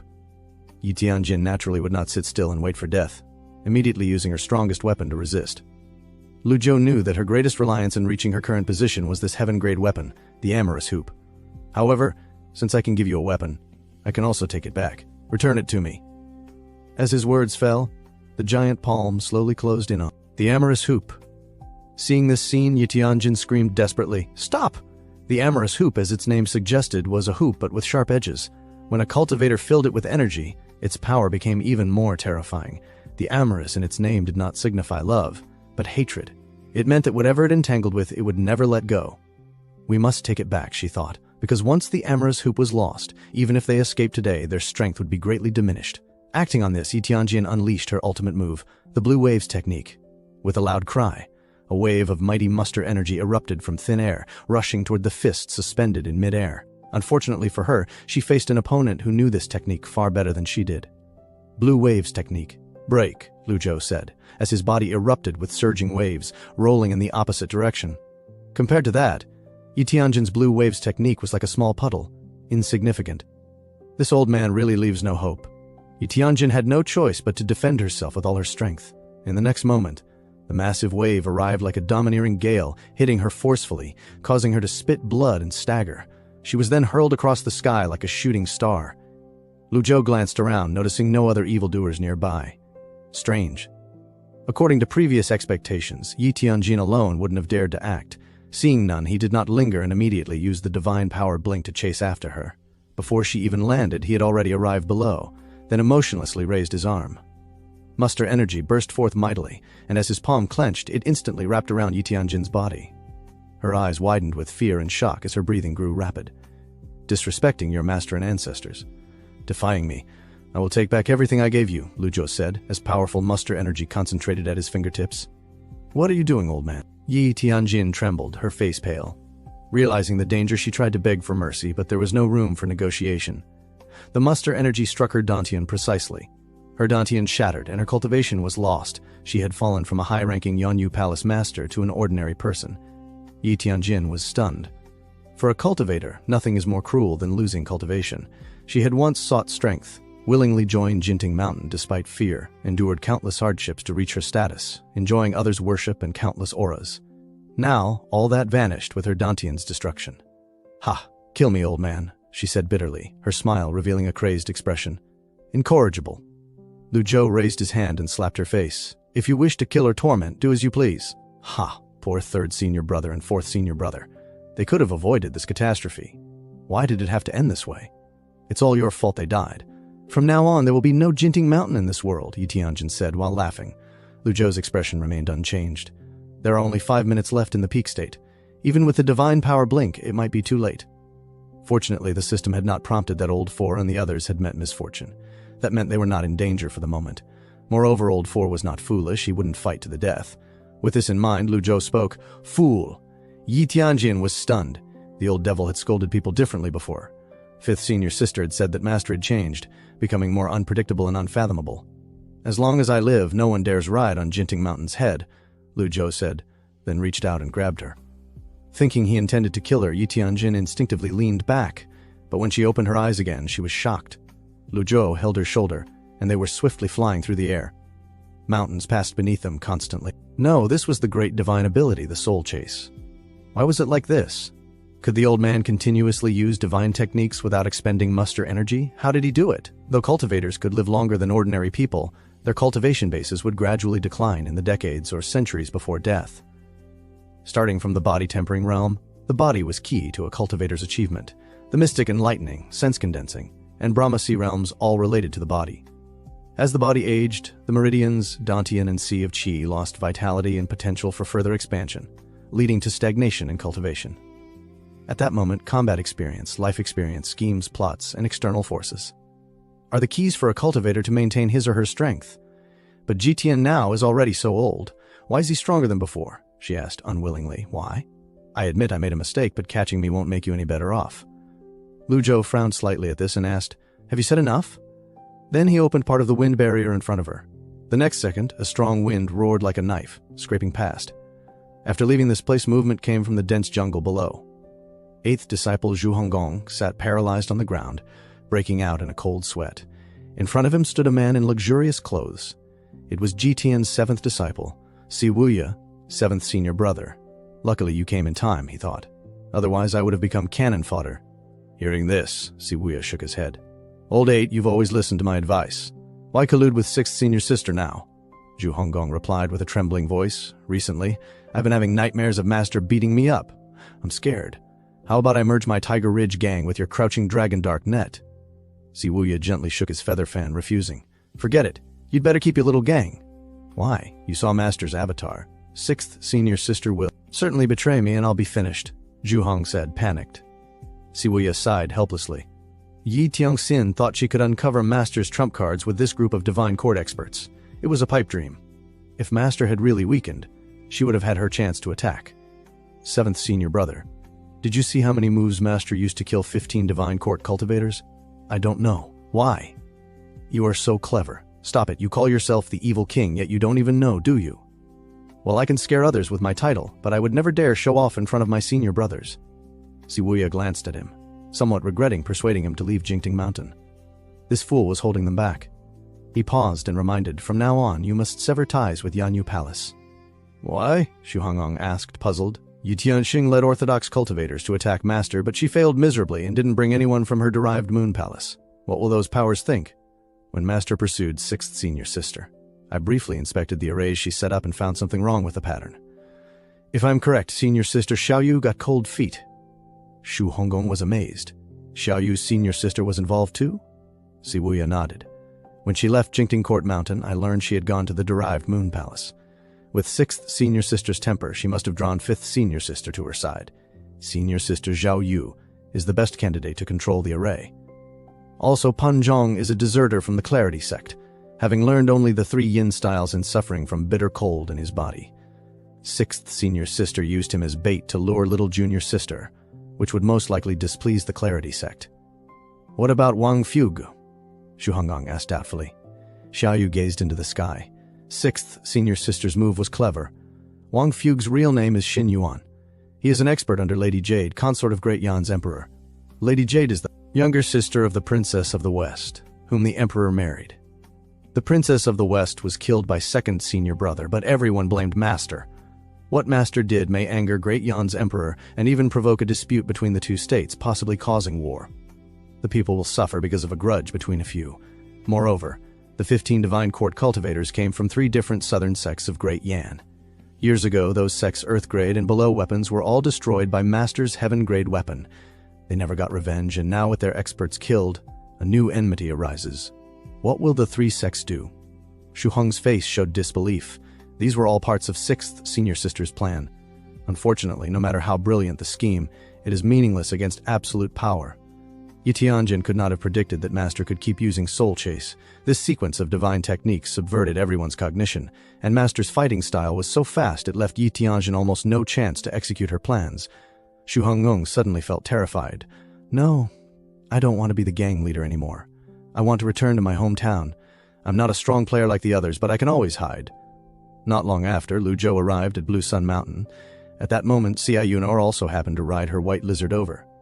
Yunor, keep an eye on her, Lu Zhou said, then left Yi Tianjin and moved to the side.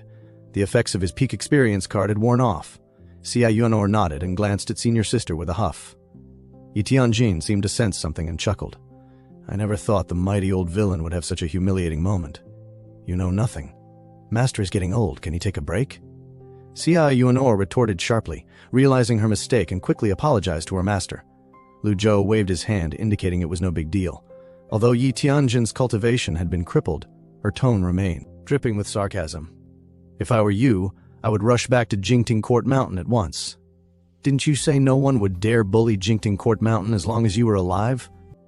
Unfortunately, Jingting Mountain will change hands today. Before Lu Zhou could speak, Xiao Yuan retorted, Nonsense. What about your cultivation base? A trace of desolation flashed through Yi Tianxin's eyes when she heard this. Destroyed. Little junior sister, this is all your respected master's doing. He is old. How much longer can he protect you? Listen to me. If he continues like this, he will drag you all into the abyss sooner or later.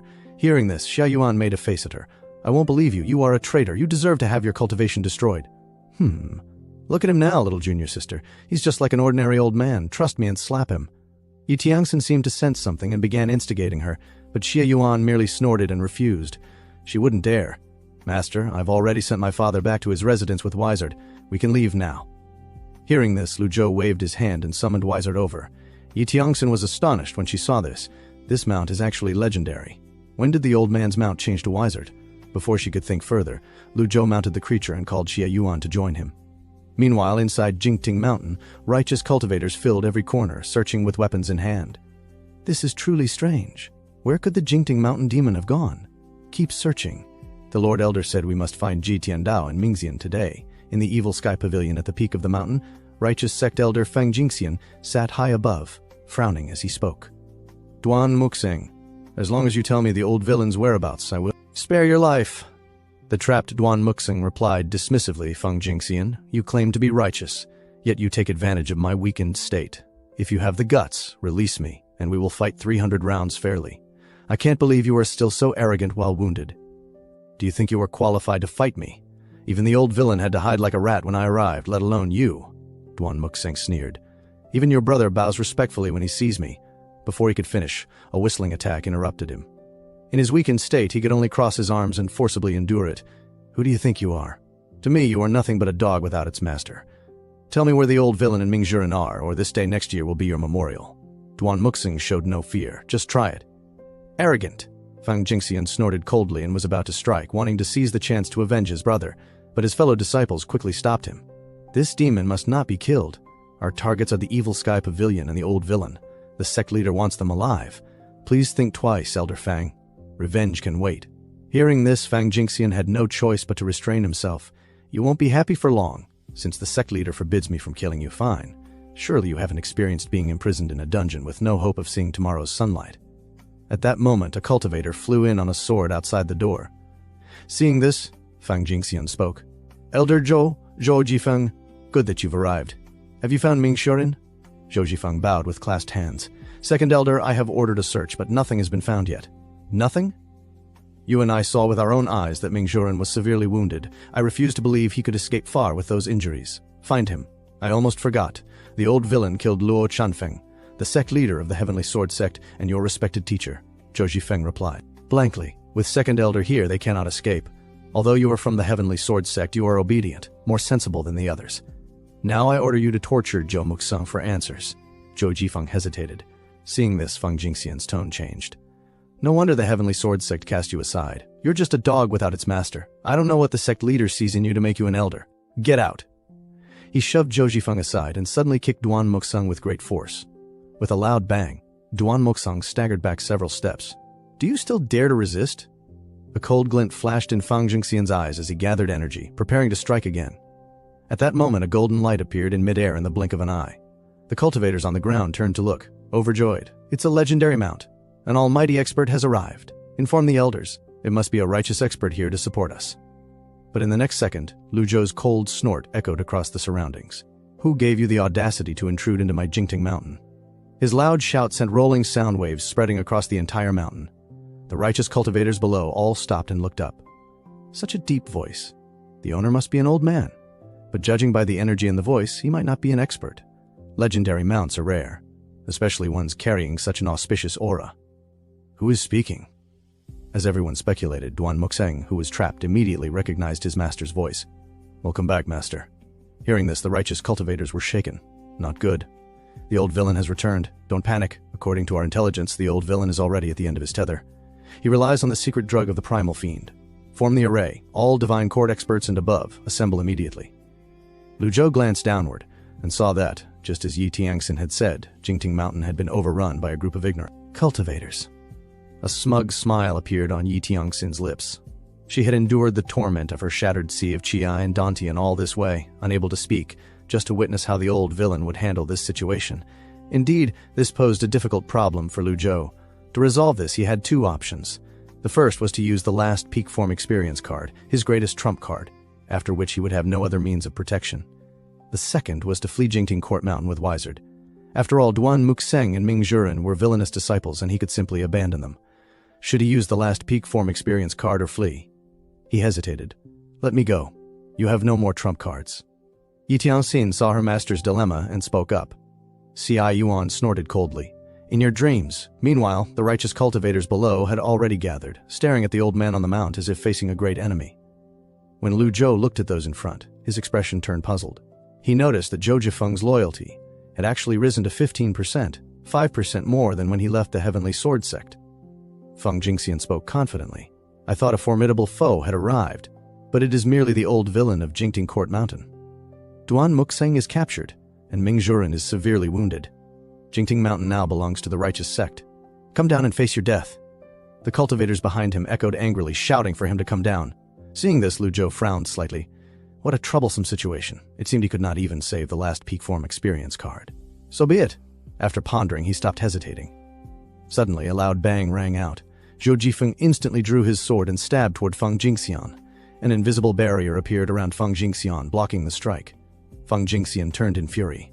Why would you do this? Zhou Jifeng quickly retreated. I didn't expect you to block it. He had been confident in that strike. At such a distance, even a nascent divinity tribulation realm expert might not have blocked it. Feng Jingxian sneered. Didn't anyone tell you there's a huge gap between a cultivator with a heaven-grade weapon and one without? Why do you think the sect leader only sent me, a divine court cultivator, here? Xia Yuan grew restless. Master, they make me furious. How can a mere group of divine court cultivators act so arrogantly? Lu Zhou shook his head calmly. The shield of the dragon heart. It can hardly be considered a heaven-grade treasure. Feng Jingxian was startled. How do you know it's the shield of the dragon heart? What's so surprising? You were still playing with mud when my master ruled the world. This was the truth. When Jitian Dao was renowned across the land, none of the people present had even been born. Lu Zhou looked down and spoke indifferently. I am giving you a chance to live. Put down the weapons in your hands. Fix the damage you have done to Jingting Court Mountain and serve me here for 3 years. If you agree, I can forget everything you did today. As soon as his words fell, the people below burst into laughter. Ha ha, this must be the funniest joke in the world. The old villain has finally abandoned evil and turned good. Instead of killing, he now wants to spare lives. And all we have to do is repair Jingting Court Mountain and serve him for 3 years. How ridiculous. Seeing this, Lu Zhou sighed helplessly. I already gave you a chance. Since you refuse to cherish it, you may as well remain here forever. He then leaped down from his mount. Yi Tianjin had wanted to witness her master's humiliating escape, but in the next second she stared wide-eyed in disbelief. The moment Lu Zhou activated the peak form experience card, an overwhelming surge of muster energy erupted once more. The 9-leaf 100 Tribulations Insight avatar appeared in the blink of an eye, casting an enormous shadow and pressing down on Jingting Mountain with terrifying force. Yi Tianjin was stunned on the spot. At that moment she finally understood. Her assumptions had been wrong all along. Overcome by shock and anger, she fainted. The righteous cultivators below were equally stunned, cold sweat pouring down their backs. Why is his first move an ultimate skill? Shouldn't he use a few normal techniques first? Duan Musheng's face lit up with joy, his excitement obvious, and his loyalty increased by 5%. Zhou Jifeng prostrated himself on the ground and exclaimed, Old Senior is the mightiest man in the world. Lu Zhou did not hesitate to use this experience card. From the day he became Jitian Dao, his path had already been decided. In this treacherous cultivation world, where the strong devour the weak, only Jingting Mountain was his foundation, and it could not be defiled. This final peak form experience card had to be used to warn the world, to warn those who coveted Jingting Mountain. I rely not on secret drugs, but on my own strength. Only true personal power can be unleashed continuously. No secret drug or external aid in this world can achieve that. Lu Zhou landed and looked down at the crowd, calling out Duan Musheng's name. Hearing this, Duan Musheng quickly responded. The final part of the Divine One technique contains both a sword technique and a spear technique. I will demonstrate them to you now, but only once. Watch carefully. As Lu Zhou spoke, a dazzling long sword condensed between his index and middle fingers. Duan Musheng was overjoyed. He had joined the sect early, yet his progress had always lagged behind the other disciples. Although Jitian Dao had taught him the complete Divine One technique, he had never mastered the final part. For years he had struggled alone in the dark, making little progress. Use your fingers to condense energy into a sword. Imperfect heaven's favor. Target Feng Jingxian. As the words fell, Lu Zhou gently pointed forward. A sword aura formed from muster energy. Blasted out. Feng Jingxian's face changed drastically as he hurriedly raised his weapon to block. With a loud bang, dazzling sparks erupted at the center of the battlefield. The surrounding righteous cultivators shut their eyes, unable to look directly. It's the shield of the dragon heart. Can you see it? I can't see, I'm just guessing. Lu Zhou did not choose to kill his opponent in one move. He swung his arm and began gathering strength again. Feng Jingxian, who thought he was doomed, found his mind blank when he realized he had not died. Use your palm as the base and condense your energy. This is what the Divine One technique looks like when used as a spear technique. It is a ranged attack. As Lu Zhou spoke, it seemed as if thunder and lightning gathered around him. A long spear appeared in his hand. Seeing this, everyone's expressions changed dramatically. Streams of energy overlapped into 1,000 waves before thrusting outward like 1,000 spears. It was another core ultimate move of the Divine One technique. You know this move? I think I do. Not good. Run, it's too terrifying. Even a nascent Divinity Tribulation Realm expert wouldn't dare face this head-on. Realizing the danger, the crowd scattered like frightened animals. Lu Zhou swung the long spear toward Feng Jingxian's position. Thousands of spear shadows fell like thunderbolts. The nearby cultivators were struck by the shockwaves and screamed in pain. Zhou Jifeng retreated dozens of meters, barely holding on with his protective aura. So powerful. It was impossible to tell whether Feng Jingxian was alive or dead. Moments later, the dust in the sky gradually settled, revealing only a deep, abyss-like crater where the spear shadows had landed. Zhou Jifeng stood there, stunned by the sight. It seemed that the reason he continued attacking was either to vent his anger or to guide his disciple. After 2 strikes, only 3 minutes had passed. Lu Zhou's face remained calm as he spoke softly. "Did you see them clearly?" Hearing this, Duan Musheng dropped to his knees with a thud and kowtowed heavily. "Yes. Thank you, Master. Watching Master demonstrate the techniques is better than practicing alone for 10 years. "Very good," Lu Zhou replied, then lightly tapped his feet and rose into the sky, heading straight toward the defensive array of Jingting Mountain. Below, Si Yuanor looked up curiously, wondering what her master intended to do. At this moment, the righteous cultivators scattered like frightened birds. Who would dare remain here? As long as everyone fled in different directions, he would not be able to catch them all. After all, he did not have 3 heads and 6 arms, nor could he clone himself. This had been the perfect strategy they devised before coming. Sacrifice a few to save the majority. If you can't win, then run. Lu Zhou snorted coldly, naturally aware of their thoughts. "I said you all have to stay here, and that means none of you will escape." As he spoke, he instantly exerted his strength, pouring all the muster energy from his dantian into the array. Duan Musheng was dumbfounded by the sight, unable to believe it. Is Master trying to repair the barrier? How is that possible? The shield of Jingting Court Mountain had been built by generations of experts, absorbing immense energy and working in harmony with the terrain and weather. Previously, when the 4th and 5th tried repairing it, it had taken them at least 3 years. For one person alone, it would require no less than 10 years. Master is already old. Shouldn't he be conserving his strength? Why would he do this?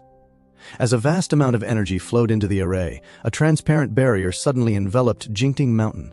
Those cultivators fleeing in all directions were instantly blocked by it. Zhou Jifeng's eyes widened in disbelief, his shock beyond words. Previously, when I led others to break this shield, it took everything I had and it still wouldn't budge. I never imagined Ji Tiandao could restore it alone. At this moment, Lu Zhou stared down coldly. The peak form experience card truly is a bug. Unlimited energy. Completely inexhaustible. If not for the time limit, this card would be invincible. With it, there would be no need to raise one's cultivation at all. I'd lost count of how many times my dantian emptied, only to be instantly refilled. In game terms, this is absolute power. After receiving her master's order, Si Yuanor responded and rushed out. Her 7-star cloud-gathering steps were pushed to the extreme. Brahma Sea Realm cultivators who had not escaped far were cut down almost instantly. Screams echoed across the sky one after another. "Master," Duan Musheng respectfully bowed with his hands clasped. Hearing this, Lu Zhou glanced at him. His loyalty had reached 80%. His injuries must have come from his battle with Du Defang of the righteous sect. It was remarkable that he had endured for so long. Of course, Ji Tiandao's harsh training in the past had forged this resilience. An ordinary cultivator would have collapsed by now. Lu Zhou then asked about the whereabouts of Old Four. Duan Musheng hurriedly replied, "Fourth junior brother fought fiercely with Feng Jingxian and the others, but he was outnumbered and eventually fled after being wounded. As for where he is now, I do not know." Just as he finished speaking, White Zard slowly descended and placed the severely injured and unconscious Yi Tiangxin back in the courtyard.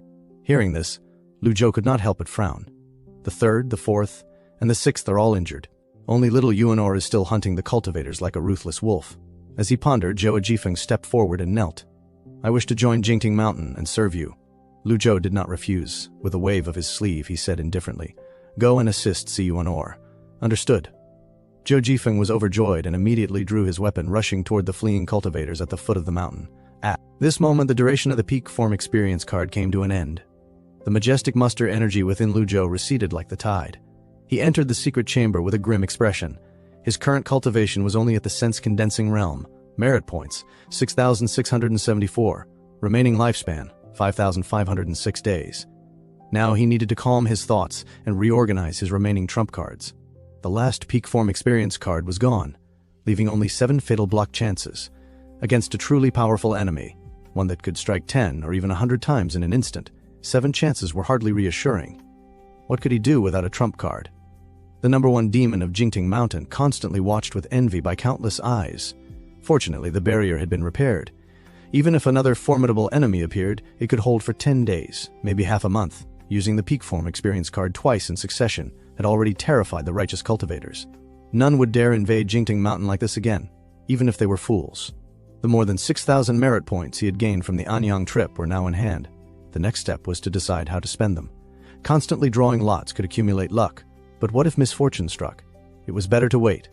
Let Si Yuanor and Zhou Jifeng clean up the remaining cultivators first, then make plans. Lu Zhou wandered through the secret chamber. I haven't been here in a very long time. Ancient One's sword technique, Tranquil Spell, Tao Heart Sutra. None of my disciples practice these as far as I know. Weapons too, mostly mystic grade and yellow grade, considered weak by nascent divinity tribulation realm cultivators. Everything was coated in thick dust. He didn't even remember where they had come from or how to use them. Meanwhile, the seriously injured Yi Tiangshen slowly opened her eyes, taking in the familiar buildings around her. Memories of joining the sect flooded her mind. She remembered every tree, every wall, every pattern clearly. At that moment, a voice came from behind. Yi Tiangxin turned and saw Ming Shireen leaning against a tree, disheveled. Dirt covered his face, and blood stained his chest. "Junior sister, it's right to come back," he said, collapsing to the ground. Yi Tiangxin stared, stunned. Is this really the 4th senior brother whom the world feared? Even the flies dared to pester him now. Ming Shireen, a Tao-transforming divine court expert, looked utterly worn out. Yet after a brief pause, he smiled faintly. "I'm just tired," he said. Yi Tiangxin couldn't help but ridicule him. "That old master left us to die on the mountain, and you willingly stayed behind to work yourself to death for him. Are you insane?" "You don't understand," Ming Shireen replied calmly. "I'm different from you. I still respect Master very much." With that, he closed his eyes and fell asleep. Then a miraculous scene unfolded. Countless flowers sprouted and grew around him at a visible speed. Yi Tiangxin's eyes widened in disbelief. This is the Blue Wood technique. Senior brother has truly mastered it. When cultivated to the extreme, it can bring one back from the dead and transform decay into new life. At the same time, this meant the 4th senior brother would survive this tribulation and step into the nascent divinity tribulation realm. Since when had the old demon become so generous? Staring at the area covered by blue wood, Yi Tiangxin stood frozen, unable to understand. Soon after, the 9th disciple, Xia Yuanur, flew back into the courtyard. "MF, where's Master, traitor?" Hearing this, Yi Tiangxin waved her over. "Come here, tell me, what has that old thing been doing all these years?" Xia Yuanur crossed her arms and refused to move. "I'm not going over there." Not long after, the battle-worn Duan Musheng also arrived. Seeing his condition, Yi Tiangxin couldn't help but smile mockingly. Duan Musheng spoke bluntly. "Yi Tiangxin, you deserted the sect, betrayed Master, and your treachery is despised by both man and heaven. How dare you still laugh?" she sneered. "Senior brother, don't act so righteous at a time like this. Don't you know how that old thing treats us? Look at how miserable you are now. His days are numbered. I hope you can remain this righteous then." "Shut up," Duan Musheng snapped angrily. "Yuanur, Master isn't here. Slap her for me." Xia Yuanur walked over, closed her eyes, and casually slapped Yi Tiangxin before running back. "Let this slap remind you this is the Evil Sky Pavilion, the place where you learned everything from Master. Insult him again and don't blame me for being merciless," Duan Musheng said as a wave of sound force rolled out, causing Yi Tiangxin to cough up blood. With her cultivation destroyed, she was no different from an ordinary person and fell silent. Xia Yuanur wanted to help remove the chains, but Duan Musheng shook his head. "No use. These chains are forged from 1,000-year cold iron. Only eldest senior brother's Jasper Saber or second senior brother's Longevity Sword can cut them." Just then, Zhou Jifeng passed by nervously. "Stop," Xia Yuanur called out. Zhou Jifeng immediately bowed. "Greetings, seniors." Duan Musheng looked at him. "You're from the Heavenly Sword sect, a famous righteous sect. Why join Jingting Mountain? Aren't you afraid of being mocked by the world?" Zhou Jifeng hesitated before replying. "What is the difference between good and evil? If I feared ridicule, I wouldn't be here." He knelt to show his resolve. "Since I came, I've already made up my mind. Old senior, where are you? Please allow this junior to explain." Yi Tiangxin laughed again. "You're insane. People want nothing more than to stay away from Jingting Mountain. Yet you choose to come here. Are you in such a hurry to die?" Zhou Jifeng answered firmly. "Old senior has shown me great kindness." Meanwhile, after all the righteous cultivators inside the Evil Sky Pavilion had been dealt with, Lu Zhou's merit points rose to 7,540. Looking at the mall panel, he frowned. A mighty 4 quadrants avatar cost 2,000 merit points. Powerful weapons required equally powerful cultivation. Otherwise, they were useless. A reversal card cost 500 points. A critical block card cost 100 points. Expensive, yet not worthy as trump cards. Then he noticed the impeccable card, 10 seconds of damage immunity for 500 points. Not bad, almost invincible but too short. Next was the deadly strike card, granting an unspeakable power to deliver a fatal blow for 500 points. Lu Zhou paused, puzzled by the words unspeakable power. As a former online game enthusiast, he knew deadly strike effects usually had extremely low trigger rates. Yet this card had no such limitation. Whatever this power was, it couldn't be taken at face value. He continued browsing. A top-grade defense card reduced damage by 90% for 30 seconds at 500 points. A second-grade defense card reduced damage by 60% for 30 seconds at 300 points. After checking more than 10 prop cards, he realized most were defensive and not particularly useful. None were as practical as the impeccable card. Then a thought struck him.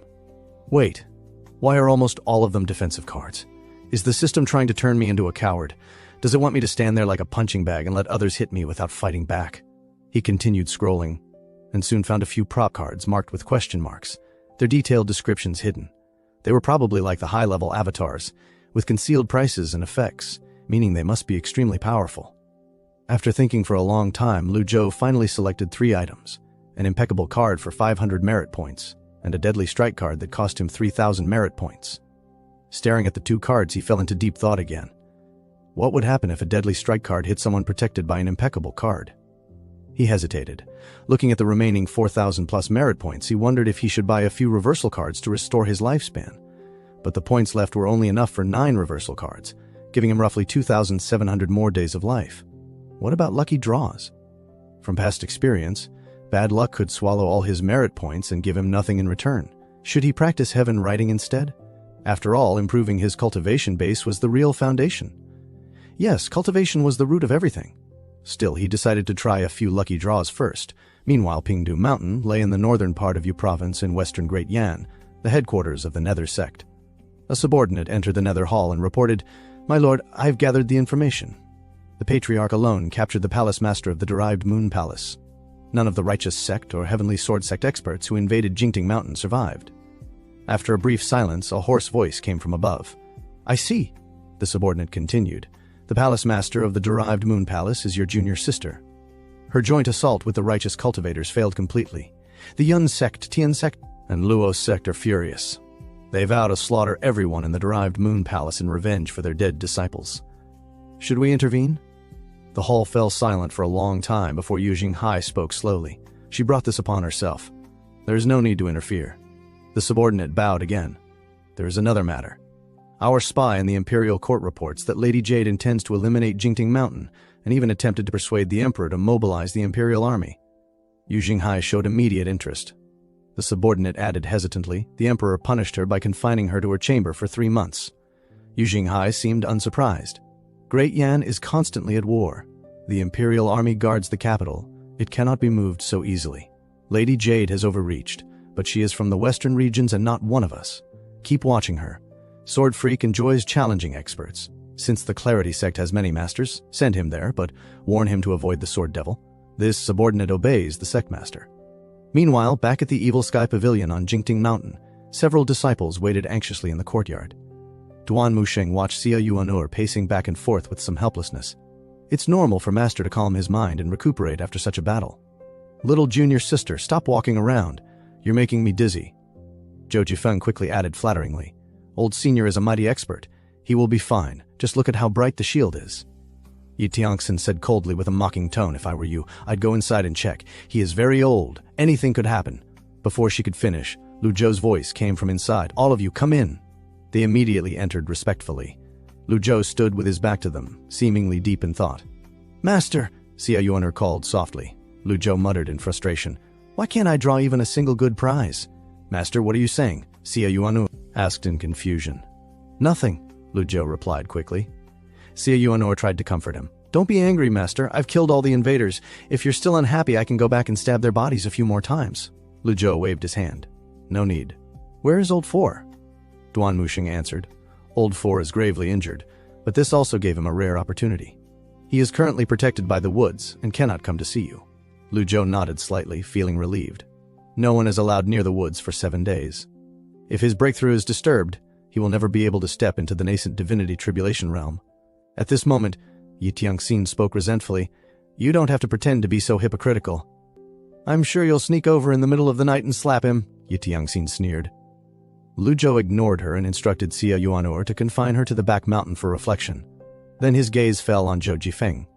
Startled, Zhou Jifeng quickly knelt.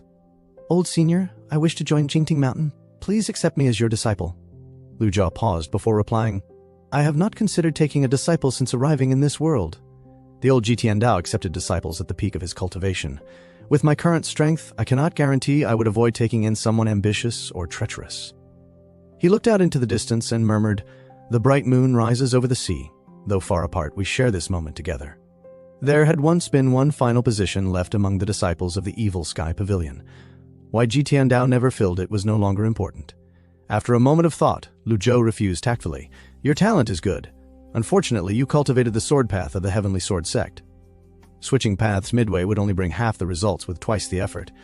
Zhou Jifeng understood the meaning behind his words and was about to plead again when Lu Zhou handed him a manual. "This is the ancient one-sword technique of the Heavenly Sword sect. With your talent, mastering it should not be difficult." Zhou Jifeng held the manual with trembling hands, eyes shining. In the Heavenly Sword sect, this technique had always been passed down level by level. Only after mastering one stage would the next be taught. Although Zhou Jifeng had nearly mastered the art, Luo Changfeng had never taught him the complete version. This was considered a priceless treasure in the sect, yet in front of Lu Zhou it seemed worthless. He immediately knelt in gratitude. "Thank you, senior." Lu Zhou replied calmly. "Since you are not a disciple of the Evil Sky Pavilion, address me as Pavilion Lord from now on.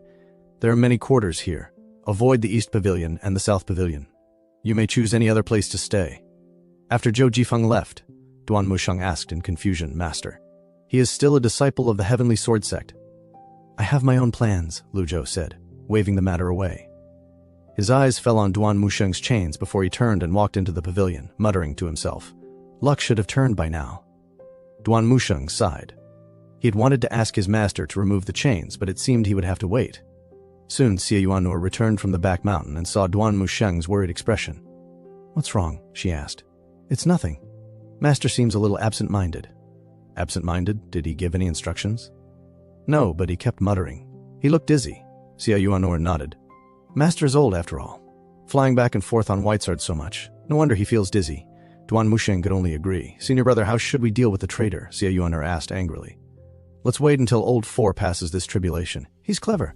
If we punish her wrongly, how will we face Master?" Xia Yuan'er frowned. "I just don't understand why she betrayed the sect. Why she wants Master dead." Duan Musheng sighed. "Tiangxin is also a pitiful person." "Pitiful? I'm pitiful too," Xia Yuan'er muttered. Duan Musheng was speechless. "I'm going to treat my injuries. I'll leave this place to you." Inside the Evil Sky Pavilion, Lu Zhou resumed his lucky draws. He had spent 3,000 merit points and had 1,540 remaining. His accumulated luck had reached 60. Drawing more now felt risky. Clang! This lucky draw costs 50 merit points. "Thank you for trying. You have received 1 luck point." Lu Zhou paused helplessly. "Fine, I'll read some heaven writing first and try to improve my luck before drawing again." He reviewed the characters he could understand. They had not increased. The portions he could not understand had not decreased either. From this, he deduced that he needed to repeatedly study the earlier sections and comprehend them fully. Only then would the later parts gradually reveal themselves. This meant the heaven writing could indeed be comprehended, though the difficulty was extremely high. The discovery piqued Lu Zhou's interest, and he immersed himself in studying it, gradually losing track of time. 3 days passed in a flash. Zhou Jifeng practiced his sword without pause, while Duan Musheng entered closed-door healing. Only Xia Yuan'er remained idle each day. Suddenly, a creaking sound rose from the ground. Startled, Xia Yuan'er immediately flew above the Evil Sky Pavilion. There, she saw the blue wood around Ming Shirin growing rapidly again, its speed visibly increasing.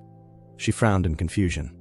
Master said it would take 4th senior brother 7 days to pass this tribulation. How can it be so fast? The wood had already grown nearly as tall as the pavilion. With a loud boom, the giant blue wood suddenly exploded, shaking the entire Evil Sky Pavilion. Ming Shirin's figure slowly emerged from the center. He stretched his arms and muttered comfortably, "That feels great." As soon as he spoke, the domineering aura of the nascent divinity tribulation realm spread outward. Inside the pavilion, Lu Zhou, who had been studying heaven writing, was startled and shouted angrily, "How dare you! The rolling sound waves instantly spread throughout the mountain. Congratulations, fourth senior brother, on stepping into the nascent divinity tribulation realm. Yahello ran forward excitedly. Did you gain the 100 tribulations inside Avatar? Ming Shireen felt secretly pleased. Before you all returned, I had already remained buried in the earth for a long time, so I didn't need 7 days to break through. Entering the nascent divinity tribulation realm feels wonderful. Now that I have an avatar, the world will soon be mine. Watch carefully, little junior sister. He gathered his muster energy, preparing to display his avatar, but at that moment, Lu Zhou's angry shout rang out again. Frightened, Ming Shireen dropped to the ground with a thud and hurriedly knelt to admit his mistake. Eh? Fourth senior brother, do you need to kneel to release your avatar? Yahello asked curiously. Ming Shireen cleared his throat awkwardly. I just entered the realm. I'm not used to it yet.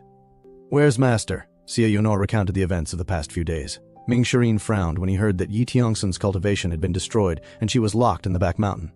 I'll go see her. Leave the mountain matters to me.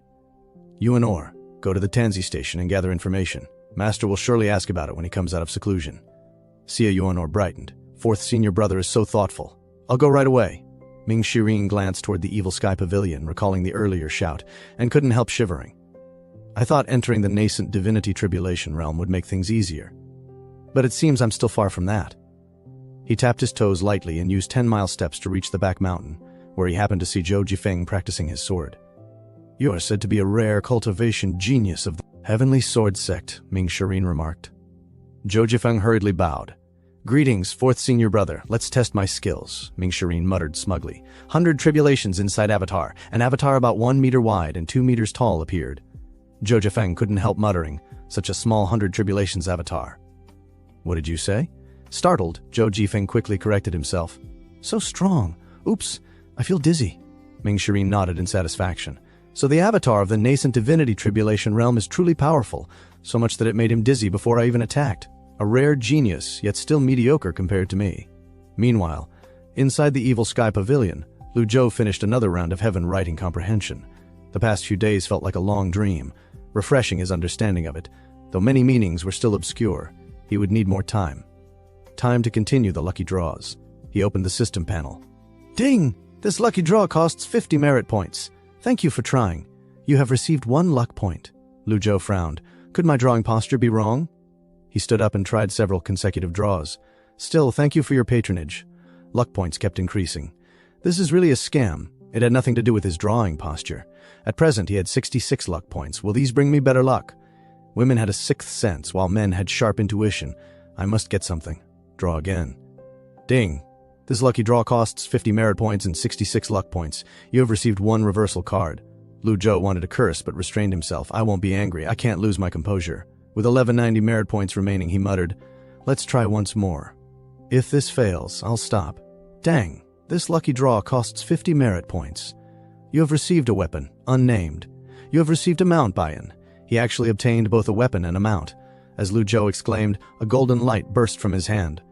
In the blink of an eye, a pitch-black object appeared in his palm. What is this? He looked slightly embarrassed, able to change weapon forms at will. The higher the cultivation, the greater the power. So that's how it is. What a fine item. Lu Zhou instantly grew interested and began examining it excitedly. This was a weapon that could transform into different forms freely. 1 item worth 10, it was a bargain. Let's test its power. Meanwhile, at the peak of reflection, Yi Tiongsun sat there with a bleak expression. In the next moment, a figure appeared before her. Ming Shireen looked delighted. Junior sister, do you want to see my 100 tribulations inside Avatar? Yi Tiongsun was somewhat speechless. If the old man told you to kill me, then just do it. Why bother showing off? If you want to kill or torment me, do as you please. Hearing this, Ming Shireen awkwardly explained. That's not what I meant.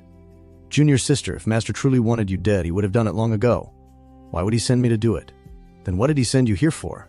I came on my own accord. Anyway, I can't just stand by and watch you go astray. Go astray? The ones who have gone astray are all of you. Ming Shireen sighed helplessly. Are you still resentful toward Master because of that incident? Yi Tiongsun turned her head away, clearly unwilling to revisit the past. I started earlier and suffered more than you. Have I ever complained? Ming Shireen continued, trying to comfort her. Pa, you were the one who cursed Master the most behind his back. His face reddened in embarrassment. That was before. Things are different now. Master has become much kinder lately. Kinder? That joke isn't funny at all. I'm not joking. Master has lived long and gained great wisdom. His attitude now is completely different from before. But what does that change? Why can't you understand what I'm saying?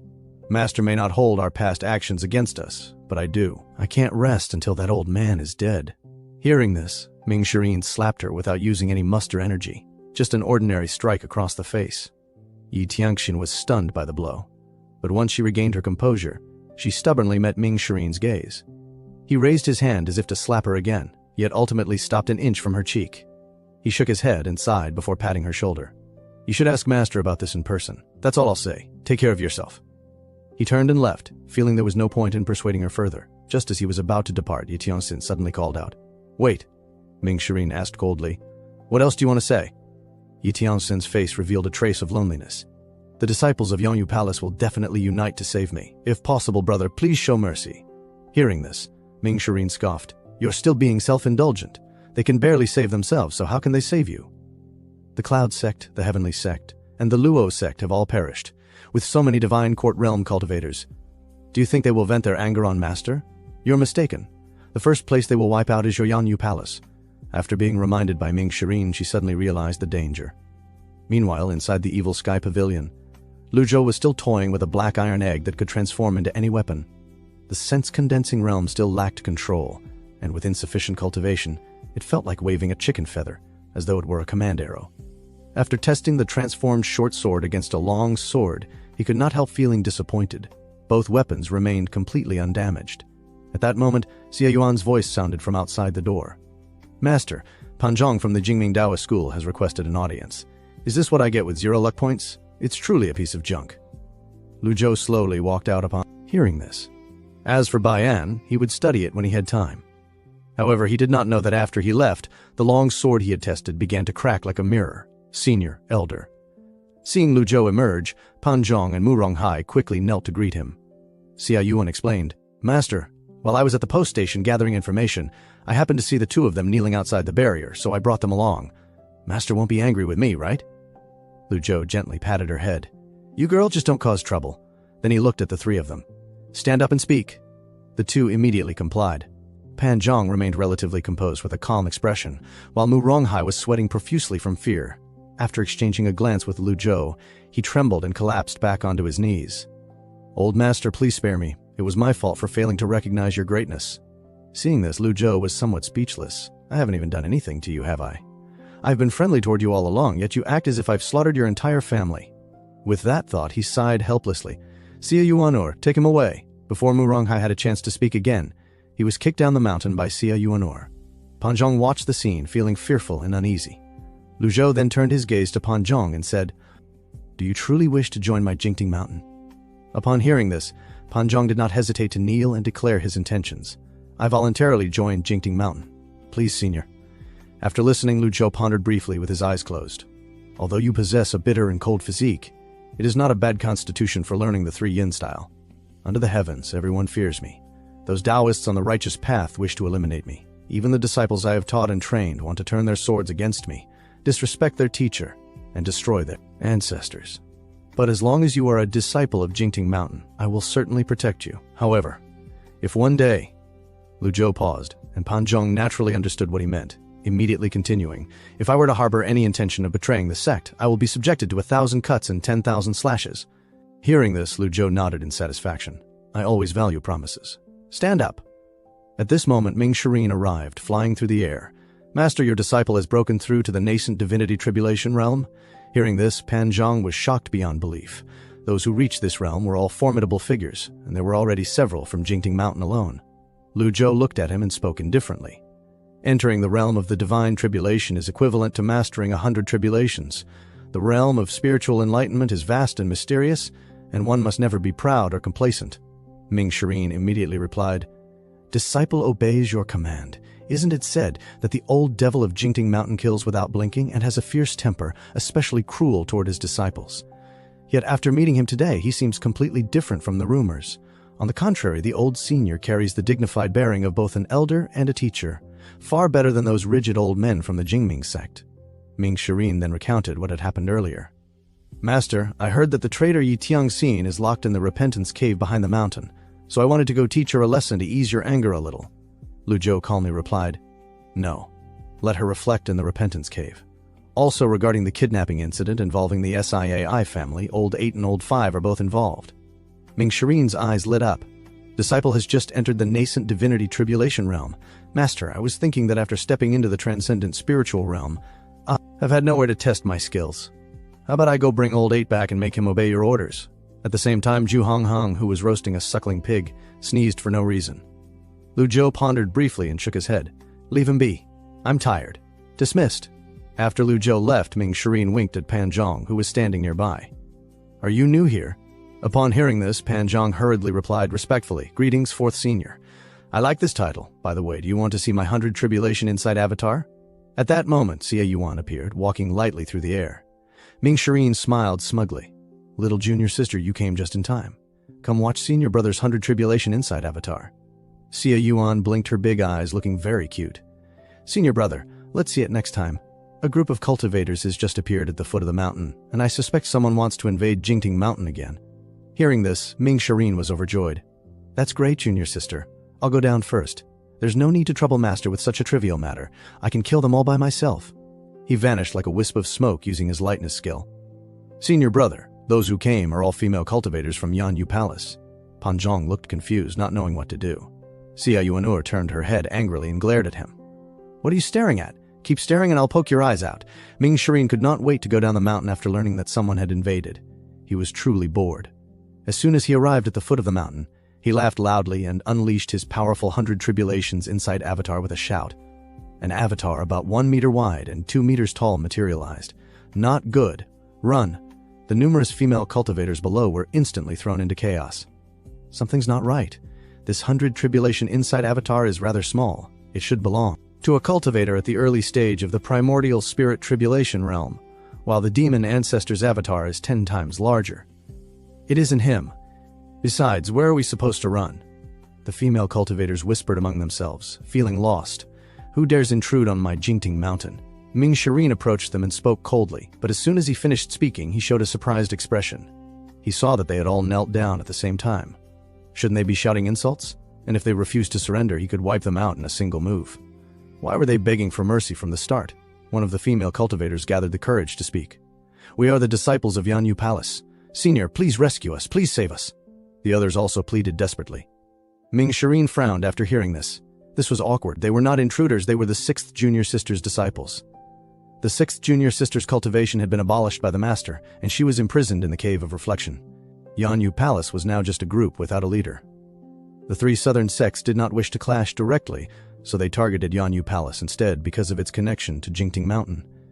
But the problem was that even if they begged for help, Jingting Mountain was not a place they could easily seek refuge. He scanned the crowd and saw more than 100 female cultivators in miserable condition. Some had disheveled hair, while others were seriously injured and could barely stand. Seeing this scene, Ming Shirin asked curiously, the 6th Junior Sister tried to kill Master, so she was imprisoned. Logically speaking, everyone in Yanyu Palace should be punished. Since you dare come to Jingting Mountain, are you tired of living? Upon hearing this, the female cultivators grew even more anxious and continued to plead. For the sake of the Palace Master Senior, please help us. No, Ming Shirin said as he turned around, intending to leave. What a joke. Whether you live or die has nothing to do with me. The fact that I am not attacking you is already an act of generosity. Just as he finished speaking, a strange sigh, like the faint sound of wind chimes, reached his ears. Ming Shirin turned his head in confusion and saw a large mass of black clouds slowly drifting toward them in the distance. It's the demon-slaying sect. The demon-slaying sect has arrived. The female cultivators below instantly turned pale with fear, all of them moving closer to the barrier. Please, Senior, let us into Jingting Mountain. We will serve you like oxen or horses at your complete disposal. Ming Shirin glanced at them and could not help feeling disappointed. Are these truly the famous female cultivators of Yanyu Palace under my 6th Junior Sister? Without a nascent divinity tribulation realm expert in charge, what remains of their divine court realm strength is nothing more than shrimp soldiers and crab generals. Shouldn't it be the 3 southern sects targeting Yanyu Palace? Why did the demon-slaying sect appear instead? This is outrageous. Seeing them trembling like this, do they really think there is a place more terrifying than Jingting Mountain in this world? Are they afraid of the demon-slaying sect, but not Jingting Mountain? In the blink of an eye, the dark shapes in the sky had already drawn near. Only then did it become clear that what they saw were not black clouds, but a square formation of guards dressed in black robes, protecting a massive dark dragon carriage at the center. Seated upon the carriage was Zuo Xinchen, a powerful cultivator ranked extremely high on the sinister list. The first on the sinister list is Master. The second is the eldest senior brother, and Zuo Shinshin ranks third. He is also the #1 expert under the command of the demon-slaying sect's master. However, Ming Shirin was somewhat puzzled. The demon-slaying sect in Jingting Mountain had always maintained neutral relations. Why would they move against Yanyu Palace? As he pondered, a divine court realm expert flew forward and, upon arrival, bowed with clasped hands. The demon-slaying sect has no intention of attacking Jingting Mountain. Fourth Mister, can you hand over the female cultivators to the demon-slaying sect? Ming Shirin, feeling uninterested in the matter, turned and walked back toward the barrier. Thank you, Fourth Mister. We will surely visit you another day to express our gratitude. The black-robed man waved his arm, and in an instant, the surrounding cultivators surged toward the female cultivators like locusts. Wait! Ming Shirin stopped them at that moment. I almost forgot Master's recent teachings. Lately, he has been fond of treating people kindly. With this thought, he raised his hand and pushed all the female cultivators into the barrier. Thank you, Fourth Mister, for saving us. The female cultivators immediately knelt and thanked him in unison. The divine court realm black-robed man frowned at the sight. Escaping from the wolf's jaws only to enter the lion's den. Have these women gone mad? Fourth Mister, you have gone back on your word. I'm afraid that's not very appropriate, is it? Meanwhile, Lu Zhou, who was resting inside the evil sky pavilion, heard a prompt sound in his ear. Ding! You've gained 1,450 merit points from devout worship. Then Xia Yuanur recounted the events to him. After listening, Lu Zhou felt somewhat enlightened. The female cultivators of Yanyu Palace were Yi Tiongxin's subordinates. Yi Tiongxin had been imprisoned, and what remained was nothing more than a group of scattered sand. Yet they still dared to come to Jingting Mountain. Their courage was not ordinary. They were merely a group of female cultivators, with the highest cultivation only at the divine court realm. It was exhausting to handle everything personally at his age. Recently, the lottery had made his head foggy, so he had no time to deal with such trivial matters. It was better to think about the rules of the lottery instead. With this thought, he spoke differently. These small matters you may handle yourselves. Xia Yuan'er happily ran out after replying. At this time, at the foot of Jingting Mountain, Ming Shirin sneered after hearing the other party's words. What? Are you unhappy? The divine court realm powerhouse was clearly taken aback. Before he could respond, a voice came from the dark dragon carriage. Fourth Mister, may I have an audience with your esteemed master? This voice carried a powerful sonic wave. It did not sound imposing, yet the muster energy within it was enough to trouble even a Brahma Sea Realm cultivator with all 8 meridians open. Ming Shirin crossed his arms and looked unconvinced. Do you think my master is someone just anyone can see, like stray cats and dogs? The atmosphere grew tense the moment those words were spoken. The guards nearby watched coldly, ready to act at any time. Take advantage of my good mood and disperse, Ming Shirin said before turning to walk toward the barrier. However, in the next instant, a violent gale suddenly swept in. The female cultivators of Yanyu Palace inside the barrier were immediately suppressed and pinned to the ground, unable to move. Fourth Mister, do I now have the qualifications to meet your esteemed master? As the words fell, a 4-leaf dark avatar slowly materialized. Ming Shirin frowned at once. The dark incantation of the 100 Tribulation Insight avatar with 4 leaves unfolded, standing about 5 meters tall. With such a powerful opponent besides Master, only the first senior brother and second senior brother could deal with him. It was a pity that Jingting Mountain had long lost its former glory. He asked coldly, So you're a nascent divinity tribulation realm expert. If you came here to show off your martial prowess, I'm afraid you've come to the wrong place. How would I dare? The figure replied. He withdrew the avatar, leaped forward, and landed on the ground. The guards behind him also retreated under his gesture. Demon-slaying sect's Zuo Shinshin sincerely requests an audience with the old senior. I hope Fourth Mister can help us this once. Was he trying to threaten and intimidate him? Ming Shirin was about to shake his head and refuse when Xia Yuan'er's figure appeared. Master has given the order. So it turns out to be Miss Nine, whose reputation has long been known, Zuo Shinshin said, offering praise.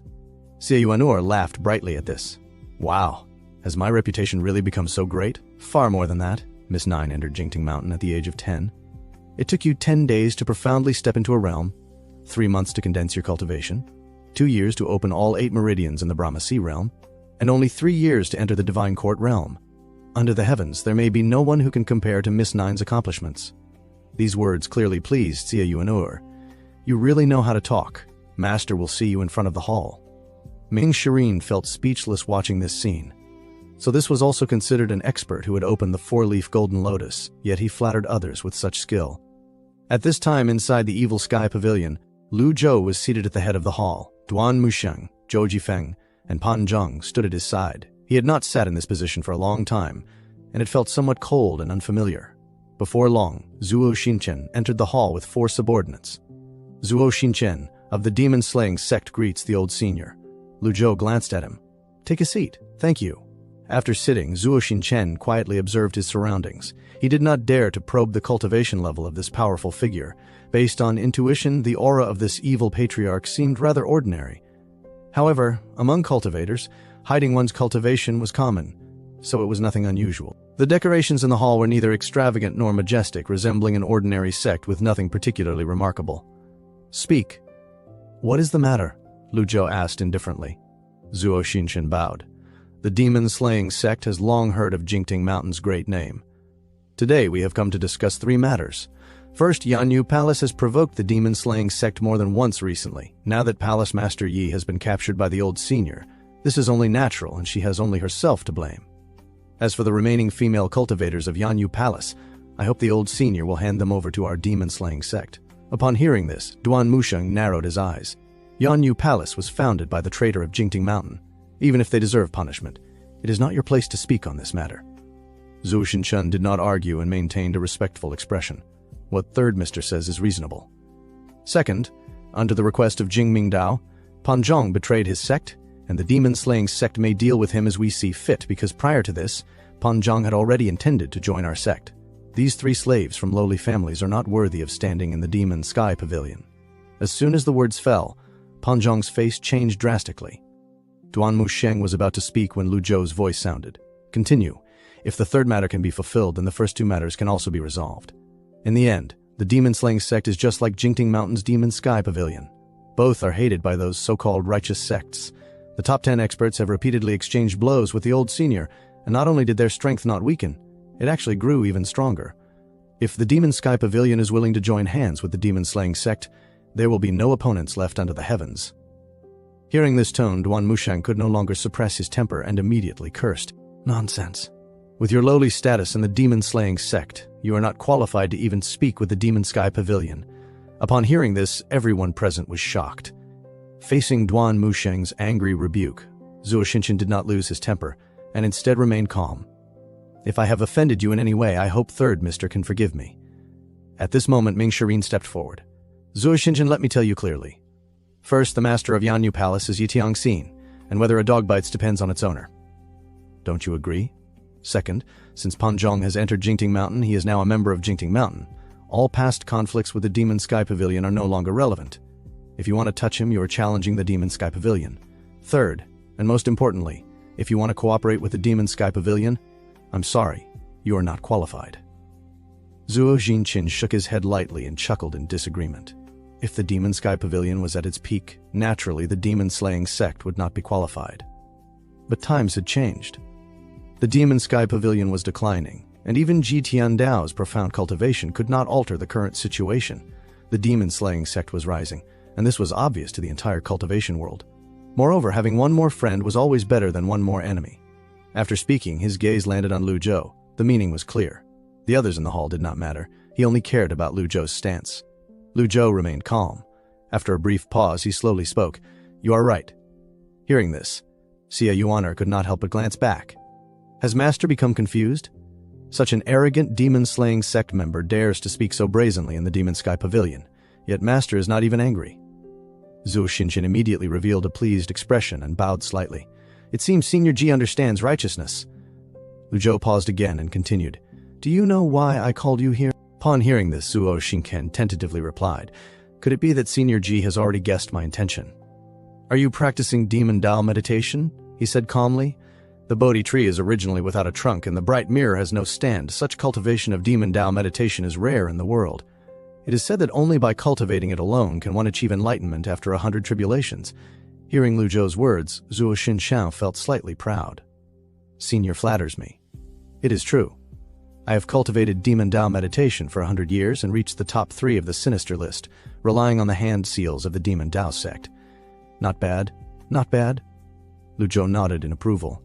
This scene left Duan Musheng and the others somewhat stunned. Zuo Xinchen's words were clearly provocative, even implying that the Demon Sky Pavilion was in decline.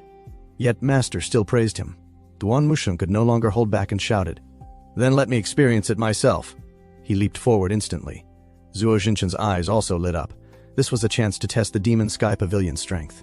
In an instant, a strong wind erupted in the hall as the two clashed head-on, neither willing to yield. Xia Yuaner looked slightly nervous, afraid they might destroy the hall. Lu Zhou calmly said, "It's fine. Let them fight." Pan Zhong and Zhou Jifeng watched in shock. This was a battle between true experts. Their control over energy was extremely precise. Whenever the force approached the surroundings, it dissipated on its own. Duan Musheng's chain whip danced fiercely, sparks bursting in the air with each collision, creating a dazzling scene. Zuo Xinchen remained composed as ever. Third Mister is injured and still has such strength. Admirable. Lu Zhou understood clearly that Duan Musheng was only a step away from breaking into the nascent divinity tribulation realm. After years of suppression under Jitian Dao, he had never fully broken through so natural. He was at a disadvantage against Zuo Xinchen, and on the other hand, Zuo Xinchen appeared completely relaxed.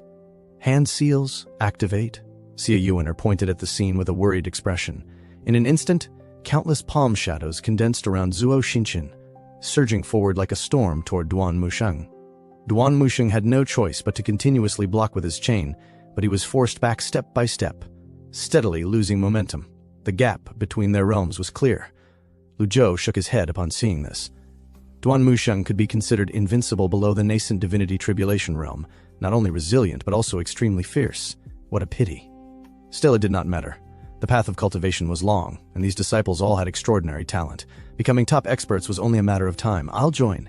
Ming Shirin saw this and leaped into the battlefield. Although his participation slightly stabilized the situation, Zuo Xinchen still held the upper hand against both of them, and the fight only grew more intense. "So fourth Mister is at the nascent soul tribulation realm? In that case, I won't hold back anymore. Avatar, come forth."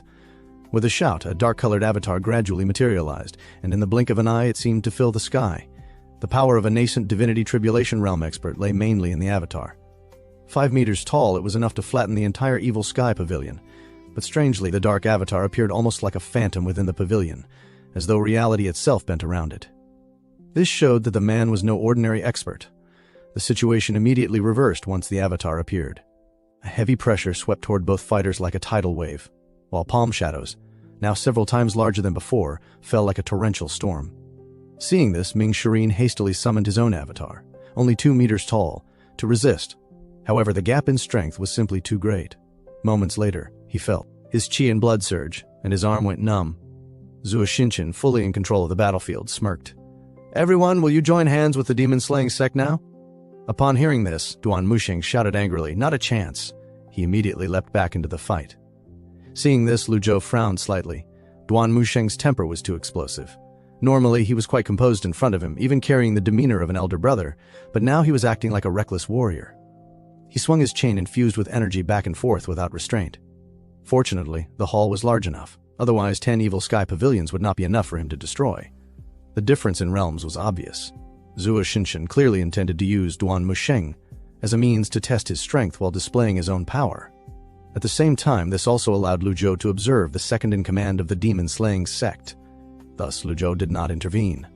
Although Jitian Dao had once defeated countless righteous experts and built an overwhelming reputation, the righteous world still believed he was nearing his limits. No matter how strong a cultivator was, without sufficient lifespan, everything was meaningless. In the cultivation world, no one had yet broken that limit. The demon-slaying sect was one of the most ambitious factions in existence, constantly expanding by absorbing other sects. In the past, they had clashed secretly with the ghost sect, but both sides feared each other's strength and never escalated into full war. Their visit to Jingting Mountain was real. The intention to form an alliance was real, and the demonstration of power was also real. Even the attack on Yanyu Palace was merely an excuse. But did Lu Zhou need an alliance? Or was the demon-slaying sect even qualified? There were countless factions in the world, and they were not the only ones trying to court Jingting Mountain. In terms of status, qualifications, and strength, they did not rank high enough. It was almost laughable to rely on a so-called third place on the sinister list. Before long, Duan Musheng was struck down by Zuo Xinchen again. The gap in realms was becoming increasingly clear. He himself understood it too. Realm suppression was not something that could be overcome through sheer will. Ming Shirin, after catching his breath, leaped back into the battle once more. At this point, Zuo Xinchen had become somewhat impatient. Even if they took turns, he still did not take them seriously. Binding seal. See through the nature of the mind. With those words, he formed a hand seal, and a violent palm imprint condensed in an instant, carrying an unstoppable force as it crashed toward Ming Shirin. Ming Shirin, at the nascent divinity tribulation realm, did his best to resist, but in the end he was still no match and was sent flying back to the ground. Upon seeing this, Xie Yuaner showed a worried expression. Zuo Xinchen stood with his hands behind his back, looking down at the scene with an air of arrogance. Are the three gentlemen satisfied with this battle? You, with only a four-leaf avatar at the primordial spirit tribulation realm, still dare to show off, Xie Yuan angrily retorted. Hearing this, Zuo Xinchen replied indifferently, Third Mister and Fourth Mister are not ordinary cultivators. I was forced to use the binding seal out of helplessness. This move was indeed a bit like the strong bullying the weak. Please forgive me. If the first senior brother and second senior brother were here, don't say a four-leaf golden lotus. Even a six-leaf golden lotus would still have to bow. Xie Yuaner was furious upon hearing this, but everyone knew these words were only meant to save face, so Zuo Xinchen did not take them to heart. At this moment, Lu Zhou finally spoke. Zuo Xinchen, that binding seal of yours was quite good. Hearing this, Zuo Xinchen became slightly pleased. Thank you, Senior Ji, for the praise. I would like to ask Senior to guide me in a few moves. As soon as these words were spoken, the guards behind him were stunned on the spot, unable to believe it. Even peak primordial spirit tribulation realm experts with 7 or 8 leaf golden lotus avatars would not dare make such a request. What exactly was he thinking? Lu Zhou's expression remained calm, and he did not respond immediately. Zuo Xinchen released a violent aura around him, growing more confident. Senior Ji can rest assured my binding seal technique can definitely withstand powerful attacks. If I lose within 10 moves, I will let you do as you please. Hearing this, Lu Zhou snorted coldly and stood up. Although the Demon Sky Pavilion is no longer as powerful as before, it is still not a place where rats like you can act recklessly. With that, he raised his arm. Between his fingers, a golden vortex slowly formed and expanded, radiating dazzling light. After using Fatal Blow, you will gain an indescribable power that deals a fatal strike to the target. Each use grants 500 merit points. Zuo Xinchen's eyes widened instantly, his hair standing on end. This is the Great Fearless Seal. In an instant, he felt as though a giant palm covering the sky had locked onto him completely. The guards behind him were terrified and frozen in place. Compared to this, the binding seal was insignificant. Zuo Xinchen panicked, rapidly forming hand seals, myriad binding seals. With a roar, countless binding seals surged forward, but they were instantly swallowed by the golden giant palm without resistance. Seeing this, he could only push his four-leaf avatar to its limit in defense. The next moment, a thunderous explosion echoed through the sky. Under the impact, Zuo Xinchen was instantly blasted out of the Evil Sky Pavilion, his fate unknown. The scene fell into dead silence. Everyone was stunned, unable to comprehend what had just happened. What just happened? I don't know. I only felt an indescribable power. I'm still alive. Where's the second sect leader? He seems to have been thrown out. Everyone quickly rushed outside. Master, let's go take a look too. After everyone left, only Lu Zhou remained in the hall. He looked at his palm with a trace of confusion. Is this what an indescribable power looks like? He had not expected the released form to become the Great Fearless Seal, since he had never truly cultivated Zen Buddhism before. In his memory, his understanding of Dharani hand seals was only at a basic level. He knew a few foundational techniques, but could not be considered a practitioner. Yet when he struck earlier, he had clearly felt an overwhelming force surge through him. Judging from that sensation, the power was enough to instantly defeat Zuo Xinchen, similar to the burst strength of a peak experience card. Could it become stronger when facing stronger opponents? Unfortunately, he had only used the item once, so there was no basis for comparison. Seeing this, everyone hurriedly rushed outside. At that moment, they saw only Zuo Xinchen standing motionless, staring in horror toward the direction of the Evil Sky Pavilion, as if he had turned to stone. Those uninvolved could never understand the feelings of the one involved, but one thing was certain. He had indeed lost in a single move. A guard stepped forward eagerly, thinking this was a good opportunity to curry favor. After all, details determined survival, and the goodwill he enjoyed among the four was not without reason. Second Sect Master, you can wear my clothes. No need to thank me. As he spoke, he draped the clothes over Zuo Xinchen's body. Unexpectedly, in the very next second, Zuo Xinchen's body was scattered into flying ash by the slight wind stirred by the fabric, dispersing between heaven and earth. The third-ranked figure on the sinister list of the cultivation world, Zhu Xinchen, had fallen just like that. Everyone who witnessed the scene was utterly shocked. You made the second sect master disappear. I didn't do it. Pan Zhong and Zhou Jifeng swallowed hard, unable to believe that Suo Shinshan had turned to dust. That man had dared to act arrogantly in the evil sky pavilion. An ending like this could be considered self-inflicted, yet to vanish into nothingness with a single palm strike felt almost too cruel. Sia Yuaner's eyes sparkled with admiration. I have followed Master for many years and never seen him use the great hand seal of the Tathagata. Yet today, he used it to kill Zuo Shinchan, who possessed a 4-leaf golden lotus avatar, in a single blow. Just how many hidden techniques does Master still have? Duan Musheng and Ming Shiyin were both shocked and relieved. Ming Shiyan's gaze then hardened as she looked toward the 4 black-robed subordinates. Do you 4 still want to see my 100 Tribulations avatar? Hearing this, they trembled all over. At that moment, Lu Zhou's voice came from within the evil sky pavilion. Go back and tell your sect master to manage his own people. Since Master had spoken, Ming Shiyan did not act further, and the 4 were immediately ordered to leave. Ding! You have received 1,000 merit points. Hearing this prompt, Lu Zhou's thoughts stirred. A single item card provided 500 merit points, while killing a primordial spirit tribulation realm expert yielded 1,000. Twice as much. Although item cards were useful, they should be used with caution in the future. If the power of this card was so indescribable, what should he do when facing someone he did not wish to kill? The reason he had allowed Zuo Shinchan to enter earlier was not only to understand the intentions of the demon-slaying sect, but also to test the effect of this card. Killing him now could also be regarded as a warning to the demon-slaying sect. After several disciples returned to the evil sky pavilion, they began flattering their master. Master's divine power is unmatched. You hardly even needed to act, and when you did, he vanished in an instant. Sia Yuaner eagerly stepped forward, cheerfully expressing her desire to learn. Lu Zhou shook his head and refused. You practice the Taijing Jade Scroll, focusing on movement techniques and boxing, which conflicts with Zen cultivation. Aren't you afraid of being eroded by demonic energy? Hearing this, Sia Yuaner grumbled. In the eyes of the outside world, I'm already considered a devil anyway. Lu Zhou glanced at her but said nothing. Duan Musheng then asked in confusion, Master, why did you let them go? Before Lu Zhou could answer, Ming Shiyan replied, Master only intended to use one death to warn the rest. He never meant to wipe out the entire demon-slaying sect. The demon-slaying sect is ambitious and seeks expansion, and First Senior Brother's ghost sect is their obstacle. If the demon-slaying sect were eliminated, who would restrain the ghost sect? Duan Musheng continued. Zuo Shinchan was their second-in-command. Since he was killed, the demon-slaying sect will surely not let this matter go easily. Ming Shiyan sneered. You're overthinking it. Even if they are furious, what can they do? Bring their entire sect to attack Jingting Mountain. If even Yu Zhanghai does not have the courage. Would the demon-slaying sect really dare to do that?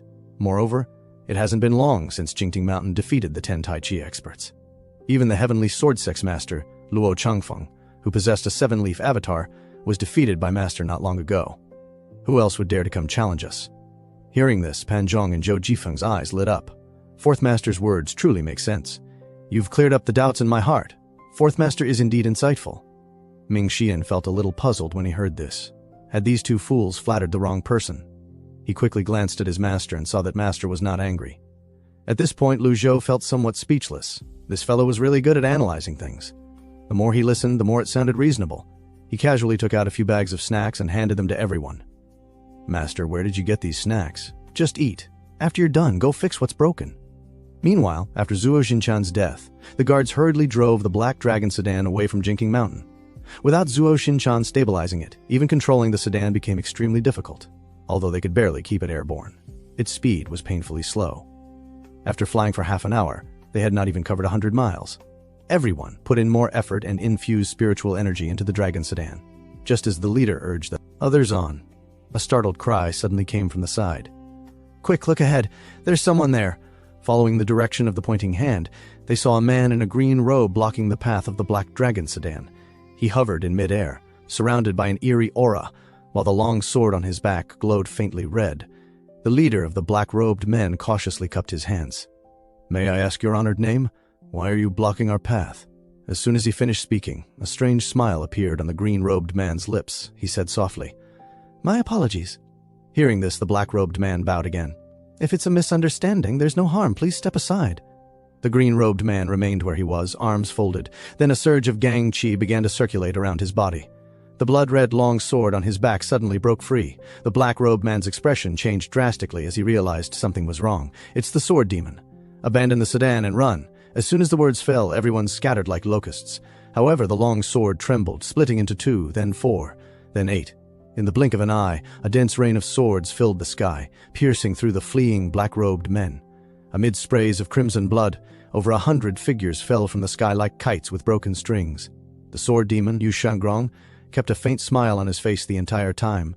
He stood with his arms crossed, not even glancing at them. In the next instant, he vanished in a blur, disappearing like a ghost. Meanwhile, inside the evil sky pavilion, Ming Xian cautiously asked, "Master, the demon-slaying sect has completely retreated. How should we deal with the female cultivators from Yanyu Palace?" He was uncertain about his master's intentions. After all, by normal reasoning, someone like Yi Tiangxin, who betrayed her master and sect, should be executed. Lu Zhou pondered briefly, then turned to ask Xiao Yuan what she thought. Xiao Yuan leaned forward innocently and said, "Why not kill them all?" As soon as she finished speaking, Lu Zhou tapped her on the head. Xiao Yuan quickly corrected herself. "I understand, Master. I'll go release them immediately." Lu Zhou glanced at her. "When did I say to release them?" Ming Xian's eyes flickered as an idea formed. "Master, many parts of the Evil Sky Pavilion were damaged recently and need cleaning and repairs. How about we punish them with hard labor?" Lu Zhou nodded. "That's a good idea. After they finish repairing the Evil Sky Pavilion, lock them in the Cave of Reflection to be punished alongside Yi Tiangxin." "I obey," Ming Xian said. Then he gathered his courage and asked, "Master, now that the entire Yanyu Palace has been punished and Yi Tiangxin's cultivation has been abolished, if someone remains in the Cave of Reflection with its biting cold, they will most likely die. Should we—" Before he could finish, Lu Zhou interrupted him. "Do you sympathize with her?" Ming Xian's mind was in turmoil, and he quickly replied, "This disciple wouldn't dare. Yi Tiangxin deserves punishment for her betrayal. This is only what she merits." He did not dare plead further and turned to leave. After stepping out of the Evil Sky Pavilion, he finally let out a long breath of relief. Fortunately, with Junior Sister's earlier trial and error, he had learned that Master's temper was not something easy to predict. Thinking of Zuo Xinchan's fate, a chill ran down his spine, and he resolved to keep a low profile from now on. When Duan Musheng saw him leave, he also bowed and prepared to withdraw. "Wait!" Lu Zhou stopped him. His gaze fell carefully upon the chains in Duan Musheng's hands. These were indeed forged from thousand-year-cold steel, an ordinary weapon that was nevertheless extremely difficult to destroy. To break such chains would require a heavenly-grade weapon. The problem was that he currently had none. All he had left were 2 deadly strike cards. The question was whether the cards could be used on the chains without destroying Duan Musheng along with them. Seeing Master's attention fixed on the chains, Duan Musheng felt delighted. "Master, please take action.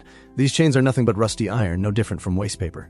Si Yuaner also hurried over to inspect them, and upon noticing the words Heavenly Sword Sect engraved on the surface, she immediately glared angrily at Zhou Jifeng.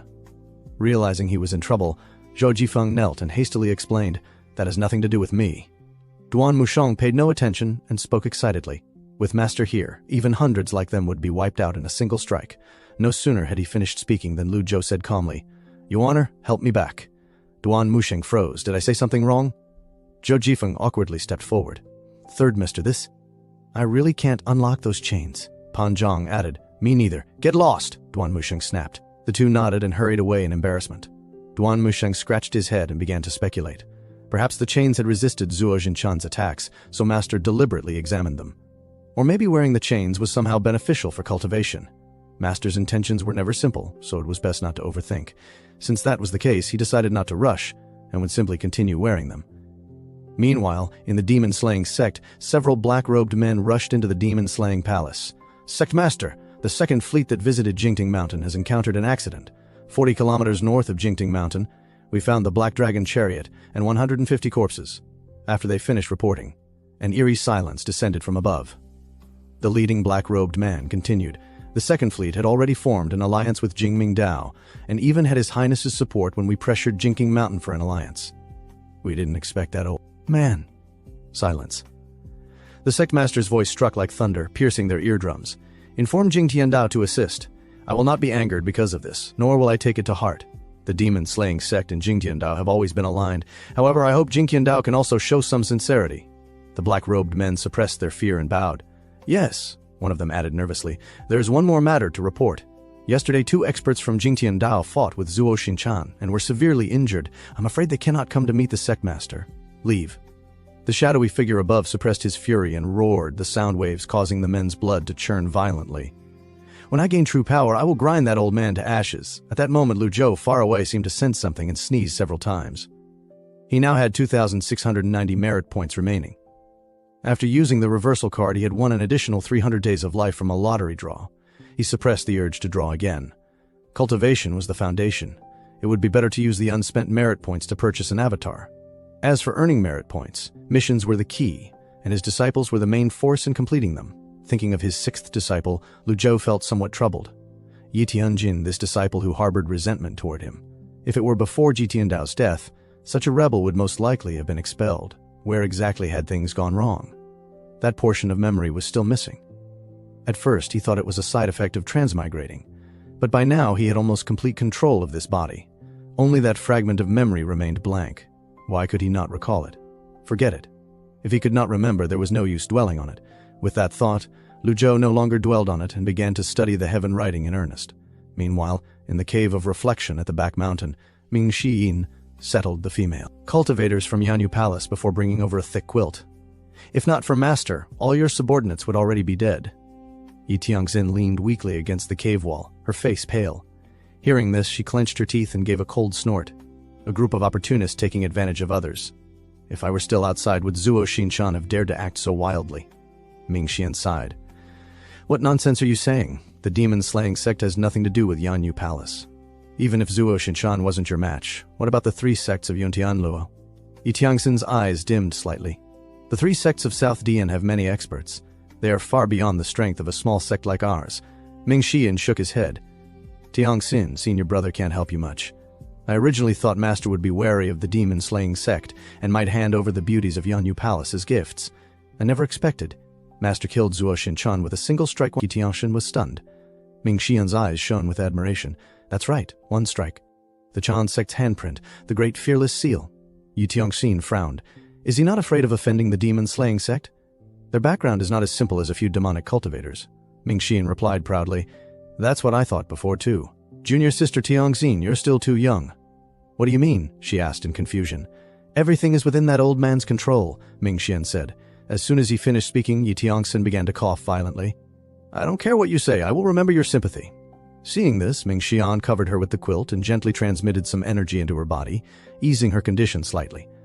When he leaned closer, he noticed a few strands of silver in her hair. Yi Tianxin said calmly, Don't worry about me.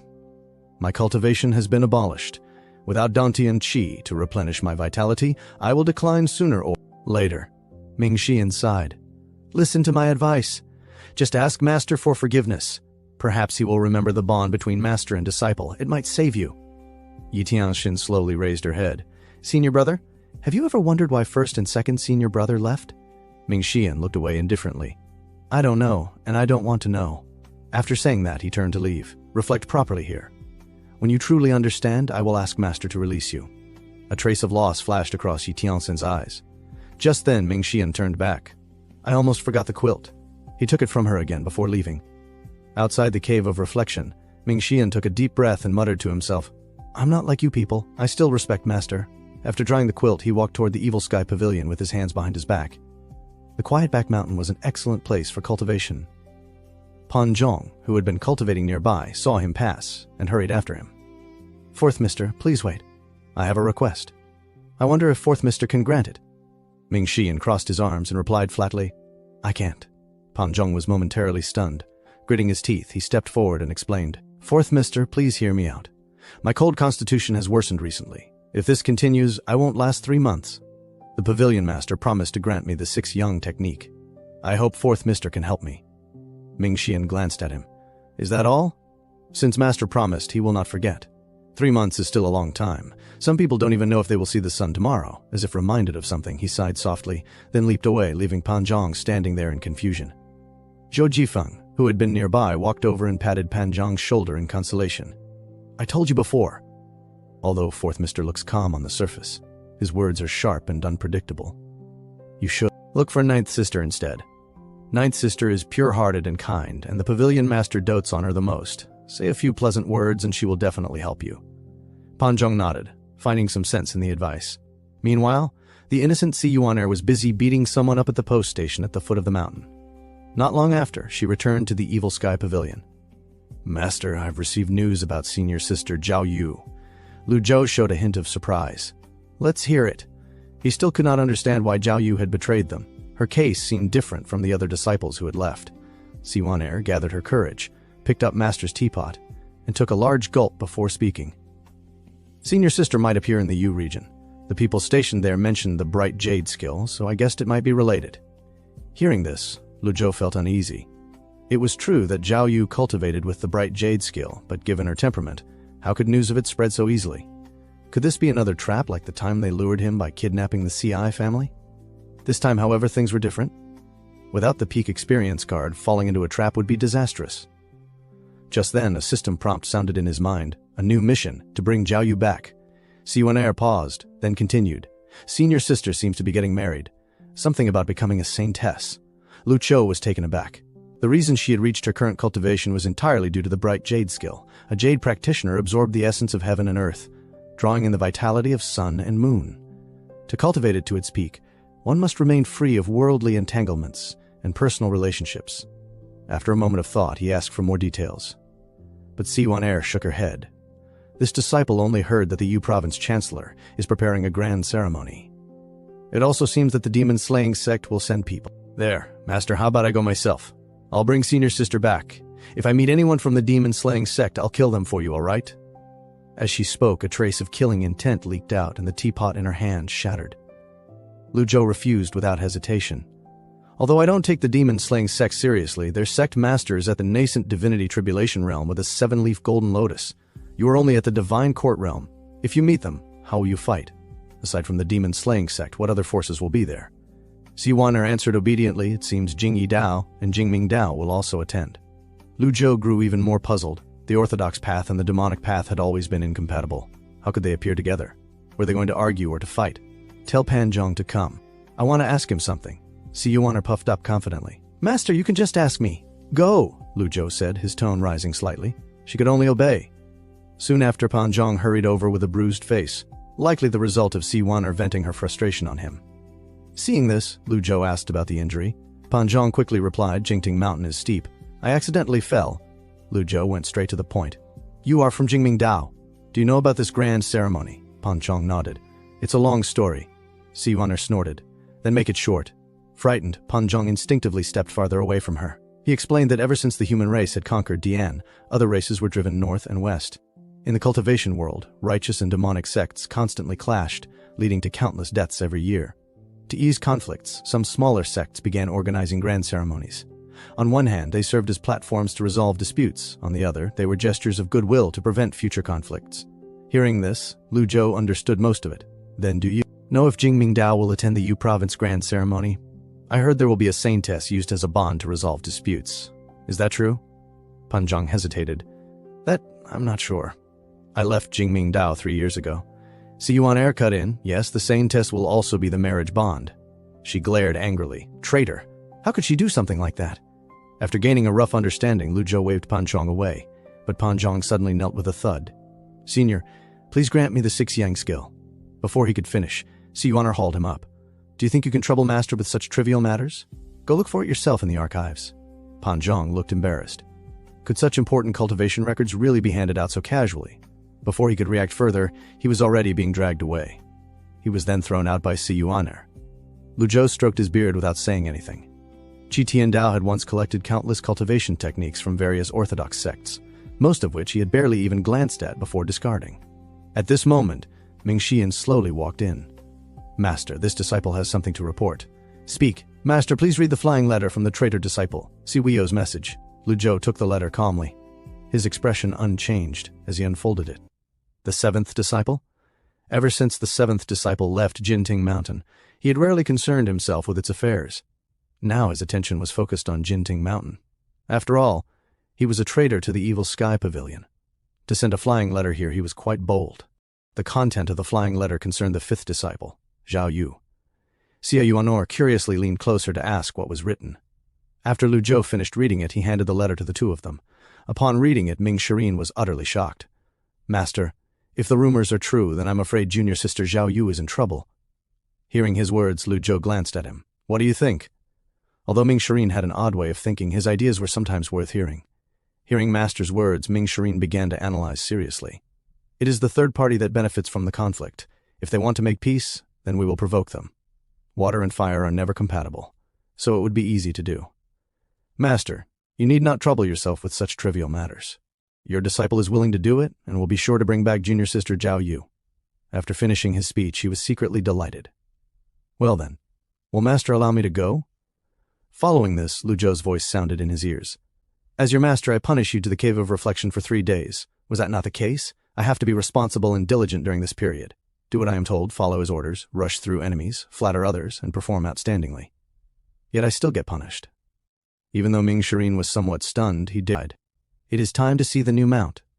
Thinking of this, he snapped his fingers. In an instant, the sky above filled with auspicious light. Seeing this, Si Yuan'er was thrilled beyond measure. Is the white sword coming out?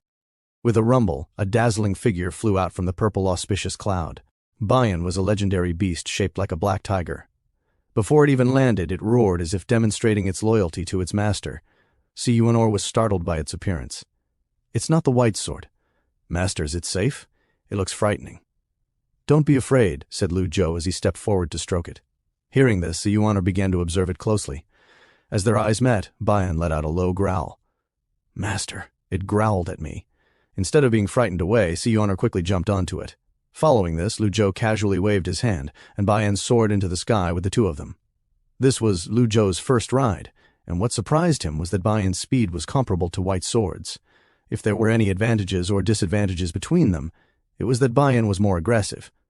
It was equivalent to having strength beyond that of human cultivators, but it was less intelligent than humans. White Sword was stable and offered a smooth ride. It also belonged to the aiding class, so he did not yet know its full capabilities. Soon they arrived at their destination, Runin's city. After stopping in a secluded corner, Si Yuan'er cheerfully began speaking. I understand what Master meant about not attracting attention. Lu Zhou nodded upon. Hearing this, Runin was not far from the Shin capital, and the Shin capital was where cultivators from around the world gathered. Conceal your skills. We must keep a low profile. I understand, replied Si Yuan'er promptly. She then went to a shop outside the city and discreetly bought 2 outfits with a box of gold coins. As soon as she changed her clothes, she eagerly asked her master, Master, are we going to have fun at the Shin capital? Along the way, Si Yuan'er skipped with joy. Grandfather, there is an inn up ahead. Let's stay there for the night first. All right, agreed Lu Zhou with a nod. As they watched the sky filled with flying cultivators, it caused a stir among the people. However, the conflicts within the cultivation world did not affect ordinary people, so they were not overly concerned. It's the flying chariot from the unorthodox sect. It even has the banner of the demon-slaying sect. When will I become a powerful cultivator and have a flying chariot like that? Si Yuan'er looked unimpressed upon hearing this. What's so impressive about that? My grandfather also has a sheep as a mount, a middle-aged man nearby scoffed. Little girl, can your family's sheep even carry you? Imph. Not only can it carry me, it can even fly out of Great Yen in just half a day. You can keep boasting about your family. Little girl, do you think I will believe such nonsense? You don't believe me? Si Yuan'er rolled up her sleeves, ready to teach him a lesson. Fortunately, Lu Zhou called out to her in time. At this moment, he was somewhat puzzled. I didn't expect such important figures to come to Runin. Could it be that the unorthodox sect is still holding a grudge over the incident of Zhua Xinjiang? Judging from such a grand display, they must at least be experts at the primordial spirit tribulation realm. Si Yuan'er entered the inn and told the innkeeper they wanted the best room. Unexpectedly, he said all the rooms were booked and suggested they look elsewhere. I'm very sorry. Because of the upcoming chancel grand ceremony that only happens once every 3 years, many guests have come here to stay. We hope our customers can understand and forgive us. All right, Si Yuan'er replied as she turned to leave. At that moment, a gentle breeze blew in, and a man holding a long sword appeared in the inn. Innkeeper, a lodging. Realizing that someone from the divine court realm had arrived, the innkeeper was thrilled and hurried forward to greet him. Honorable sir, it is such an honor that you have visited our place. We currently have 2 deluxe rooms available. We hope you don't mind making do with them. Upon hearing this, the man slightly furrowed his brows. Great. 2 deluxe rooms. That's not a problem at all. Si Yuan'er instantly became unhappy. Old man, didn't you just say earlier that all the rooms were full? The innkeeper explained with a flattering smile. Please don't be disrespectful. This person is a cultivator who has already opened the 8 meridians and entered the divine court realm.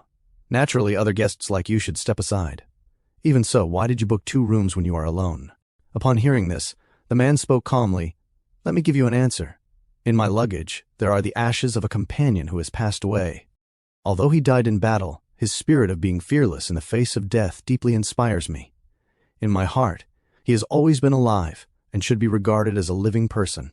My sword has accompanied me through many years of battles and has slain countless enemies. I should have been entitled to an extra room, but since my sword never leaves my side, 2 rooms are just enough. Upon hearing this, Lu Zhou felt rather helpless.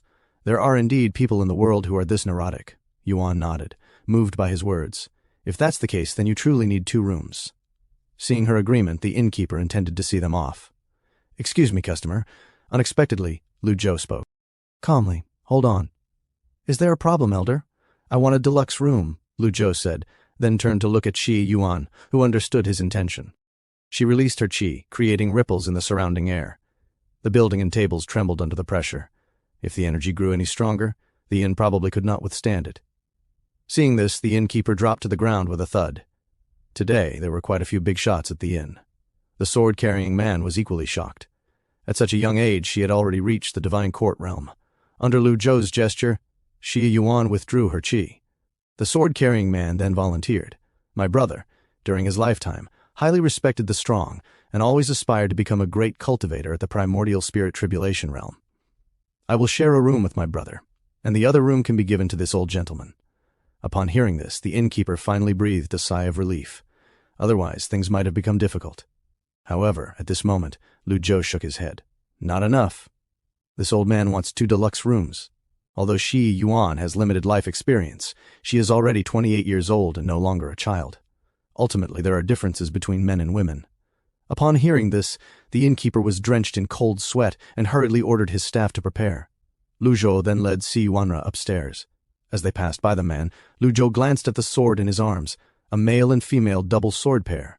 A double sword set of 1 long and 1 short, decorated with dragon and phoenix patterns, at the peak of Earth-tier weapons and barely considered a quasi-heaven-tier weapon. Lu Zhou continued. If you understand this sword, then you should be careful with your words and actions. If it were any other time, I would have definitely used this sword to teach those who insulted a lesson, the man replied calmly. This sword has killed countless enemies. And, after several decades of tempering, it has already become a heaven-tier weapon, not an earth-tier weapon as you claimed. In my opinion, there is no weapon in this world sharper than the male and female double sword pair. Upon hearing this, Yuanra curiously looked at him. Are you able to use both of those swords alone? At this, a trace of desolation flashed through the man's eyes. I used the long sword, while my brother used this short sword. Lu Zhou was somewhat speechless. You 2 truly are a pair. How did you even reach the divine court realm with such neuroticism? He then asked with a puzzled look. Is that sword really sharp? Upon hearing this, the man immediately drew the short sword to demonstrate. He placed a strand of his hair beside the blade, then gently blew on it. Instantly, the hair split into 2 sections, and this was only its pure physical sharpness. This is the unparalleled sword of this era, yet the old mister still has doubts. Seeing this, Lu Zhou suddenly had a bold idea and began to rummage in his bosom. Usually, there were not many opportunities to test heaven-tier weapons. Why not use Wei Ming to test it now? If his sword were damaged, then it would prove that Wei Ming was truly a worthless blade and not worth keeping. The man's expression changed slightly. Old mister, please don't. I think your sword is quite good. If it were destroyed, I would feel uneasy. It doesn't matter. Lu Zhou then swung his Wei Ming sword, and a crisp sound of collision echoed. He examined it carefully. There were no scratches or damage on Wei Ming. At the same time, the short sword of the double pair was also in perfect condition. This meant Wei Ming was at least on par with the male and female double sword pair. However, the problem was why I could not even scratch copper or iron during the test in the secret room last time. Since Wei Ming could transform into multiple weapon forms, could it be more suitable as a shield? As he pondered this, the man was extremely surprised. Is there truly a weapon in this world that can withstand the double sword pair? Siwan muttered. That's because you are not familiar with it. My grandfather can break this thing with his bare hands. Do you believe it? Upon hearing this, Lu Zhou's mind immediately pictured 2 children boasting about whose brother could eat more nonsense. Talkative. Let's go. Fearing Si Yuan might say something else, he quickly led her upstairs. Watching Lu Zhou's receding figure, a trace of solemnity flashed through the man's eyes. Hi, Xiaoping. I hope to have the opportunity to see you again, old mister. A moment later, Xiaoping also returned to his room. But as soon as he placed his sword on the table, a cracking sound was heard. Puzzled, Xiaoping drew his short sword and found that the blade was shattered like tofu. How could this be possible? This weapon was his life, and now it was destroyed. Was it that old man? The sword and the person are one. If the sword perishes, so does the person. Xiaoping was furious. He drew his long sword and was about to go settle the score with Lu Zhou, but as soon as he opened the door, a swordsman in a blue robe stood face to face with him. Xiaoping sneered. "Please move aside." The swordsman in the blue robe calmly uttered 2 words. "I apologize." With that, he drew the long sword from his back as quick as lightning and sheathed it in one motion. Xiaoping only saw a flash of red light before the swordsman in the blue robe had already appeared behind him. How did he pass through? The world seemed to split into 2 halves. What a strange feeling. Just as Xiaoping realized something was wrong, his body fell to the ground in 2 pieces. The swordsman in the blue robe then arrived at a restaurant. A faint smile lingered at the corner of his mouth as he muttered to himself, "Master, where are you?" At this moment, a shadow quietly appeared outside the window. "What?" he asked indifferently upon noticing. The shadow quickly replied, "The sect leader asked me to inform you that sword addict Chen Wengxia arrived in Runan 2 days ago. Please keep an eye on the top cultivators from both the Orthodox sect and the Righteous sect." On another note, Senior Ji from the Heavenly Demon Pavilion might have arrived in Runan as well. "The sect leader wishes to know your plan." Yu Shengrong snorted coldly after hearing this. That is none of his business. Seeing him approach the window, the shadow panicked and quickly retreated to one side. "There's no need to be nervous, my friend. The wind is quite strong outside. If you have nothing else to do, why don't you come in and have a drink?" Upon hearing this, the shadow did not dare to agree and promptly took his leave. "Look, a birdman!" Yu Shengrong took a sip of tea and disappeared from his spot in a flash. Time quickly moved back to Lu Zhou, who had been in a deep sleep, was suddenly awakened by a noisy commotion. After getting dressed, he went outside. The innkeeper, along with several officers, came straight toward him. "Old mister, did you see the killer who murdered Zhuaping?" Lu Zhou shook his head, quite puzzled. "Zhuaping is dead?" Seeing his reaction, the officer could only sigh helplessly. Zhuaping is a swordmaster, so the person who killed him must be a professional as well. It's only normal that you didn't see anything. Lu Zhou's gaze swept across the scene. However it was, Zhuaping was a powerful cultivator from the divine court realm, yet his death was so quiet, with no signs of struggle. The opponent might be someone from the mysterious Heaven Saint realm. Zhuaping's death had nothing to do with him, but the killer seemed to be quite a figure. If Runan itself was a huge trap, then leaving this place in one piece would be difficult. After reflecting on this, he asked doubtfully, "Did Zhuaping have any rivals?" The lead officer frowned slightly. "Don't ask about things you shouldn't." But just as he finished speaking, he saw the other party take out a token of the Imperial Army, with an exclusive dragon pattern. Someone from royalty? Seeing this, the officer broke into a cold sweat and quickly knelt down after coming to his senses. Xia Yuanor coldly glanced back. "Grandpa, should we beat them up?" Lu Zhou ignored her and went straight to the officer to inquire, "What is Zhuaping's identity?" The officer did not dare to slack off and hurriedly replied, "He's a swordmaster. He obtained the male and female twin swords by killing his own brother. The government can't do much to him since his cultivation level is quite high. Why is he in Runan City?" The officer respectfully admitted that he did not know. These soldiers were merely small characters. It was rare for them to come into contact with cases involving cultivators of the divine court realm, so it was normal that they didn't know. At this time, Xia Yuanor ran over to take a look. After observing for a while, she returned to her master's side. He was killed with a sword. She demonstrated as she explained, "From here to here, and right in front of his face." Lu Zhou nodded upon hearing this. The killer was probably a sword user with a heavenly weapon. There were quite a few people who met these conditions that came to mind. Sword addict Chen Wenjia, the brilliant sword user Jian Yijin, Luo Chanqing, or that troublesome disciple, Yu Shengrong. As he was deep in thought, a loud commotion suddenly came from outside. Out of curiosity, Lu Zhou stepped out to take a look and saw a giant 13-story red tower slowly flying overhead. Judging by the symbols on it, this was the exclusive flying chariot of the Great Sky Temple. Lu Zhou stood at the doorway observing for a moment before signaling Xia Yuanor to head toward the Saint Altar north of Runan. Along the way, they were stealthily followed by a figure. "Master, someone's following us?" Xia Yuanor promptly warned after noticing.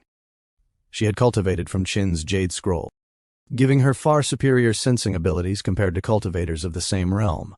Moreover, she was clever and full of ideas, and could probably protect herself with the skills from Qin's Jade Scroll, even against a stronger opponent. He did not need to worry about her.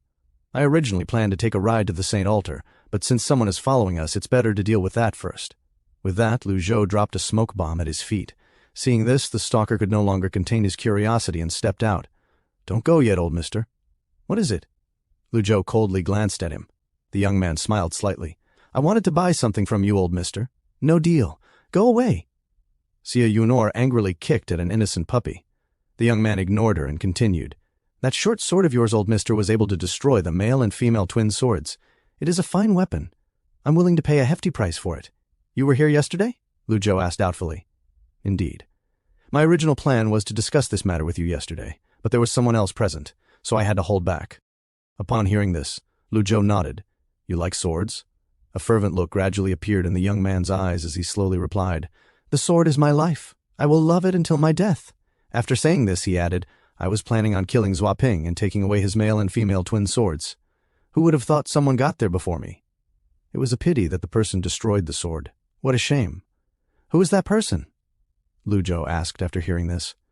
The young man shook his head and answered reluctantly, "I didn't see it, but it's not hard to guess. There are only 3 people who could wield a sword with such refined skill.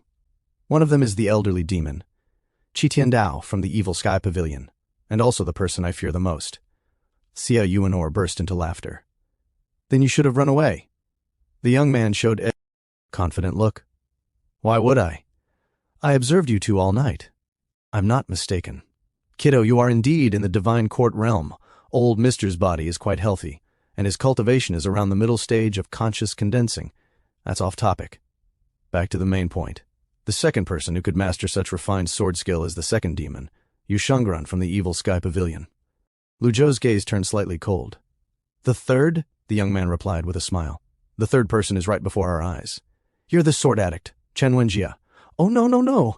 Chen Wenjie is addicted to sword techniques, not swords. I'm different. I like both swords and sword techniques. Someone as uncertain as Chen Wenjie would eventually die." At this point, Lu Zhou had already guessed the other's identity, Jian Aijian, the one who loved swords to death. He had even changed his name to reflect that obsession. In the cultivation world, there were few who would go that far. A person like him likely had no fixed allegiance, living entirely for swords alone. That kind of existence was dangerous, but also strangely stable in a chaotic world. It was clear that such a mindset allowed him to survive where others perished, including escaping the killer of Zhua Ping. He had 2 traits. 1, an obsession with swords. 2, avoiding unnecessary trouble. Because of those traits, even without a clear stance, he had managed to survive until now. Upon hearing Lu Zhou call out his identity, Jian Aijian could not help but feel proud. But in the next moment, his eyes lit up with excitement. At that moment, the dark Wei Ming was already drawn by Lu Zhou. "It's so beautiful. I like the feeling, short yet refined." Seeing his expression, Lu Zhou shook his head. "If you value your life, it's best you don't think about this sword." Just as he finished speaking, several dull bell chimes rang out from afar. Lu Zhou frowned slightly as he looked toward the direction of the sound. The saint. Altar is supposed to be a gathering between divines and demons. Why is there a Buddhist bell sound? Jian Aijian seemed to have guessed his intention. "Old mister, there are many people at the saint altar. It's where cultivators from both divine and demonic factions gather. Extremely dangerous. I suggest you don't go." He paused, then added casually, "Rumor has it the saint goddess being chosen this time is the 5th female demon from Jinting Mountain Pavilion." He chuckled. "A demon becoming a saint goddess. What else is new?" Then his eyes narrowed slightly. "Still, old mister, if you go there and accidentally die, that sword will belong to me. I'll even help you pick a nice burial spot." As soon as he finished speaking, his expression changed. A violent gust of energy swept toward him. Jian Aijian reacted instantly, raising his arm to block and retreating several steps. Xia Yuanor, however, stared at him coldly, her face full of anger. "You asked for it. Watch me beat you until you beg for mercy." Having said that, she leapt forward and charged toward him with her fists. Jian Aijian quickly took advantage of his position and once again widened the distance between them. "Hot-tempered, kiddo. You really aren't like a typical divine court realm cultivator. Don't make me draw my sword, kiddo." At this moment, the sound of bells rang once more from afar. Upon hearing this, Lu Zhou frowned slightly, knowing he needed to hurry since the ceremony was about to begin. He's merely a person obsessed with swords. There's no need to waste a skill card on him. "Yanor, let's go." With this thought, he snapped his fingers. In an instant, purple light circulated through the air as the low growl of a beast approached from the distance. The massive figure of Baiyan arrived in the blink of an eye. Jian Aijian was immediately shocked upon seeing this. A legendary mount. Those who possessed mounts from the legends were undoubtedly experts, but this was a Although this old man's cultivation appeared weak, his background was clearly not simple. Therefore, he tried to persuade him once more.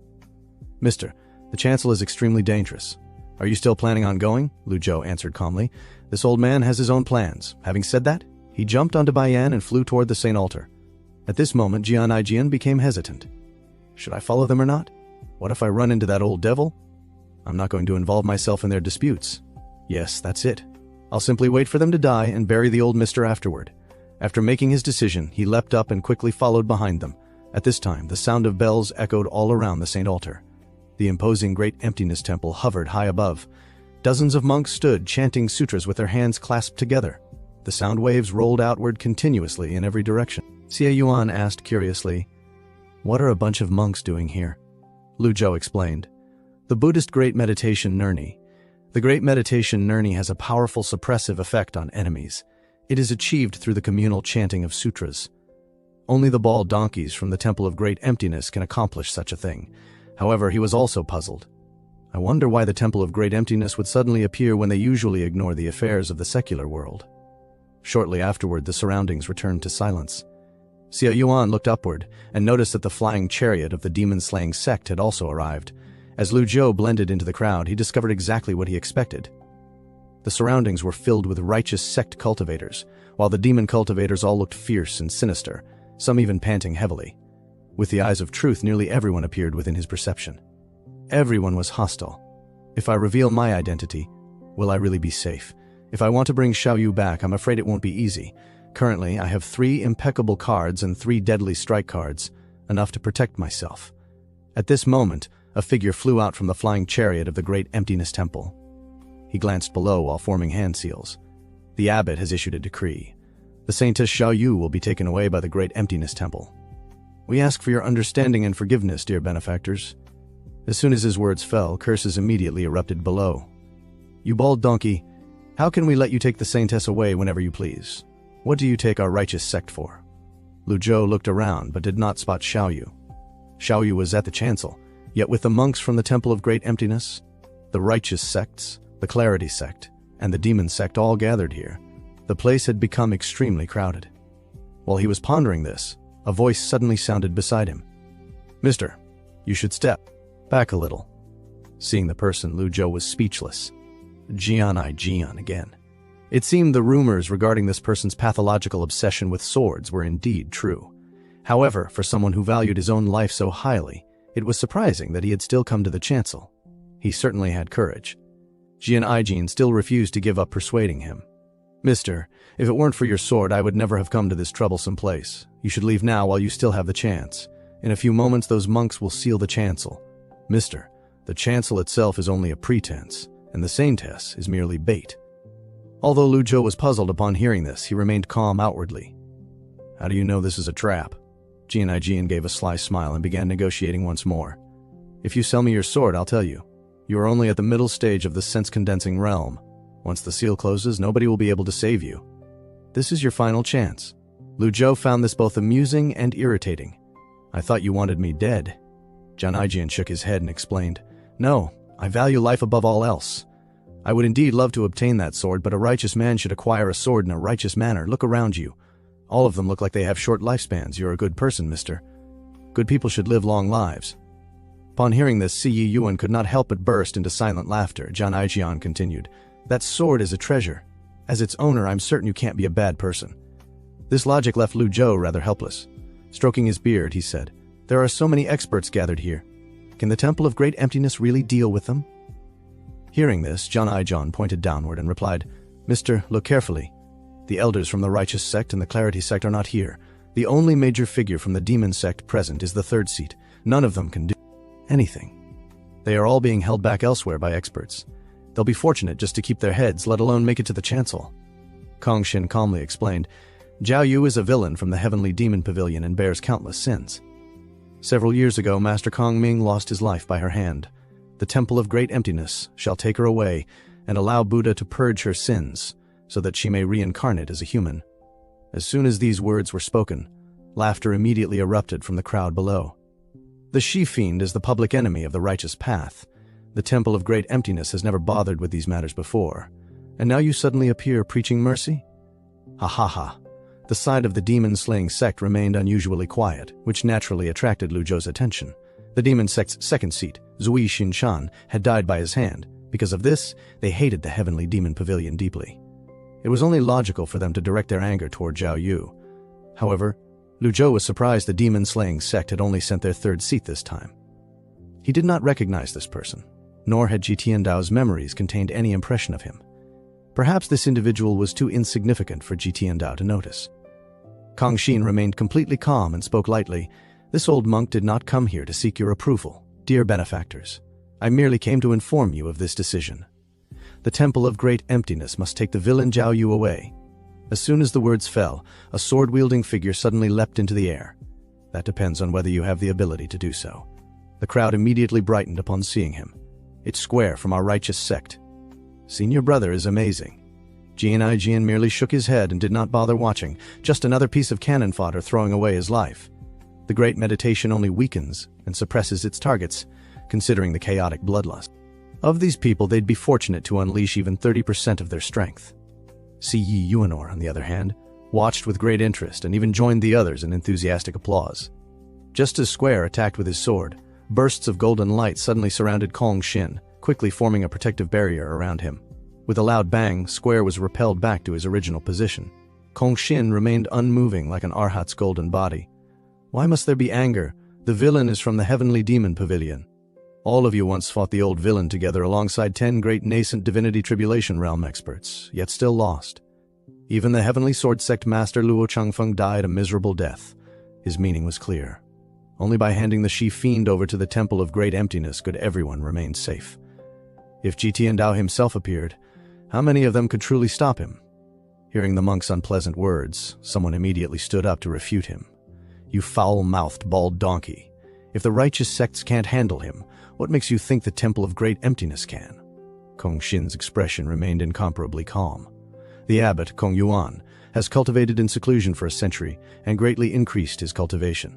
We are capable of handling that old villain." Upon hearing this, everyone revealed expressions of horror. A century ago, Temple of Great Emptiness's Kong Yuan was already a 6-leaf golden-bodied divine monk. Who would have expected him to remain in seclusion all this time? At this moment, the leader of the Clarity sect stepped forward. If Master Kong Yuan can truly deal with the old villain from the Heavenly Demon Pavilion, then the Clarity sect agrees to hand over the Saintess Zhao Yu to the Temple of Great Emptiness. Hearing this, Kong Xin nodded. This old monk thanks the benefactors from the Clarity sect. The Temple of Great Emptiness certainly will not disappoint you. We will undoubtedly reform the villain. However, just as those words were spoken, a figure in a red robe slowly walked out. "If you wish to take Zhao Yu away, then you will first need my permission." Kong Xin coldly glanced at him. "This old monk already said this visit was not for negotiation. I merely came to notify you of this decision." The demon-slaying sect's third seat stepped forward slowly. Zuo Duanqing retorted without the slightest mercy. "The Temple of Great Emptiness has always claimed to treat all life equally without distinguishing between righteous and evil. It has also never interfered with worldly affairs. Don't you have anything better to do today?" "Benefactor Duan, are you planning to stop this old monk? Wretched monk, you refuse a toast only to drink a forfeit?" With a wave of Zuo Duanqing's hand, 5 experts from the demon-slaying sect charged forward. Upon seeing this, Kong Xian calmly activated his spell while remaining in place. A 2-meter-tall Arhat golden body slowly materialized behind him. Seeing this, many people were stunned. They had not expected Kong Xian to possess such a cultivation level. If Kong Yuan himself were here, that would be an entirely different matter. Jian Aijian quickly warned, "The Arhat golden body is comparable to a nascent divinity tribulation realm 2-leaf avatar. This bald donkey is not an ordinary monk. Old mister, quickly move back." The demon-slaying sect clearly came prepared. If that bald donkey uses a Zen mark, you'll definitely be affected since you're only at the sense-condensing realm. Those 5 are all from the Divine Court realm and are the demon-slaying sect's main force for this occasion. Lu Zhou ignored his warning. At this moment, his mind was occupied with many thoughts. According to the memories, it was true that throughout the history of the cultivation world, the Temple of Great Emptiness had always remained distant from worldly affairs. Rumor claimed that the abbot of the Temple of Great Emptiness was a cultivation genius from the Buddhist Zen sect. He became so obsessed with Zen that he immediately chose the path of monkhood. However, rumors were only rumors. Back then, Zhao Yu had encountered Kong Ming from the Temple of Great Emptiness. They fought, and Zhao Yu killed him. If Kong Ming had truly been a cultivator of the mysterious Heaven Saint realm, would he really have allowed Zhao Yu to escape? Since the Temple of Great Emptiness chose to interrupt the grand ceremony this time, they were clearly declaring the Heavenly Demon Pavilion as an enemy. In the blink of an eye, the battle in the field ended. The 5 members of the demon-slaying sect were repelled with a single move. At this moment, Su Duanqing spoke coldly. Kong Xian, an honest person does not need schemes. You were the one who kept the elders of the Clarity sect and Righteous sect occupied, weren't you? Upon hearing this, Kong Xian calmly shook his head in denial. The Temple of Great Emptiness is an open and upright institution. Why would we resort to such methods? Weren't you the one who stationed those scoundrel monks outside the chancel? Kong Xian responded with a cold expression. It seems you deeply misunderstand the Temple of Great Emptiness, dear benefactor. If you insist on stopping me, Benefactor Duan, then this old monk will accompany you. As soon as those words were spoken, the atmosphere immediately became tense. Su Duanqing stretched his muscles before slowly stepping forward. You bald donkey, if you wish to take Xiaoyu away, I won't allow it. As his words fell, he rushed forward like a bolt of lightning. Kong Xian furrowed his brows upon seeing this because he could not immediately determine the opponent's cultivation level. Reacting quickly, he once again channeled his energy to manifest the Arhat golden body. Everyone held their breath upon witnessing the scene. Nobody expected 2 nascent Divinity Tribulation Realm experts to clash so quickly. The demon-slaying sect had clearly placed great importance on Xiaoyu ever since Su Xinchan's death. It was no wonder Duanqing refused to back down. Su Xinchan had been the only nascent Divinity Tribulation Realm expert who successfully cultivated the evil Zen technique to the 4-leaf Golden Lotus stage. However, he died inside the Heavenly Demon Pavilion. How could the demon-slaying sect possibly not hate them for it? Su Duanqing's figure appeared in constant motion, circling around Kong Xian with countless attacks. What kind of technique is this? I've never seen it before. It's my first time seeing such a dazzling movement technique. Zhang Aizhan could not help but exclaim, these afterimages are created by extreme speed. At this moment, Lu Zhou lightly stroked his beard and calmly spoke. Taoist technique, Tao invisibility. Upon hearing this, Zhang Aizhan's eyes widened in disbelief. Mister, you recognize this technique. This technique originated from the Taoist societies. It spread to Fuyu before eventually becoming a lost art. In the battlefield, Zhao Duanqing's expression remained calm while Kong Xian felt increasing pressure and finally decided to become serious. In that case, this old monk will no longer hold back. Having said this, his fingers continuously moved in complicated patterns while strands of Gang Qi intertwined around him. A dazzling golden light suddenly burst forth, Zen sect Dharma Mudra seeing one's nature. At this moment, Zhao Duanqing paused and did not continue attacking. Great Vidrahand seal.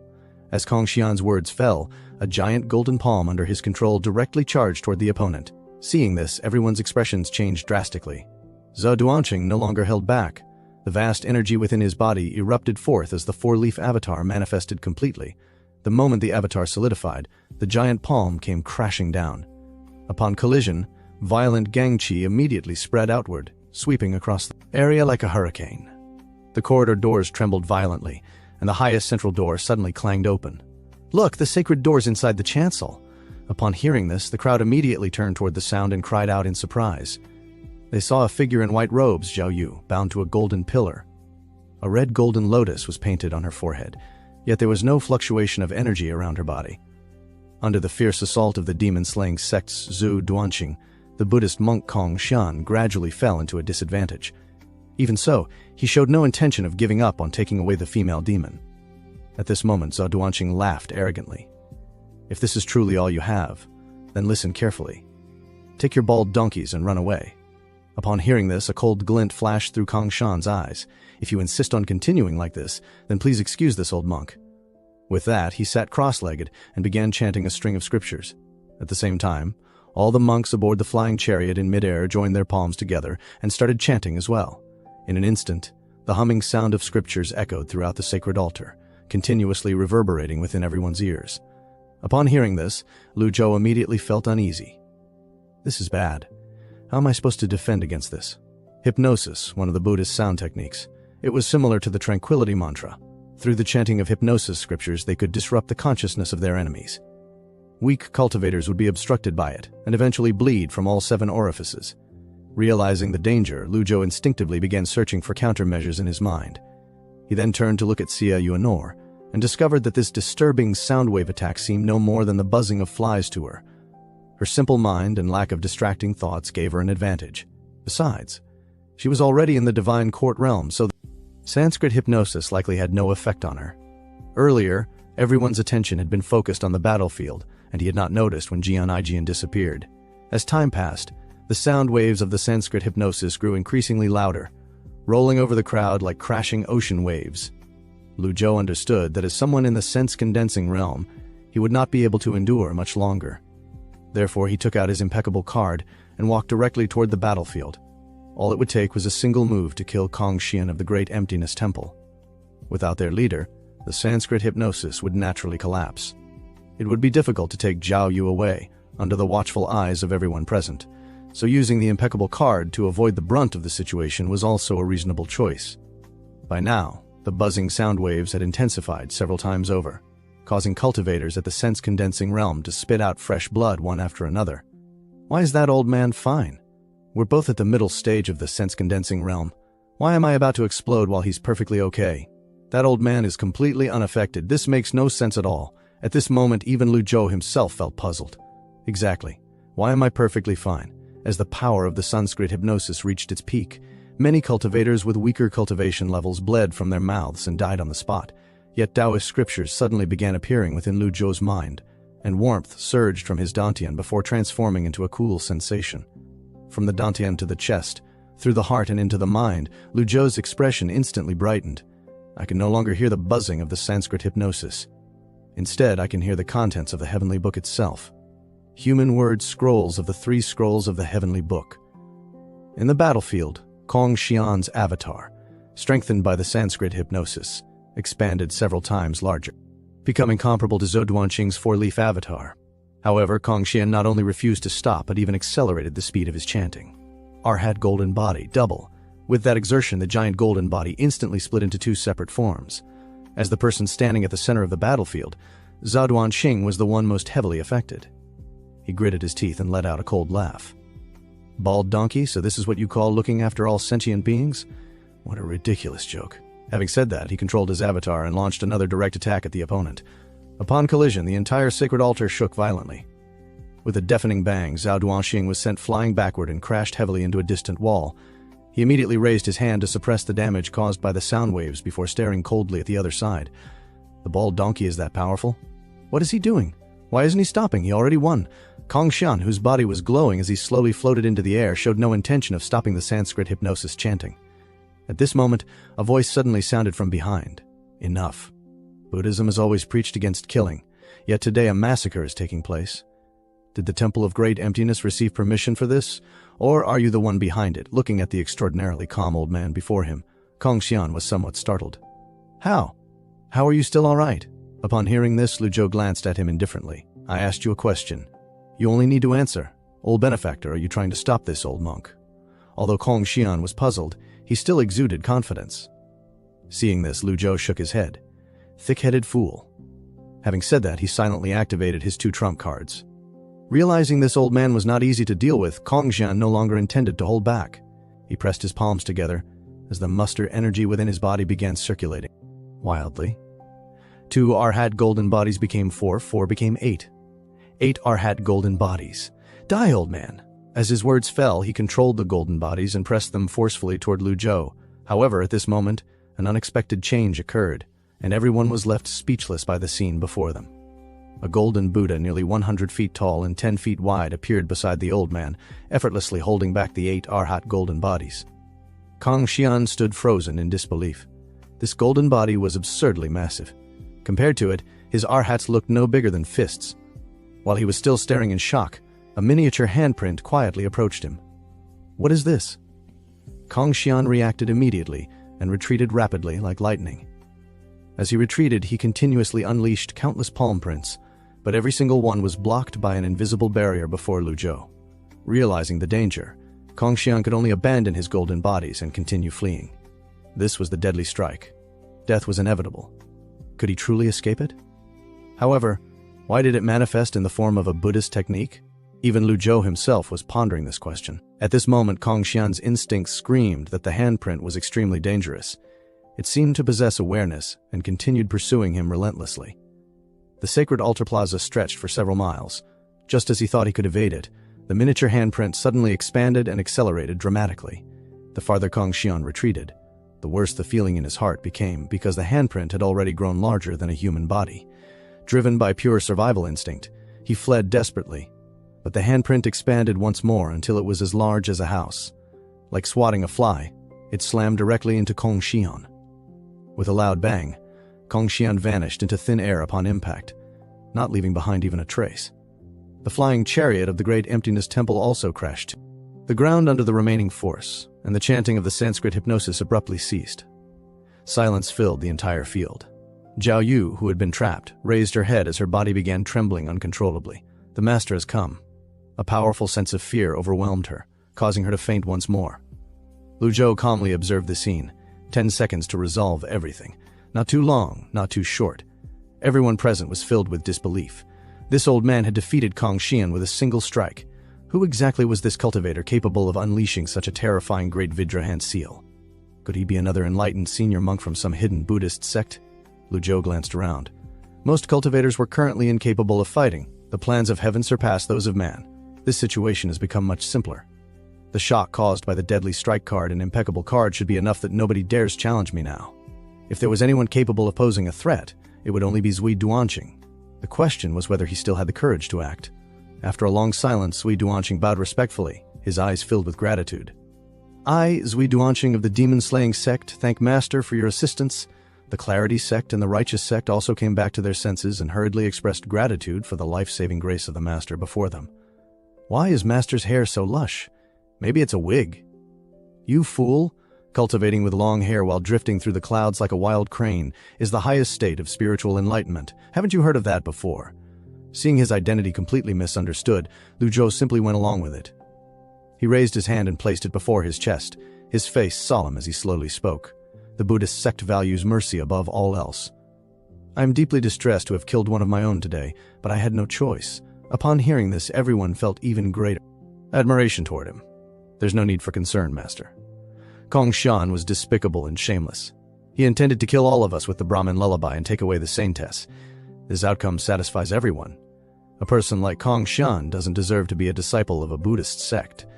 You are truly an enlightened senior monk. Compared to those sanctimonious bald donkeys, you are 10,000 times better. If it weren't for you, Master, all of us would have died. Master, with such profound cultivation, what brings you to the holy altar today? Upon hearing this, Lu Zhou replied calmly, I was just passing by. The crowd immediately began flattering him again. I see. I've heard that senior monks who cultivate with hair prefer to travel the world and regard the four corners of the earth as their home. I'm truly blessed for 3 lifetimes to have met you today, Master. Seeing this scene, Lu Zhou felt helpless. I can't stay here any longer. With Zhou Duanqing present as a nascent divinity tribulation realm cultivator, the remaining monks can't stir up any trouble. Where is Xia Yuanor? He asked inwardly. This girl, how carefree is she? How can she fall asleep in the middle of all this commotion? She doesn't know how to be cautious at all. This won't do. I'll have to re-educate her later. But now isn't the time for teaching her a lesson. Upon hearing her master's voice, Xia Yuanor reflexively sat up at once. Seeing this, the crowd immediately started flattering again. Master, I see you even have a female disciple. Is your Buddhist sect so open-minded that it even accepts female disciples? What's so strange about that? I've heard of masters who took in a monkey and a pig as disciples before. Lu Zhou glanced toward the highest building of the holy altar. Go get her. Understood, Xia Yuanor replied, quickly flying upward. Master, you can't take her away, someone shouted. Lu Zhou glanced over and the crowd immediately fell silent, not daring to speak further. Then Lu Zhou said, Did you think Kong Xian acted alone when he dared to attack this gathering? That's right. Although monk Kong Xian had profound cultivation, he would not have acted so recklessly on his own. This must be the doing of the Temple of Great Emptiness's abbot, Kong Yuan. Upon hearing this, the crowd suddenly realized the implication. Such scum is an embarrassment to Buddhist sects. Kong Yuan is cultivated for a century, yet has gone down the wrong path. But if Kong Yuan comes in anger later, we ask you to protect us, Master. Lu Zhou said nothing. Protect you? What does this have to do with me? If I hadn't shown up today, all of you would already be dead. And as for Zhao Yu being taken away, he didn't even know who brought her here in the first place. It's already generous enough that I'm not settling that account with them. If Kong Yuan really comes chasing after this mess, they can treat it as a lesson. Thinking this, Lujo called out to Xiaoyuanor and turned, preparing to leave this place. Please subscribe to help me provide you with more recaps.